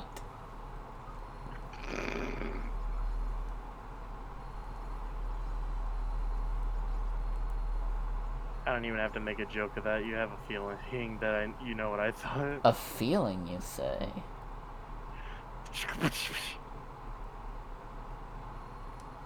Not that kind of joke.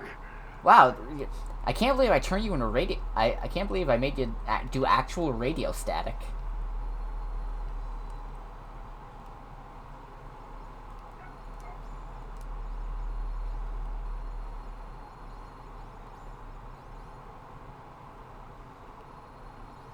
Alright, I want to try and activate Berserk mode as early as possible in this place. Because there's two different because there's going to be a thing at the end that, depending on how much damage I can do to a thing, will change how things look at the end of end of the scummy route.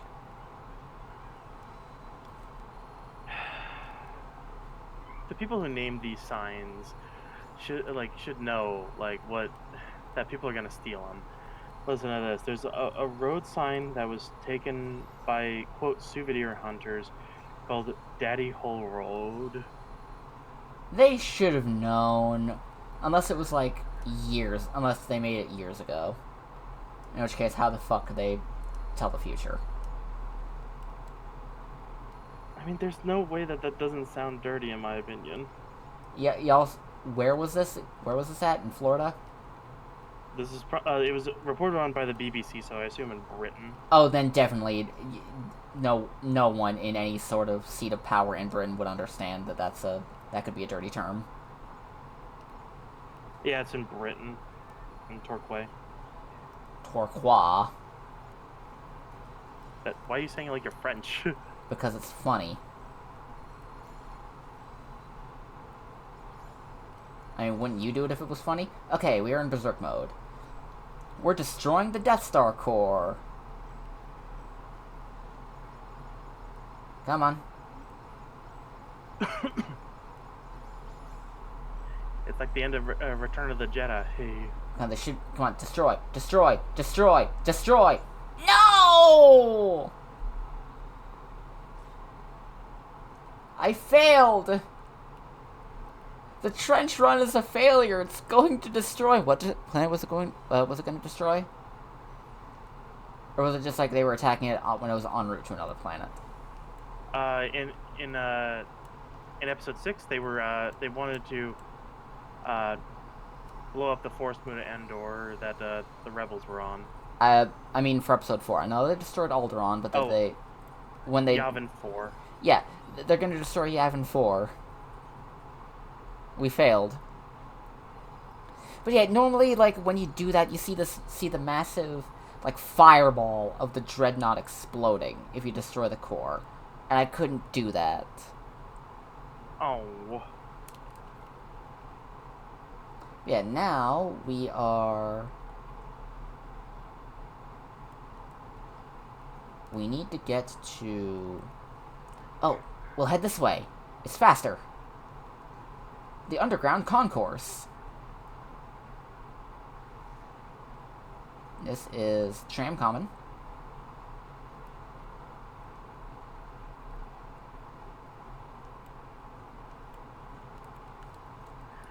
Rolling around at the speed of skateboard.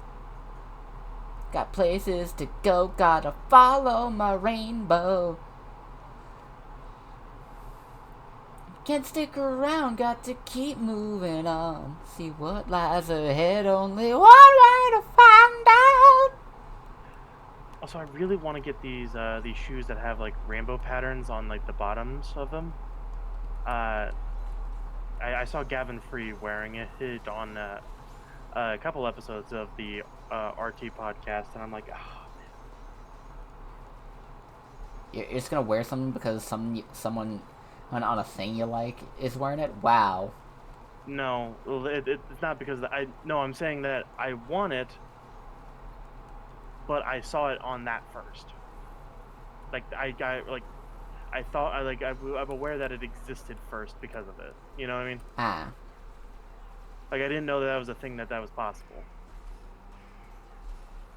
Okay. I will not call you a... I was trying to think of a consumer. Way to consume consumer.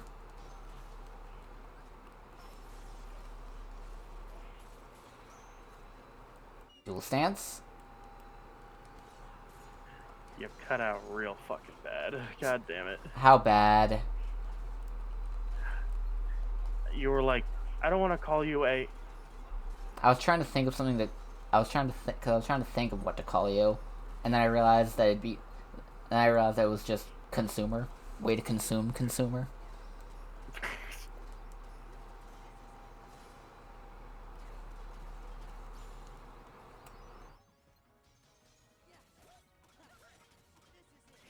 You know what the funny thing is about the samurai nobodies? What? Do you all know who was the one that was the Organization 13 member that was their commander? It was Roxas. I cut out again, didn't I? No, you said that the commander person was Roxas. Yeah, you just didn't say anything afterwards, so I thought you had more to say. That's why I didn't want to interrupt.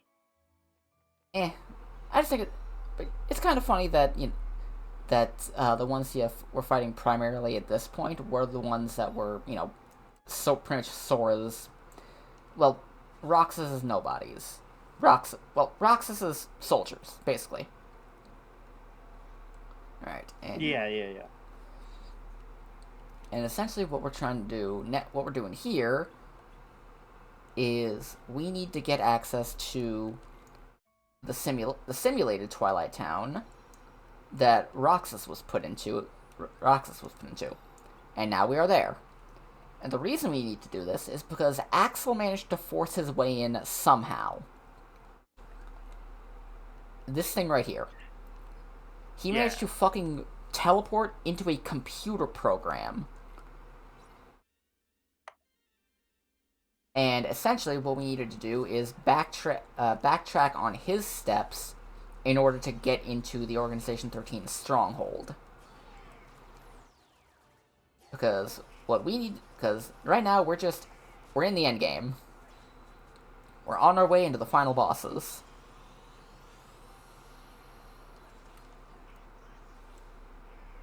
We just need to get into the final world. Alright, that part of the gauntlet's done. Now we just need to fight a bunch of... Now we fight a bunch of nobodies, technically by ourselves, because we don't have Donald or Goofy with us. But you want to know who we do have with us? Who? It's... Axel! Yeah, Axel has fully gone turncoat against the organization at this point in lore. Like, he is completely turned against them. Like, he is 150% trying to take them down. But, he was also being hunted by them. And they're also trying to kill him. And he is, in fact, just one guy against what is now... Let's see, there's Xemnas, there's Xigbar, Luxord, and Sight. There's only 4 of them left. And by the time we're done, there's gonna be none of them left.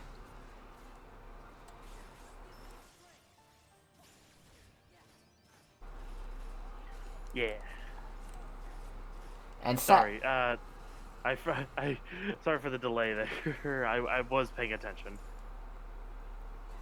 Yay! I get to... The acknowledgement of my lore dumps.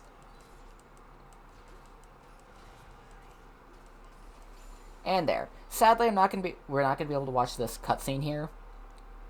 Because it is one of my favorites. It is one of my favorites, and also one of the saddest because Axel dies. Oh no! Fun fact: a lot of the ways that the Organization 13 members die was kind of edited down in the American versions. In the Japanese version, in the American versions that we have, when Axel dies, well, honestly, when all the organization, specifically, actually, it's mostly specifically Axel. When Axel dies, in Japan, he straight up burns to death. Like, he burns himself alive. Like, when he finally, dies and he goes limp, his whole body catches fire and fades away. Anyway, here's Roxas. And in the American version, he kind of fades away in smoke rather than fire. Yeah.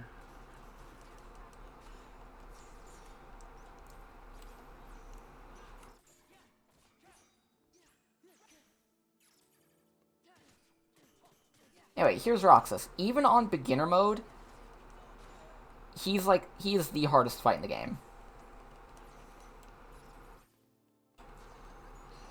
And I've already put him in his DT mode.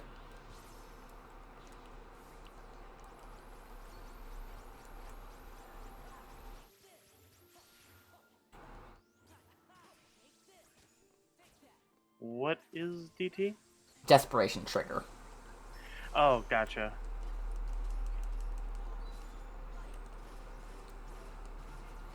Basically, you ever play a boss fight or play a game and the boss just gets into a point where it just starts going absolutely fucking ballistic? Yeah. That's a DT.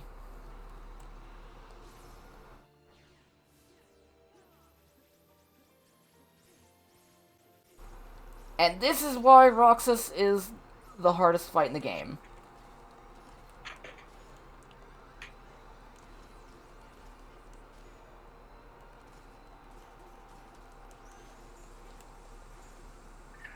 That's some, like, fucking Megalovania shit.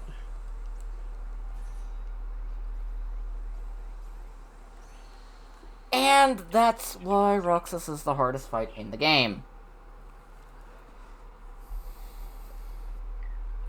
That's why we took that safety save. Okay, I get it. Oh, sorry.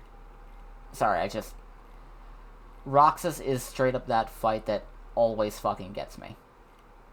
Yeah, sorry about that. Okay.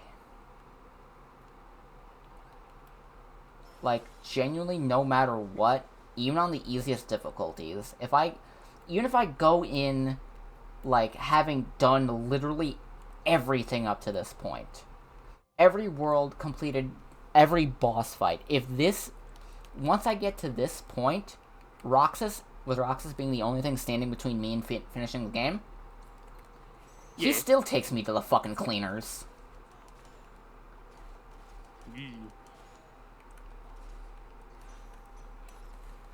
Rocks.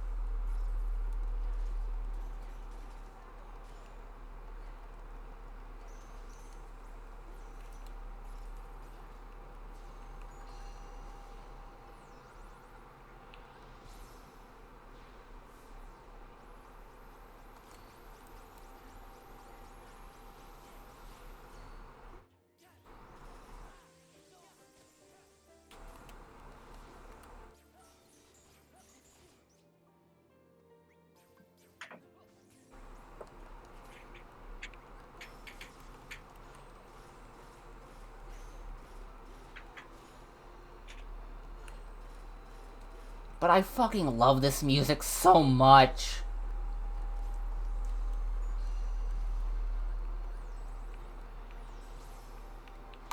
Hell yeah. Like, The Other Promise is such a beautiful fucking piece.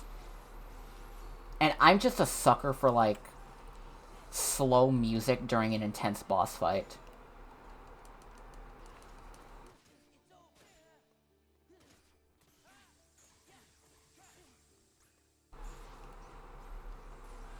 Okay, let me...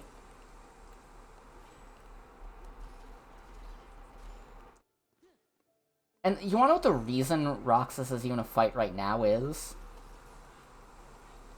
It's because this whole game he's been dormant inside Sora's, like, heart. Like, he's been kind of sleeping. The instant Axel died... what was that? The reason Roxas is attacking right now is because he's been dormant the entire game inside Sora's heart. But the instant Axel died, Roxas knew that and woke up. So the whole reason he's fighting Sora at this point, is because he just watched his fucking dad die. And he's angry about that.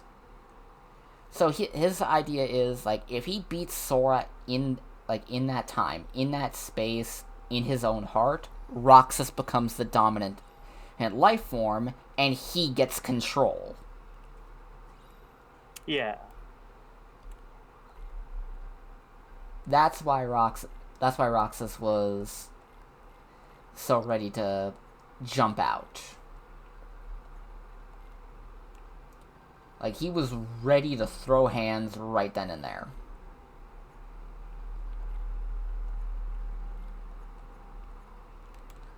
Alright, let's see.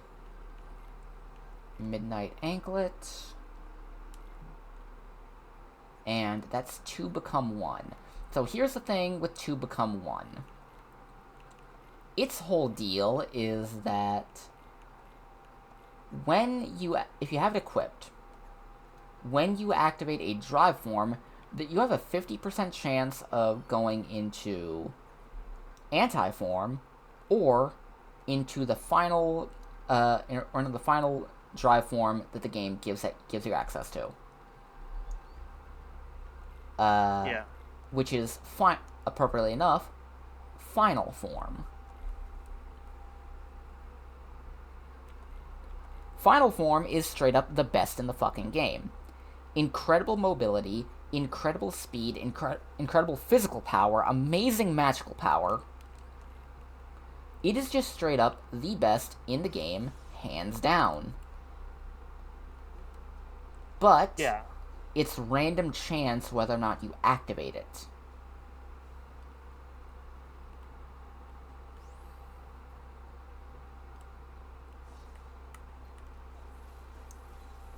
So how do you activate it? You just go into a drive form and you hope it's that one. There's a random chance it'll activate just as normal with any drive form, but Yeah. it turns into a coin flip if you have 2 become 1 equipped. Oh. Okay, gotcha. And 2 become 1 is a very, very good piece of 2 become 1 is a fine Keyblade. The problem is, even after you activate final form, it still has that coin flip thing active. So anytime you activate it, you could wind up in anti-form when you really, really don't want to. Okay. So now we fight the Zigbar, the sharpshooter. Yeah. And weirdly enough, one of the most lore significant characters in the goddamn series. I'm not Wait, why kidding. that? Because this dude is like the oldest motherfucker in the universe. At least currently. Like, this dude, at least his soul, because he's been body jumping for a long time, is the apprentice of one of the oldest not just one of the oldest, but the most powerful Keyblade masters. Yeah. And we're in anti-form. Ugh. Okay, that just means that we're less likely to activate it later. That's fair. But here's the thing when it comes to activating drive forms in a fight with an Organization 13 member. You never really find out about, but you just have to kind of know it. Remember what I said, that whenever you go into a drive form, there is, like, every time you go into a drive form, it turns up that counter for anti-form? What I didn't say is that during an Organization 13 member battle, there is that counter gets a multiplier to it, meaning that you've got a 4 times chance to activate anti-form when you're fighting an Organization 13 member. You are 4 times more likely to go into anti-form whenever you go in activate any drive form when fighting any of these guys. Yeah. And all the major boss fights for the rest of the game are Organization 13 members.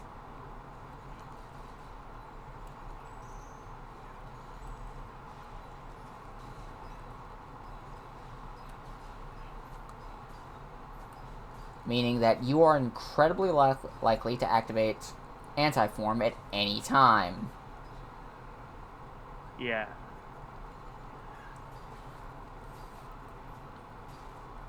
Ugh.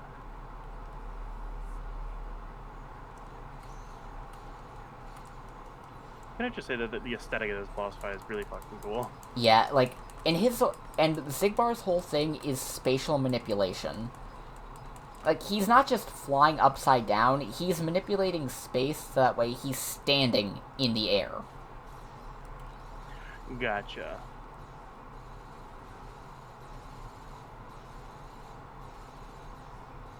Like, all of the Organization 13 members have, like, an elemental or conceptual association with them. Like, Zigbar's whole thing is, again, spatial manipulation. The next one we're going to be fighting, Luxord, his whole thing is time. It is kind of time manipulation. Well, more kind of time-space as a concept, but he leans more into time. Yeah, I getcha. And this is the third fucking time we've seen Zigbar's DT.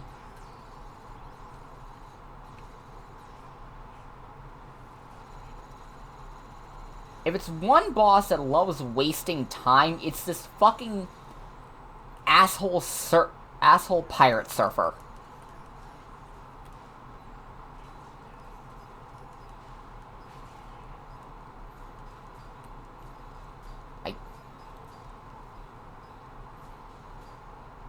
Stop fucking moving. Oh, come on! You're at 1 HP!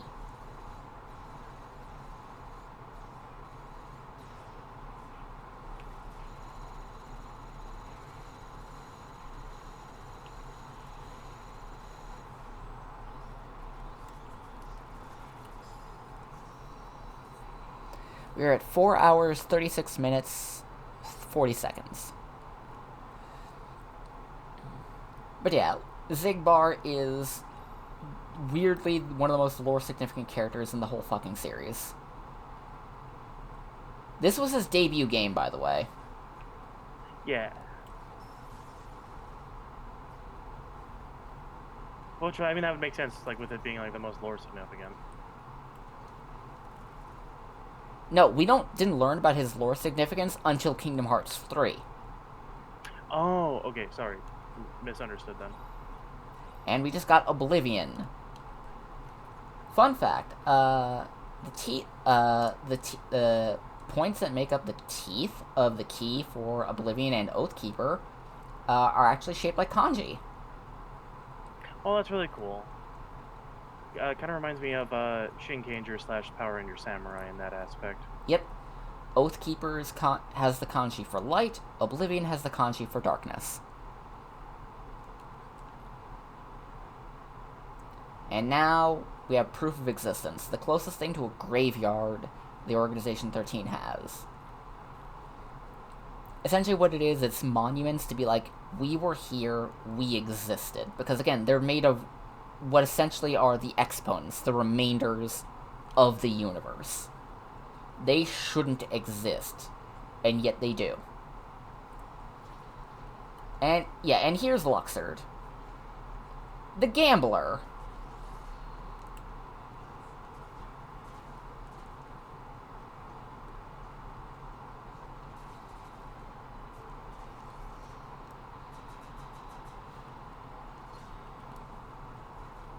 Why'd you get turned into a die? Because that's his deal. Like, he can, when I say he can, like, space-time is his thing, he can literally transform people and things into cards and dice.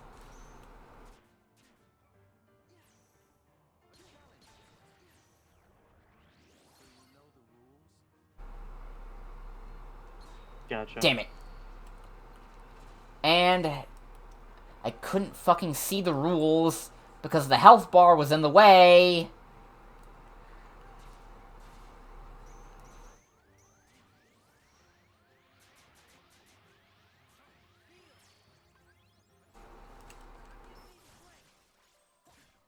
hate these fucking cards.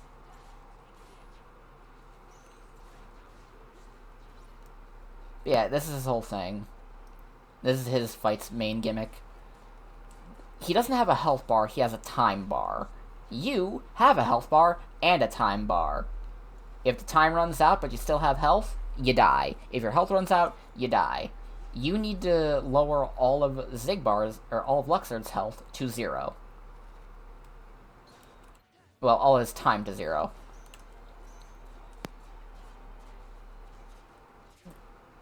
I do really just like the aesthetics of this fight, because it is really cool. Like that. If you manage to do his reaction commands right, he does lose a big chunk of time, and he drops a lot of health orbs.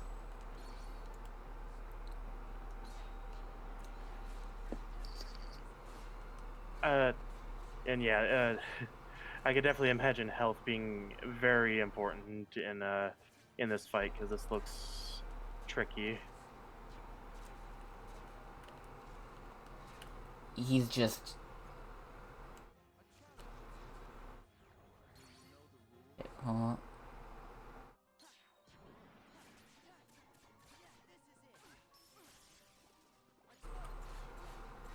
Okay, he'll be entering his DT mode here in a minute.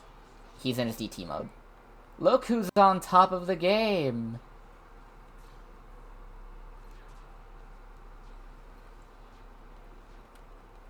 Alright, I need to fucking focus here.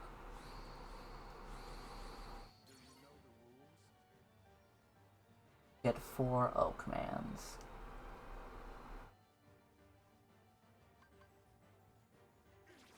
Ah! I didn't... What? That's never happened. That has never happened. What the fuck? What the fuck? I have... What? Wait, what happened? I ran out of time. Normally, I have all the time... Normally, you have all the time in the world for that. What the... I've never seen that happen. Does it have something to do with how much health you have going in? I mean, they have that listed as time gauge, so maybe. Okay. Alright, so... This one. Sykes. The Prince Zemnis' second command. His conceptual thing that he's got is the fucking moon. This man is a werewolf. Take the moon, and we take the moon, and we take the moon. Like, man's a werewolf. Like, legit. Yeah. Also, just as like, I know this like is more applicable to like D&D and stuff, but like, so are all lycanthropes werewolves, or is it just like a category of being like, hey, you're like a thing that becomes another thing at you know? I don't know. That's probably a Vicky question, isn't it?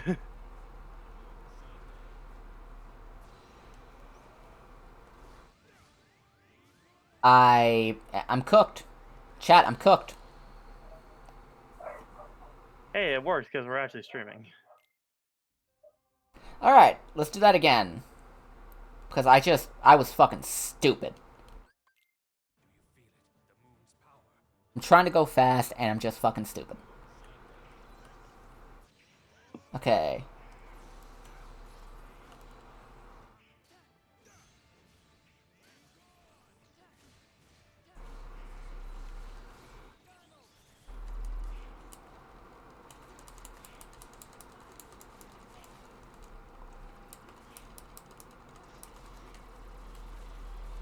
And this is why Mega Duck Flare fucks.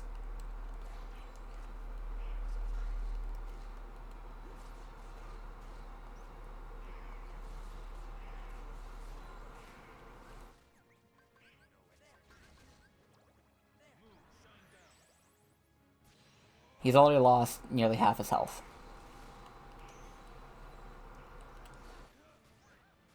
Yeah. Okay, so fun little lore thing. What? Sykes is Axel's boyfriend. And they had a real nasty breakup over Shion. Ooh.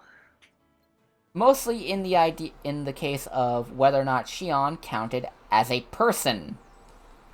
Oh no.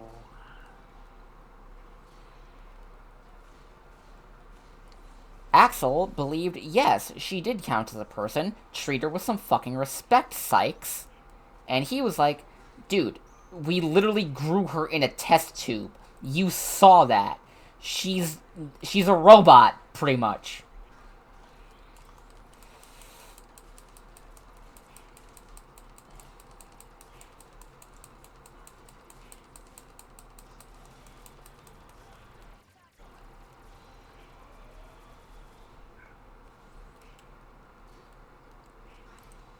Also, one thing that I'm trying to figure out is like, is if I should wear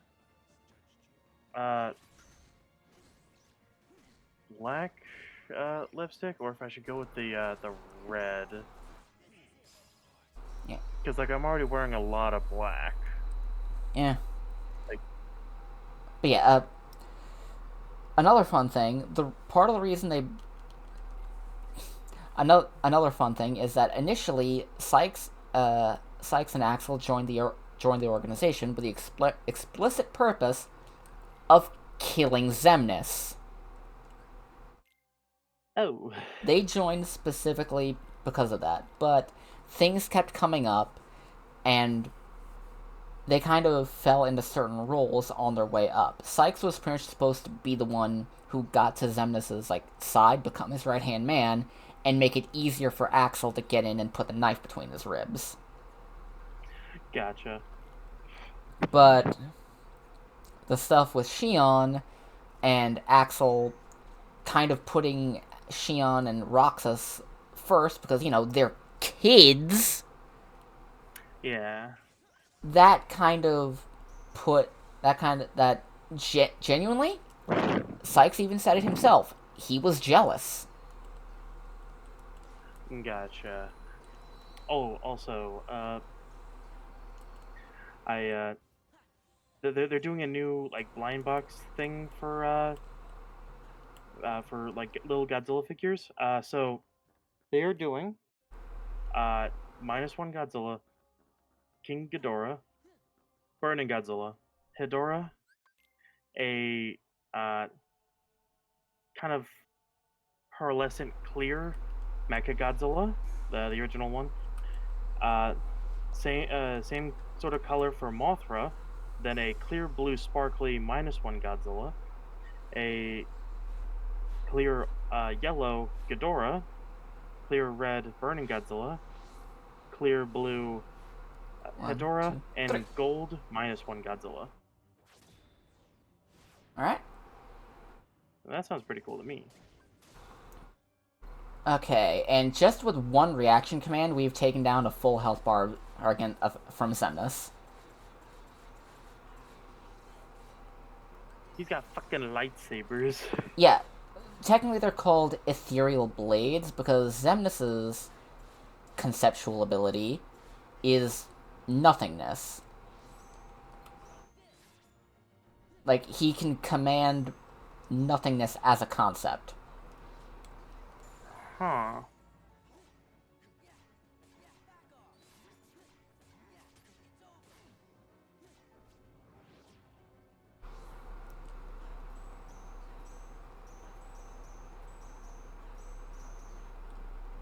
But yeah, I really do like Xemnas, as a villain, because at this point in the series, all we knew about Xemnas and Organization 13 is that they wanted their own hearts. And in order to do that, they were trying to make their own artificial Kingdom Hearts. So that way they could, have their own. But sadly, in order to make your own copy of the heart of everything, you kind of need to kill a lot of people to do that. And that's kind of what... And they need a Keyblade. Basically, the way they needed is, like, they needed Heartless. So they needed a lot of Heartless in order to do that, and they needed a Keyblade to kill those Heartless to free the people's hearts. Then they would collect those hearts and turn them into their own copy of Kingdom Hearts. Yeah. And in order to do that, they needed a Keyblade wielder. So they tried to kidnap Sora a couple of times.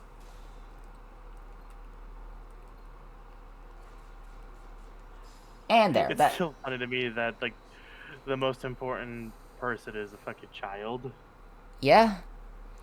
And it's not even like it's just because he's good at it, like, because he's a Keyblade wielder. There was a time where Keyblade wielders were a literal dime a dozen. He's just one of the last ones left.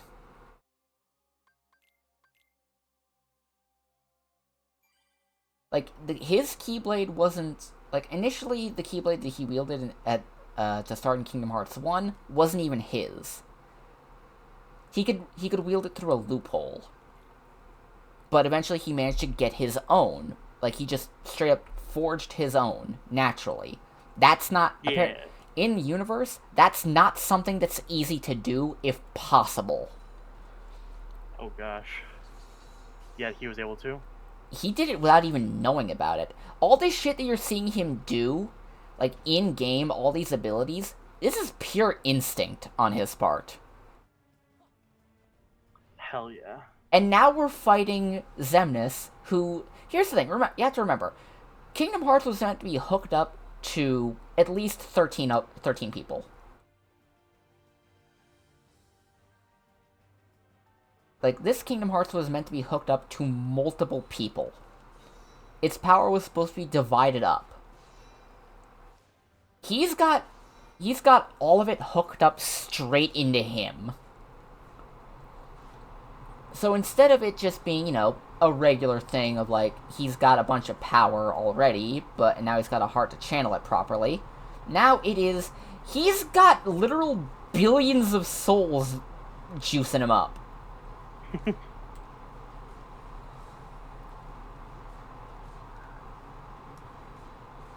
Because, like, every Heartless that Sora killed in the first game and this game, and all the ones that Roxas and Xion did in Kingdom Hearts 358 Days, every single one of those is powering his Kingdom Hearts.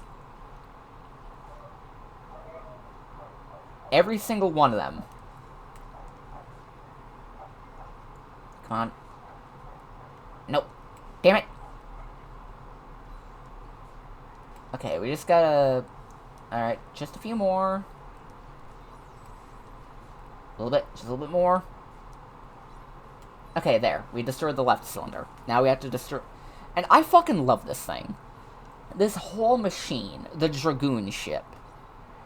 It's called the world of... It's called the world of nothingness in universe.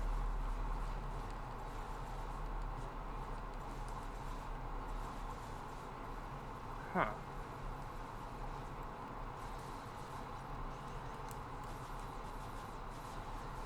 And now we're doing the fucking... the bisexual blade dance.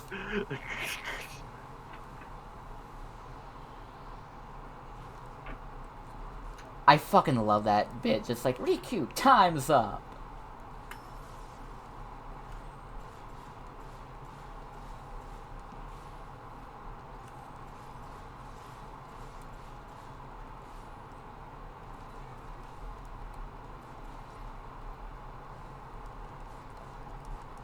And also, the music that's currently playing, Darkness of the Unknown, it is, for every single phase of this fight, all, like, if you want to really get technical, there's, like, 12 phases to this boss fight.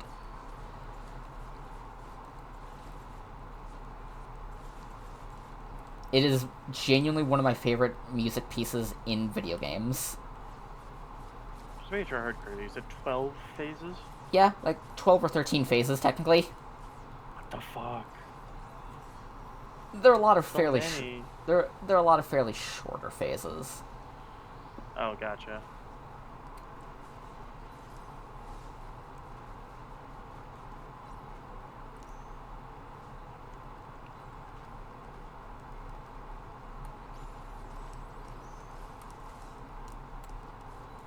And again, it's probably going to be a bit long, but yeah, this music that's playing Darkness of the Unknown, it is all one music piece. It's not like multiple like tracks strung together. This is all one gigantic continuous music piece. It has phases that will repeat in order to, you know, keep it going so that way you're not hearing phase 6 and hearing the phase 6 part in phase 3. But you're still hearing a lot of it. The full version is like 17 and a half minutes, I think. I love this music track so much.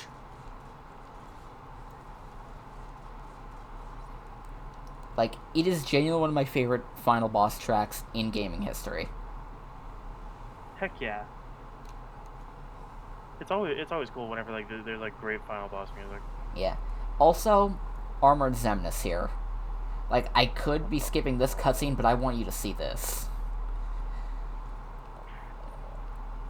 Now we're in the Shit's insane. I know. Fun fact, this boss fight makes a reappearance. This fight right here, this design for Xemnas, makes a reappearance in the series. You wanna know where it makes its reappearance at? Where? Fucking Birth by Sleep.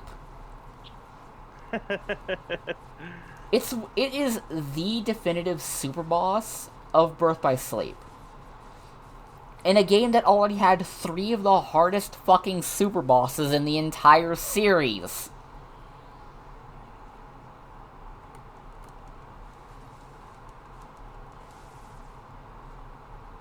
Like, Birth by Sleep does not fuck around with its super bosses. Oh, real quick. Listen to this shit.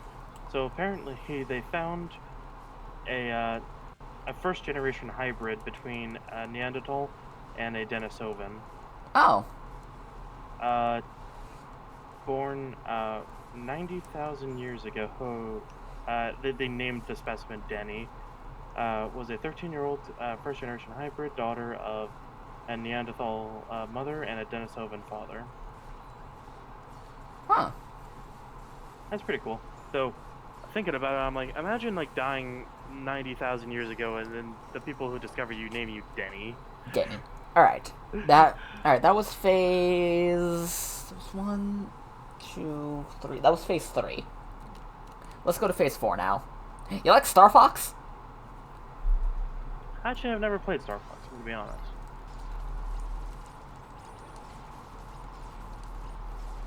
I know I have like access to Star Fox games, so like it's not too hard to do that.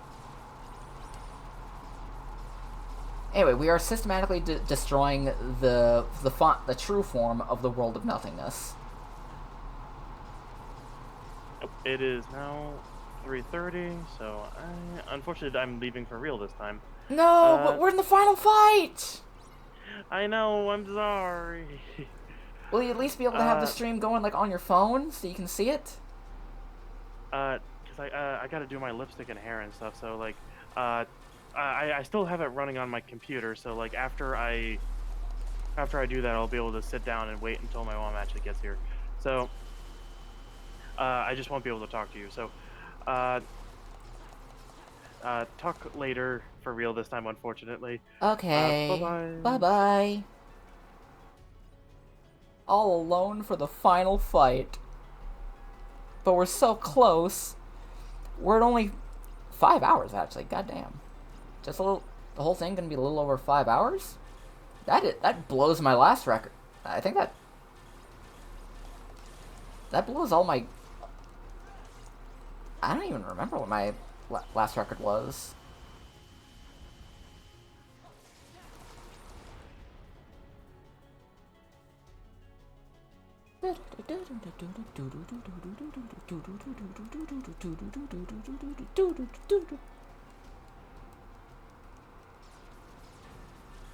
God, I love the design for this thing so much. Like, this thing is just so fucking cool. Like, you have to admit. Like, look at this thing.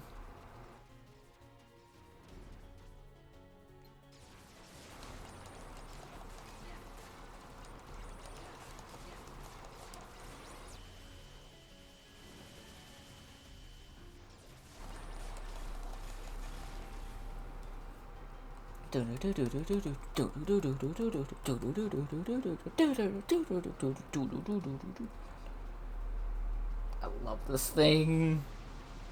Like that, just that shot. Like just, God, this is so cool. And the endless city beneath us.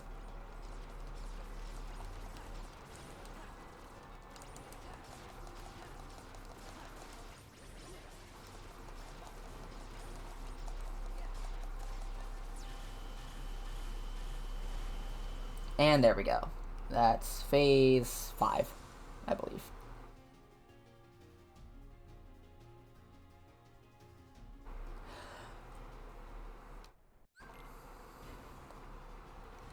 I love this part.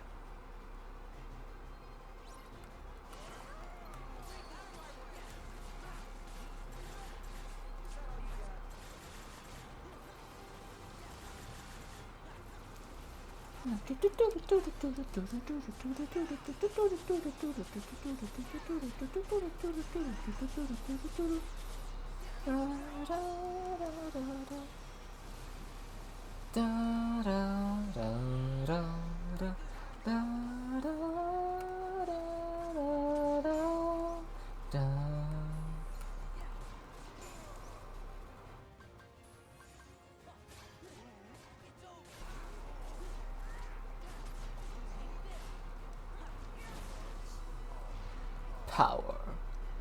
Nothingness is eternal.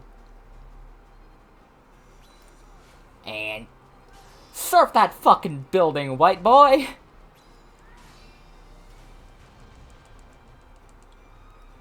Embrace nothingness.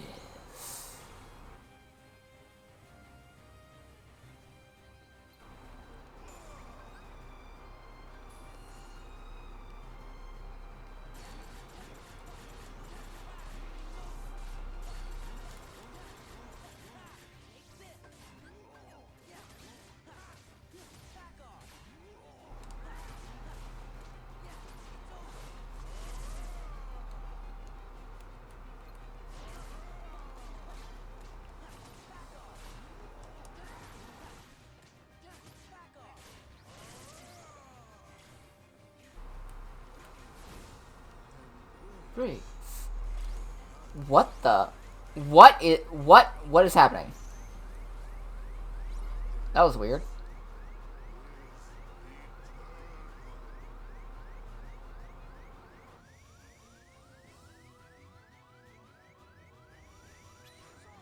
Ride that fucking building, white boy. Gah!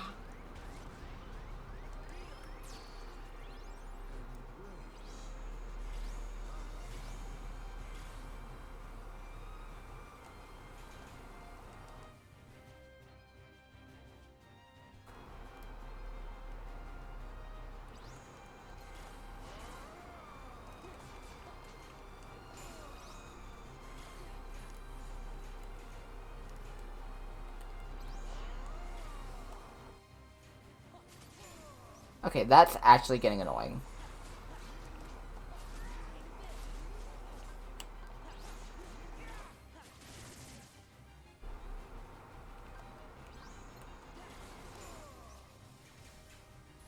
Okay, that's Something's weird.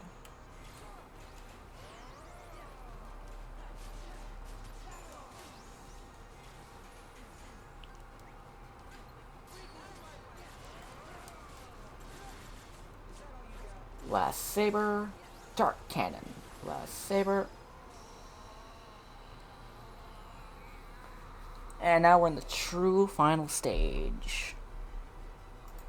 Okay, what is going on in all these? Okay. Our Supreme.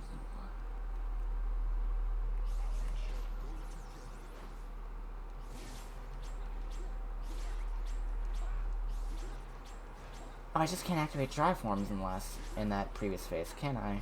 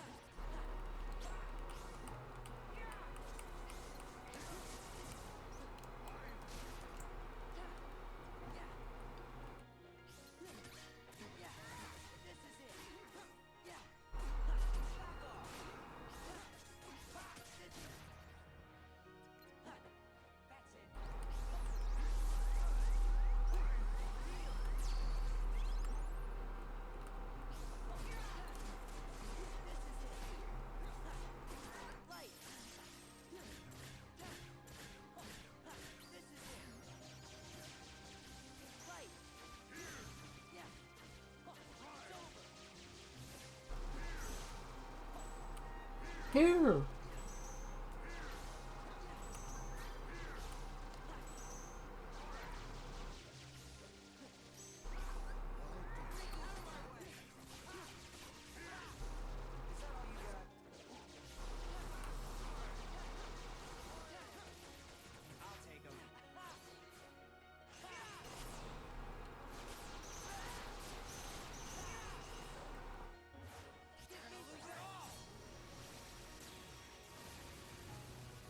Did this work? Did I skip it?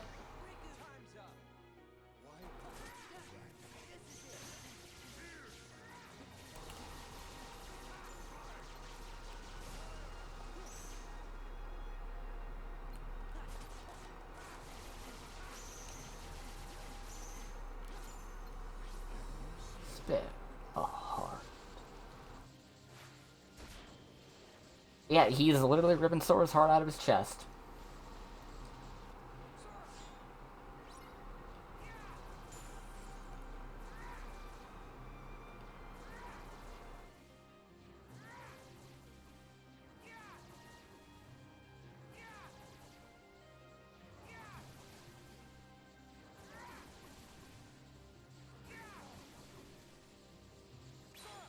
Rescue.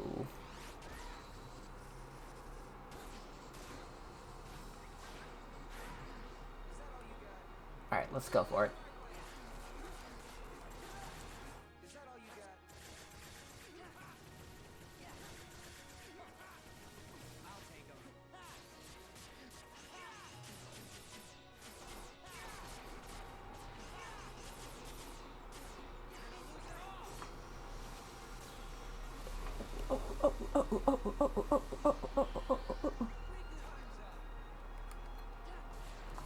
Alright, let's fucking go.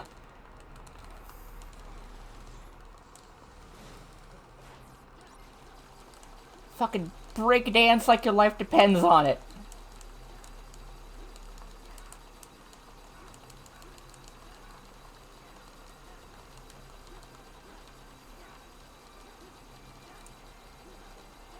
Go, go, go, go, go.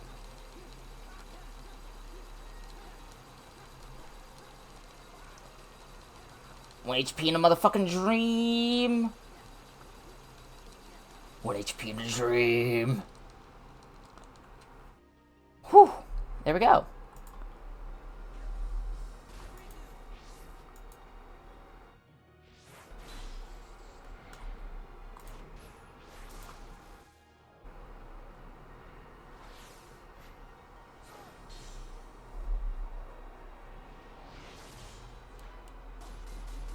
Oh, okay, we're definitely gonna have to raid into Hesper after this.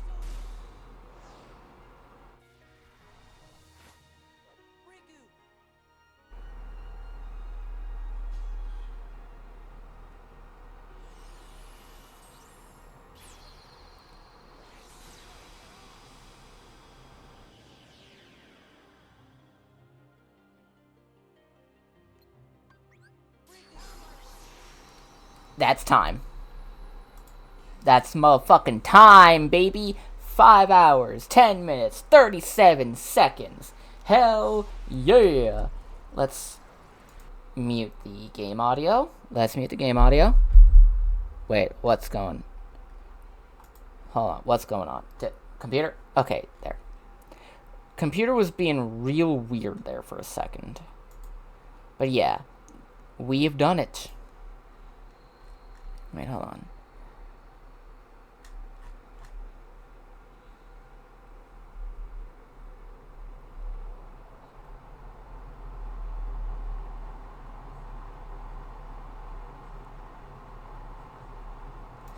Alright, but yeah, we've done it. We've beaten Kingdom Hearts 2 Final Mix in about 5 hours, 10 minutes, 37 seconds. Alright, let's go. Let's see how that stacks up on speedrun.com. Alright. Kingdom Hearts 2. Alright. Kingdom Hearts 2 Final Mix. Specifically... Okay, let's see. Kingdom Hearts 2 Final Mix. English, console, 60 FPS, any percent, beginner. That would put me at, this unofficial time would put me at the 5 hours, 10 minutes. At the 155th fastest Kingdom Hearts 2 playthrough in the world! 155th place! If I were literally 2 seconds faster, that would have been 154. But who cares?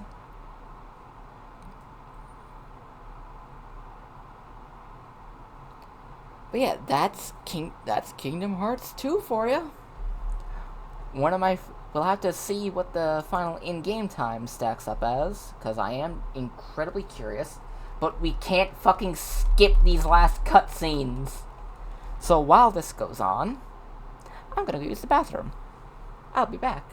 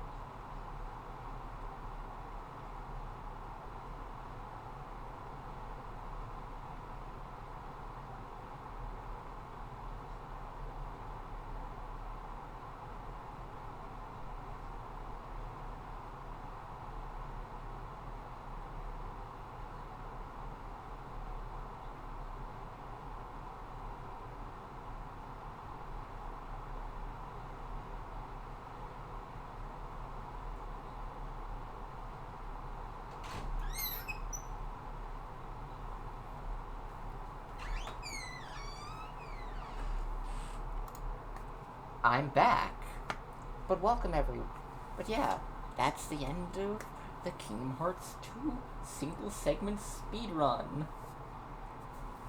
Well, at the very least, the speedrun itself. We're still gonna keep streaming for a bit. Because, you know, I want to see what that final time on the cutscene thing is. But after that, we're gonna raid into Hesper, and we're gonna call it a day.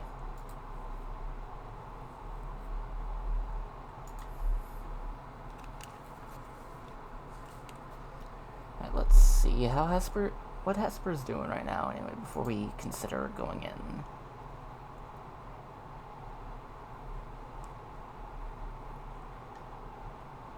Oh, she's gonna be playing Voices of the Void today.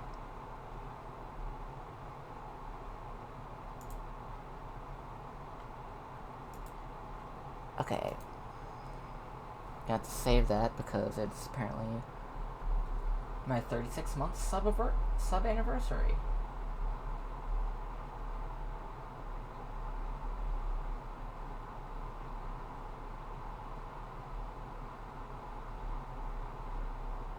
Oh, there we go. There's it. Yeah, we've made it to the end. Kingdom Hearts 2, one of my favorite games. I'll say it a million times over. Dare I say, it's my second favorite game, period. Nothing's gonna top Tales of the Abyss for me, but this is close. Kingdom Hearts 2 has done a lot of things that kind of wired my brain into what it is today.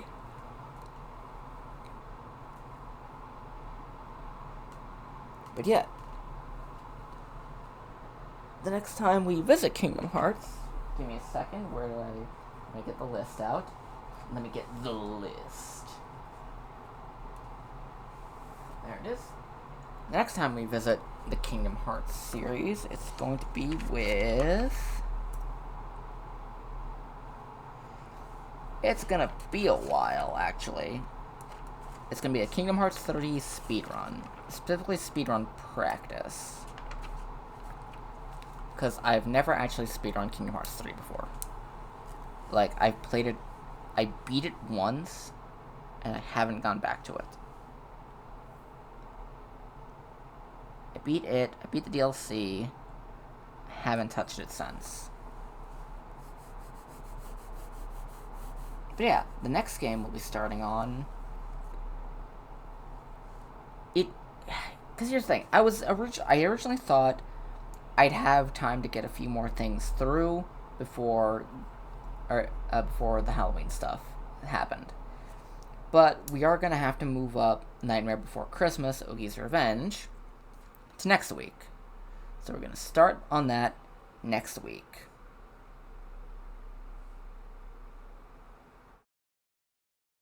Once we get around to... And then after that, the next PS2 game we do will be Spyro Dawn of the Dragon. So we're gonna swap those two around. It's gonna be Nightmare Before Christmas next, then Metroid Fusion, then Crow Country, another spooky game, My Friendly Neighborhood, yet another spooky game, then Mario and Luigi Brothership, then SteamWorld Heist 2, then Spyro Dawn of the Dragon.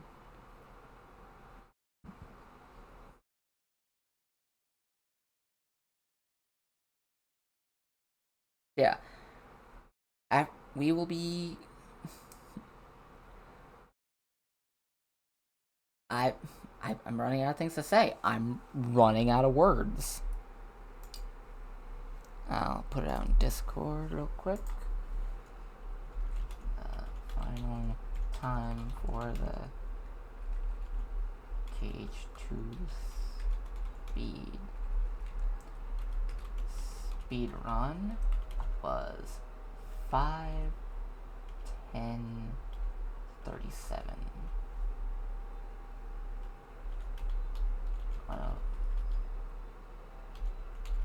Unofficially, the 154th, well, no, 55th, I believe it was, Yeah, 155.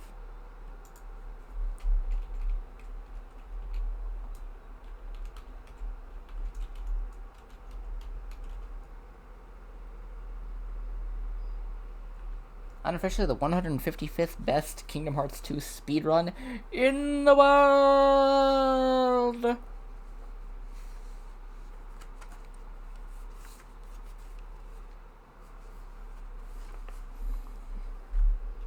On beginner mode, on consoles at 60 FPS, though.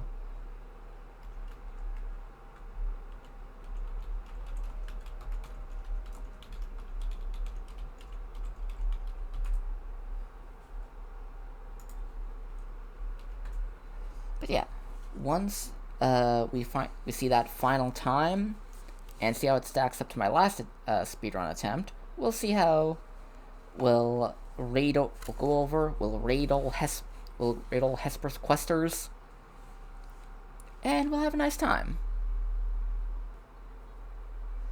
But yeah, I hope everyone I hope everyone seen this who's seen this live and will see this in the future as the post upload. I hope you all had a fantastic time. I absolutely did. Because this was just, it was too much fun. It was so much fun. I don't really get a chance to go back and play the Kingdom Hearts games a whole lot because I've been trying to expand a bit more and try out other things.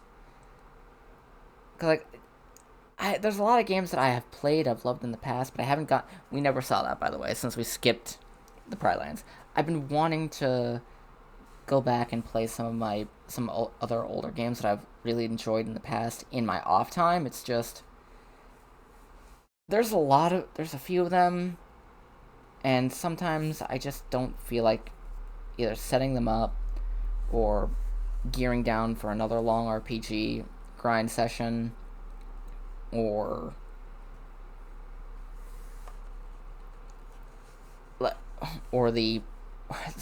from some of the FromSoft games I've really enjoyed playing, but I'm not playing Elden Ring vanilla again for a while.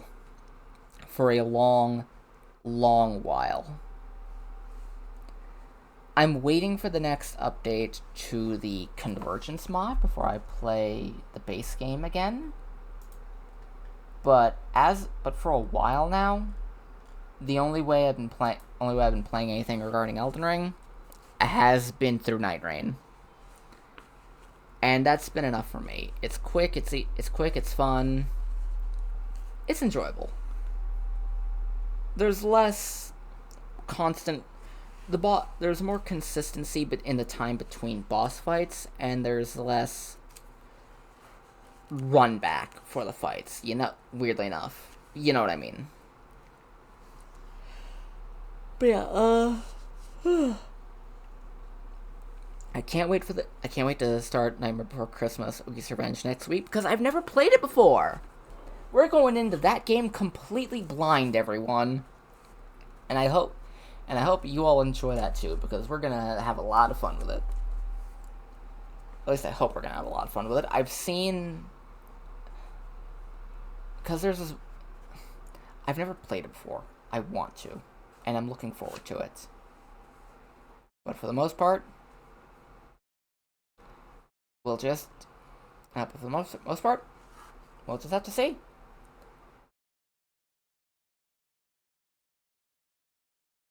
Because from everything I've seen, it kind of fits in that space of light licensed game where it's just like, it's good, it's fine. But I love Nightmare Before Christmas, and it's the Halloween season. I may as well. I've got a Nightmare Before Christmas game. I might as well play it for Halloween. I need to. I gotta. But yeah, after that, we've got Metroid and Crow Country. And God, I love this guy. I love this game, but for the fact that you can't skip the credits at all. Like, you can at least do that with Kingdom Hearts. You can do that with the other games. Why not? Why is this one the exception? Like, why is this the one Ugh. Fuck.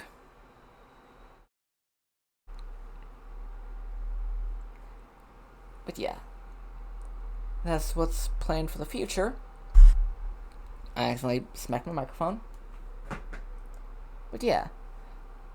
I hope if I had everyone else here, we'd have the conversation going a bit more. But as of late, again, especially for the YouTube audience, I'm sorry that the uploads have been a little bit sparse.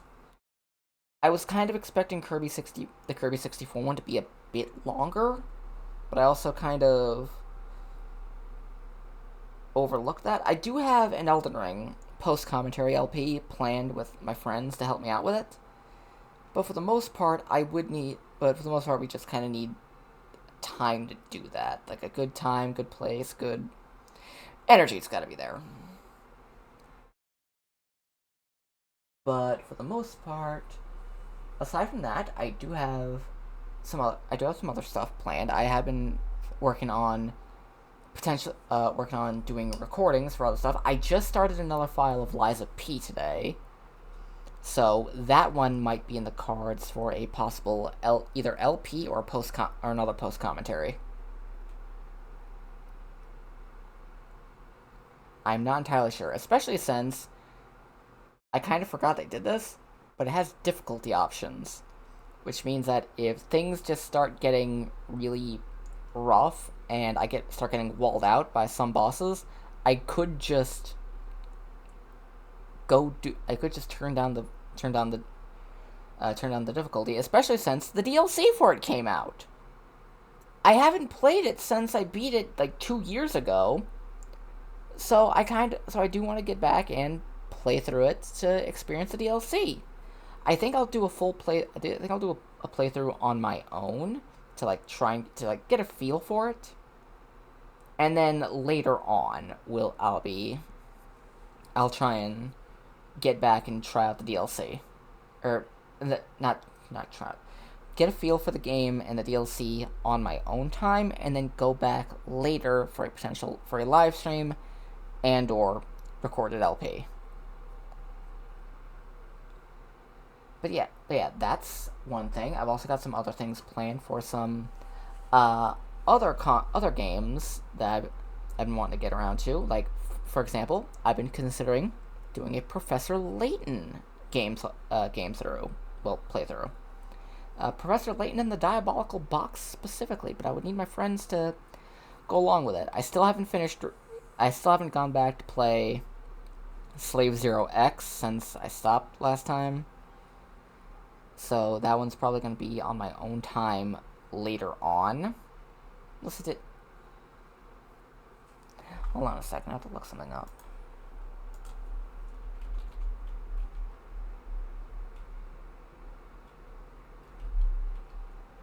Melissa Disney, American voice actress and writer.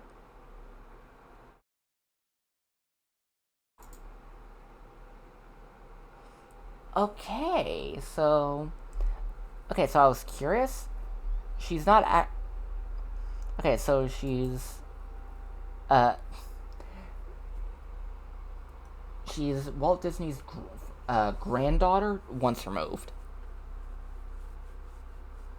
Because her grandma was Disney's cousin.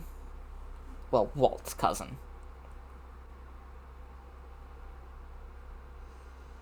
So yeah, you just learned an interesting thing. Walt Disney's granddaughter voices Vivi.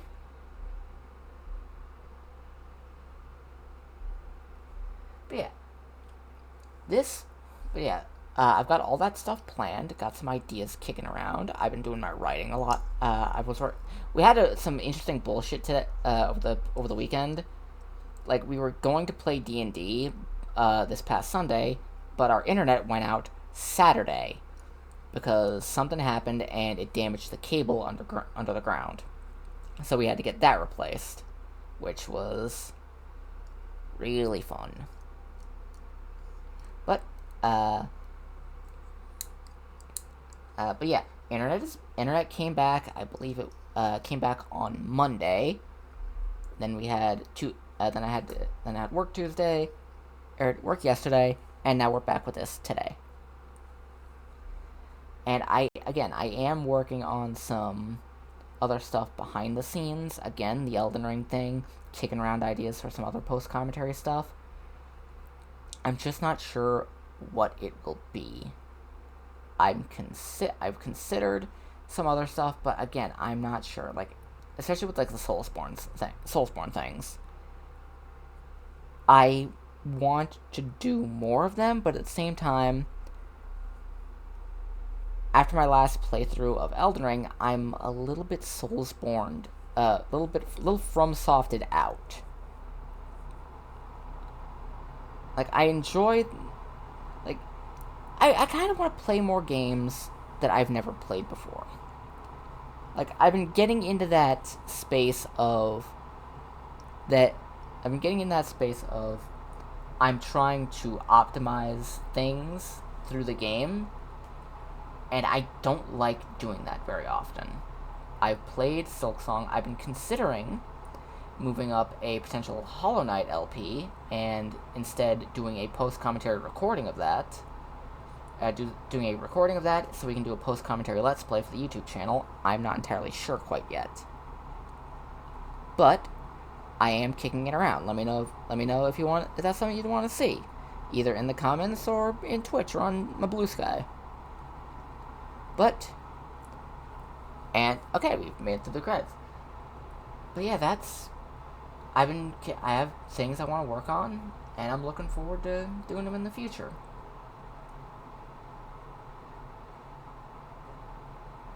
And now let's see what that final time is in-game. Oh wait, no, not yet. We still have this last one. We still have this last pre-run. We still have this last FMV.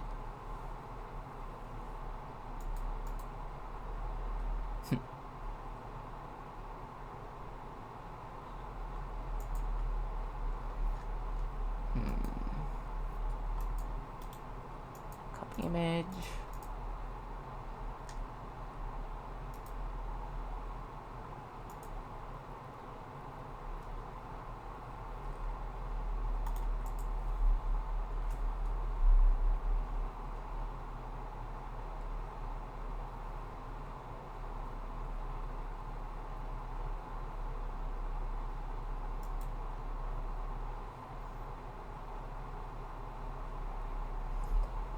That's all done. But yeah. Next week, we start The Nightmare Before Christmas, Oogie's Revenge. I'm not entirely sure what I'm going to be doing in my off time until then, though, because I don't know what I'm going to record as a post-commentary, because I've got Elden Ring. I'm just not sure what to do next. I'll have to look through my games and see what's what. What?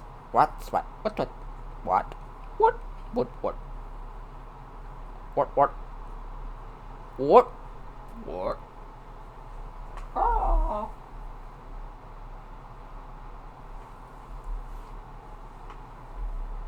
Yeah, that was Kingdom Hearts. Yeah, now that officially is Kingdom Hearts 2. Let's see! Battle Report. Game level beginner mode, 49% Jimmy Journal completion, 11% Gummy Roots, healed 5 times, saved by Mickey once.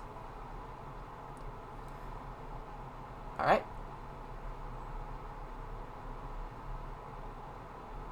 5 hours, 29 minutes on in-game time. How much you want to bet most of that was just the credits? But yeah, now we're officially done.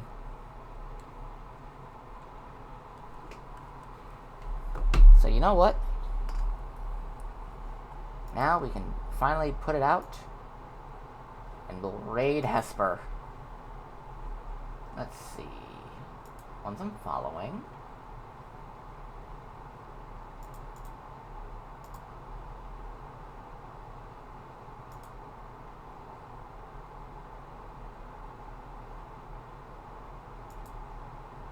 Alright then, everyone. Remember, be safe, wash your hands, wear a mask if you decide to go outside.